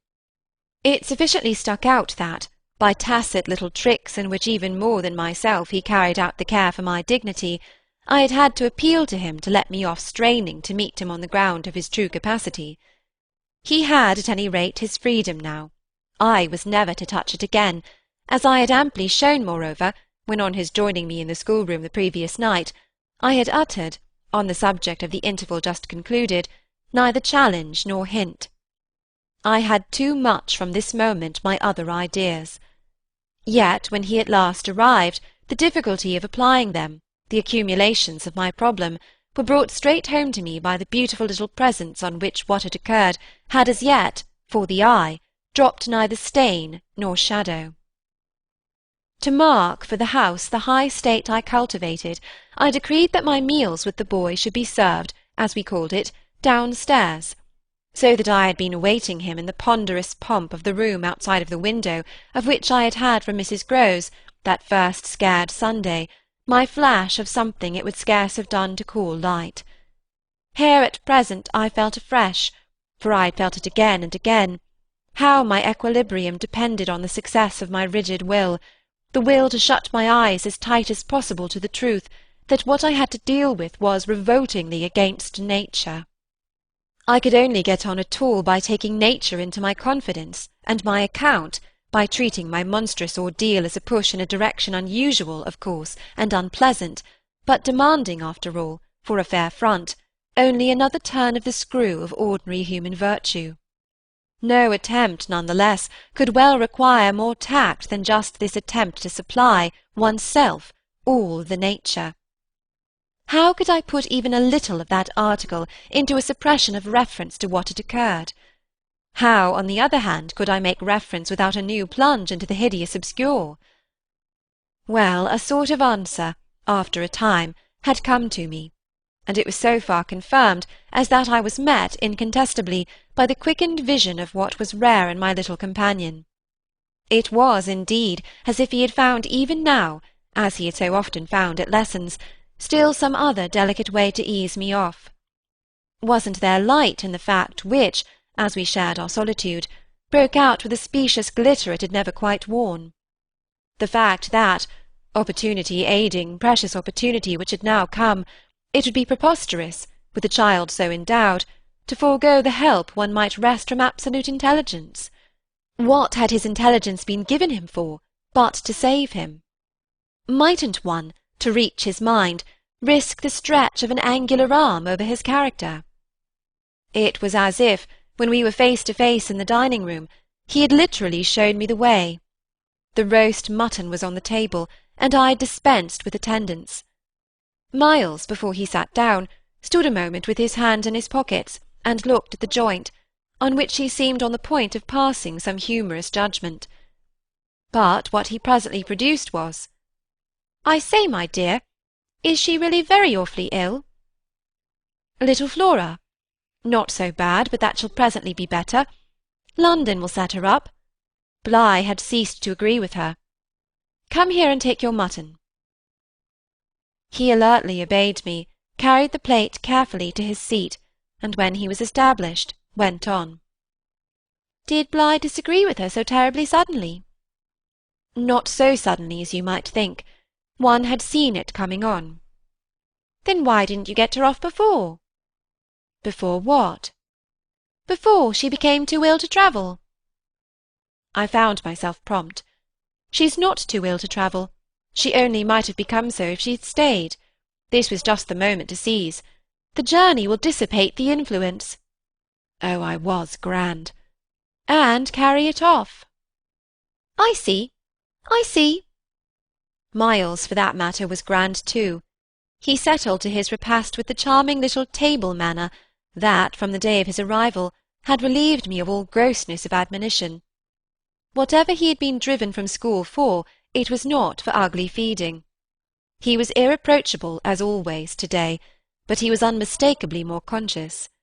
He was discernibly trying to take for granted more things than he found, without assistance, quite easy, and he dropped into peaceful silence while he felt his situation. Our meal was of the briefest, mine a vain pretence, and I had the things immediately removed. While this was done, Miles stood again with his hands in his little pockets, and his back to me, stood and looked out of the wide window, through which, that other day, I had seen what pulled me up. We continued silent while the maid was with us, as silent, it whimsically occurred to me, as some young couple, who, on their wedding journey, at the inn, feel shy in the presence of the waiter. He turned round only when the waiter had left us. "Well, so we're alone." "Oh, more or less." I fancy my smile was pale. "Not absolutely. We shouldn't like that," I went on. "No, I suppose we shouldn't. Of course we have the others." "We have the others. We have indeed the others," I concurred. "Yet even though we have them," he returned, still with his hands in his pockets, and planted there in front of me, "they don't much count, do they?" I made the best of it, but I felt wan. "It depends on what you call much." "Yes," with all accommodation. "Everything depends." On this, however, he faced to the window again, and presently reached it with his vague, restless, cogitating step. He remained there a while, with his forehead against the glass, in contemplation of the stupid shrubs I knew and the dull things of November. I had always my hypocrisy of work, behind which now I gained the sofa. Steadying myself with it there as I had repeatedly done at those moments of torment that I have described as the moments of my knowing the children to be given to something from which I was barred, I sufficiently obeyed my habit of being prepared for the worst. But an extraordinary impression dropped on me as I extracted a meaning from the boy's embarrassed back. None other than the impression that I was not barred now. This inference grew in a few minutes to sharp intensity, and seemed bound up with the direct perception that it was positively he who was. The frames and squares of the great window were a kind of image, for him, of a kind of failure. I felt that I saw him, at any rate, shut in, or shut out. He was admirable, but not comfortable. I took it in with a throb of hope. Wasn't he looking, through the haunted pane, for something he couldn't see? And wasn't it the first time in the whole business that he had known such a lapse? The first, the very first. I found it a splendid portent. It made him anxious, though he watched himself. He had been anxious all day, and even while in his usual sweet little manner he sat at table, had needed all his small strange genius to give it a gloss. When he at last turned round to meet me, it was almost as if this genius had succumbed. "Well, I think I'm glad Bligh agrees with me." "You would certainly seem to have seen, these 24 hours, a good deal more of it than for some time before. I hope," I went on bravely, "that you've been enjoying yourself." "Oh, yes. I've been ever so far, all round about, miles and miles away. I've never been so free." He had really a manner of his own, and I could only try to keep up with him. "Well, do you like it?" He stood there smiling, then at last he put into 2 words. "Do you?" More discrimination than I had ever heard 2 words contain. Before I had time to deal with that, however, he continued as if with the sense that this was an impertinence to be softened. "Nothing could be more charming than the way you take it, for of course if we're alone together now, it's you that are alone most. But I hope," he threw in, "you don't particularly mind." "Having to do with you?" I asked. "My dear child, how can I help minding? Though I've renounced all claim to your company, you're so beyond me, I at least greatly enjoy it. What else should I stay on for?" He looked at me more directly, and the expression of his face, graver now, struck me as the most beautiful I had ever found in it. "You stay on, just for that?" "Certainly. I stay on as your friend, and from the tremendous interest I take in you, till something can be done for you that may be more worth your while. That needn't surprise you." My voice trembled so that I felt it impossible to suppress the shake. "Don't you remember how I told you when I came and sat on your bed the night of the storm that there was nothing in the world I wouldn't do for you?" "Yes, yes." He, on his side, more and more visibly nervous, had a tone to master. But he was so much more successful than I that, laughing out through his gravity, he could pretend we were pleasantly jesting. "Only that, I think, was to get me to do something for you." "It was partly to get you to do something," I conceded. "But you know you didn't do it." "Oh, yes," he said with the brightest superficial eagerness. "You wanted me to tell you something." "That's it. Out, straight out. What you have on your mind, you know." "Ah, then, is that what you've stayed over for?" He spoke with a gaiety through which I could still catch the finest little quiver of resentful passion, but I can't begin to express the effect upon me of an implication of surrender even so faint. It was as if what I had yearned for had come at last only to astonish me. "Well, yes, I may as well make a clean breast of it. It was precisely for that." He waited so long that I supposed it for the purpose of repudiating the assumption on which my action had been founded. But what he finally said was, "Do you mean now? Here?" "There couldn't be a better place or time." He looked round him uneasily, and I had the rare, oh, the queer impression of the very first symptom I had seen in him of the approach of immediate fear. It was as if he was suddenly afraid of me, which struck me indeed as perhaps the best thing to make him. Yet in the very pang of the effort I felt it vain to try sternness, and I heard myself the next instant so gentle as to be almost grotesque. "You want so to go out again?" "Awfully." He smiled at me heroically, and the touching little bravery of it was enhanced by his actually flushing with pain. He had picked up his hat, which he had brought in, and stood twirling it in a way that gave me, even as I was just nearly reaching port, a perverse horror of what I was doing. To do it in any way was an act of violence, for what did it consist of but the obtrusion of the idea of grossness and guilt on a small, helpless creature who had been for me a revelation of the possibilities of beautiful intercourse. Wasn't it base to create for a being so exquisite a mere alien awkwardness? I suppose I now read into our situation a clearness it couldn't have had at the time, for I seemed to see our poor eyes already lighted with some spark of a prevision of the anguish that was to come. So we circled about, with terrors and scruples, like fighters not daring to close. But it was for each other we feared. That kept us a little longer suspended and unbruised. "I'll tell you everything," Miles said. "I mean, I'll tell you anything you like. You'll stay on with me, and we shall both be all right, and I will tell you, I will. But not now." "Why not now?" My insistence turned him from me, and kept him once more at his window in a silence during which between us you might have heard a pin drop. Then he was before me again, with the air of a person from whom, outside, someone who had frankly to be reckoned with was waiting. "I have to see Luke." I had not yet reduced him to quite so vulgar a lie, and I felt proportionately ashamed. But, horrible as it was, his lies made up my truth. I achieved thoughtfully a few loops of my knitting. "Well, then, go to Luke, and I'll wait for what you promise. Only in return for that, satisfy before you leave me one very much smaller request." He looked as if he felt he had succeeded enough to be able still a little to bargain. "Very much smaller?" "Yes, a mere fraction of the whole. Tell me." Oh, my work preoccupied me, and I was off-hand.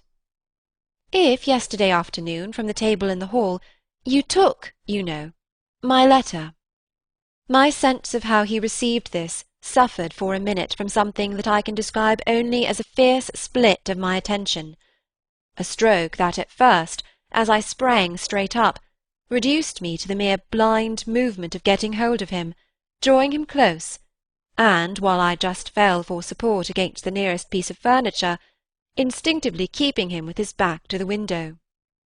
The appearance was full upon us that I had already had to deal with here. Peter Quint had come into view like a sentinel before a prison. The next thing I saw was that from outside he had reached the window, and then I knew that, close to the glass and glaring in through it, he offered once more to the room his white face of damnation. It represents but grossly what took place within me at the sight, to say that on the second my decision was made, yet I believe that no woman so overwhelmed ever in so short a time recovered her grasp of the act. It came to me in the very horror of the immediate presence that the act would be, seeing and facing what I saw and faced, to keep the boy himself unaware. The inspiration, I call it by no other name, was that I felt how voluntarily, how transcendently I might. It was like fighting with a demon for a human soul, and when I had fairly so appraised it, I saw how the human soul, held out in the tremor of my hands at arm's length, had a perfect dew of sweat on a lovely childish forehead. The face that was close to mine was as white as the face against the glass, and out of it presently came a sound, not low nor weak, but as if from much further away, that I drank like a waft of fragrance. Yes, I took it. At this, with a moan of joy, I enfolded, I drew him close, and while I held him to my breast, where I could feel in the sudden fever of his little body the tremendous pulse of his little heart, I kept my eyes on the thing at the window, and saw it move and shift its posture. I have likened it to a sentinel, but its slow wheel for a moment was rather the prowl of a baffled beast. My present quickened courage, however, was such that, not too much to let it through, I had to shade, as it were, my flame. Meanwhile the glare of the face was again at the window, the scoundrel fixed, as if to watch and wait. It was the very confidence that I might now defy him, as well as the positive certitude by this time of the child's unconsciousness, that made me go on. "What did you take it for?" "To see what you said about me." "You opened the letter?" "I opened it." My eyes were now, as I held him off a little again, on Miles's own face, in which the collapse of mockery showed me how complete was the ravage of uneasiness. What was prodigious was that at last, by my success, his sense was sealed and his communication stopped. He knew that he was in presence, but knew not of what, and knew still less that I also was, and that I did know. And what did this strain of trouble matter when my eyes went back to the window, only to see that the air was clear again, and, by my personal triumph, the influence quenched? There was nothing there. I felt that the cause was mine, and that I should surely get all. And you found nothing? I let my elation out. He gave the most mournful, thoughtful little headshake. Nothing. Nothing! Nothing! I almost shouted in my joy. Nothing.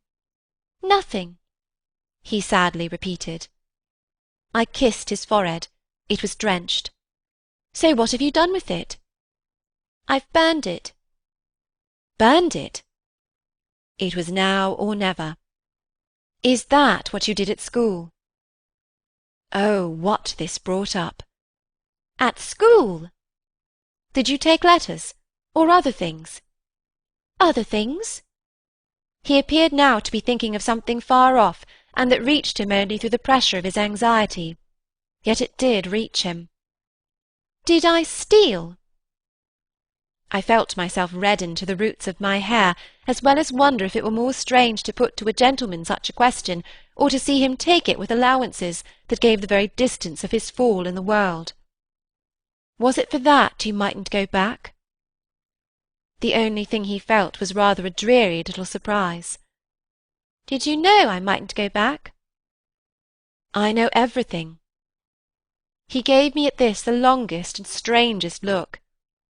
Everything? Everything. Therefore, did you? But I couldn't say it again. Miles could, very simply. No, I didn't steal. My face must have showed him that I believed him utterly, yet my hands, but it was for pure tenderness, shook him as if to ask him why, if it was all for nothing, he had condemned me to months of torment. What, then, did you do? He looked in vague pain all round the top of the room, and drew his breath 2 or 3 times over, as if it was with difficulty. He might have been standing at the bottom of the sea, and raising his eyes to some faint green twilight. Well, I said things. Only that? They thought it was enough. To turn you out for? Never truly had a person turned out shown so little to explain it as this little person. He appeared to weigh my question, but in a manner quite detached and almost helpless. Well, I suppose I oughtn't. But to whom did you say them? He evidently tried to remember, but it dropped. He had lost it. I don't know. He almost smiled at me, in the desolation of his surrender, which was indeed practically by this time so complete that I ought to have left it there. But I was infatuated, I was blind with victory, though even then the very effect that was to have brought him so much nearer was already that of added separation. Was it to every one? I asked. No, it was only to— But he gave a sick little headshake.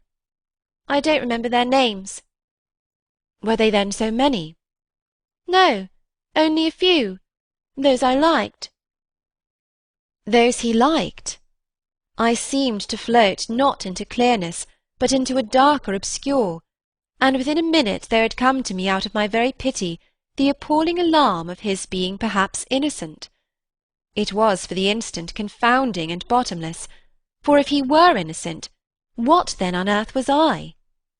Paralysed while it lasted by the mere brush of the question, I let him go a little, so that with a deep-drawn sigh he turned away from me again, which, as he faced toward the clear window, I suffered, feeling that I had nothing now there to keep him from.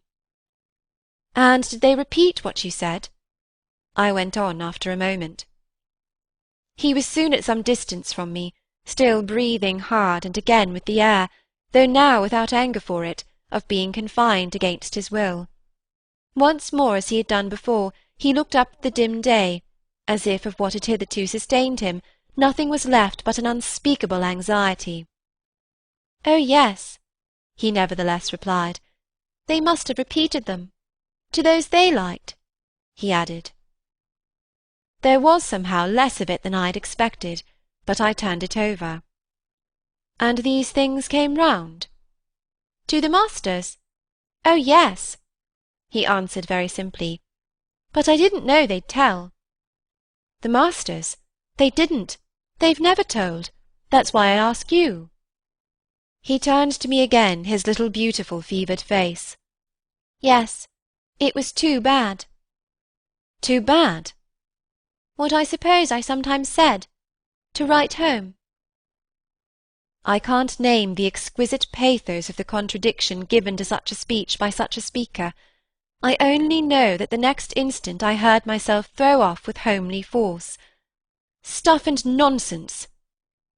But the next after that I must have sounded stern enough. What were these things? My sternness was for all his judge, his executioner, yet it made him avert himself again, and that movement made me, with a single bound and an irrepressible cry, spring straight upon him. For there again, against the glass, as if to blight his confession and stay his answer, was the hideous author of our woe, the white face of damnation. I felt a sick swim at the drop of my victory and all the return of my battle, so that the wildness of my veritable leap only served as a great betrayal. I saw him, from the midst of my act, meet it with a divination, and on the perception that even now he only guessed, and that the window was still to his own eyes free, I let the impulse flame up to convert the climax of his dismay into the very proof of his liberation. "No more! No more! No more!" I shrieked, as I tried to press him against me, to my visitant. "Is she here?" Miles panted, as he caught with his sealed eyes the direction of my words. Then, as his strange "she" staggered me, and with a gasp I echoed it, "Miss Jessel! Miss Jessel!" he, with a sudden fury, gave me back. I seized, stupefied, his supposition, some sequel to what he had done to Flora, but this made me only want to show him that it was better still than that. "It's not Miss Jessel, but it's at the window, straight before us. It's there, the coward horror, there for the last time." At this, after a second in which his head made the movement of a baffled dog's on a scent, and then gave a frantic little shake for air and light, he was at me in a white rage, bewildered, glaring vainly over the place, and missing wholly, though it now to my sense filled the room like the taste of poison, the wide, overwhelming presence. "It's he!" I was so determined to have all my proof that I flashed into ice to challenge him. "Whom do you mean by he?" "Peter Quint! You devil!" His face gave again round the room its convulsed supplication. "Where?" They are in my ears still, his supreme surrender of the name, and his tribute to my devotion. What does he matter now, my own? What will he ever matter? I have you! I launched at the beast. But he has lost you for ever. Then, for the demonstration of my work, "There! There!" I said to Miles. But he had already jerked straight round, stared, glared again, and seen but the quiet day. With the stroke of the loss I was so proud of, he uttered the cry of a creature hurled over an abyss, and the grasp with which I recovered him might have been that of catching him in his fall. I caught him, yes, I held him. It may be imagined with what a passion. But at the end of a minute I began to feel what it truly was that I held. We were alone with the quiet day, and his little heart, dispossessed, had stopped.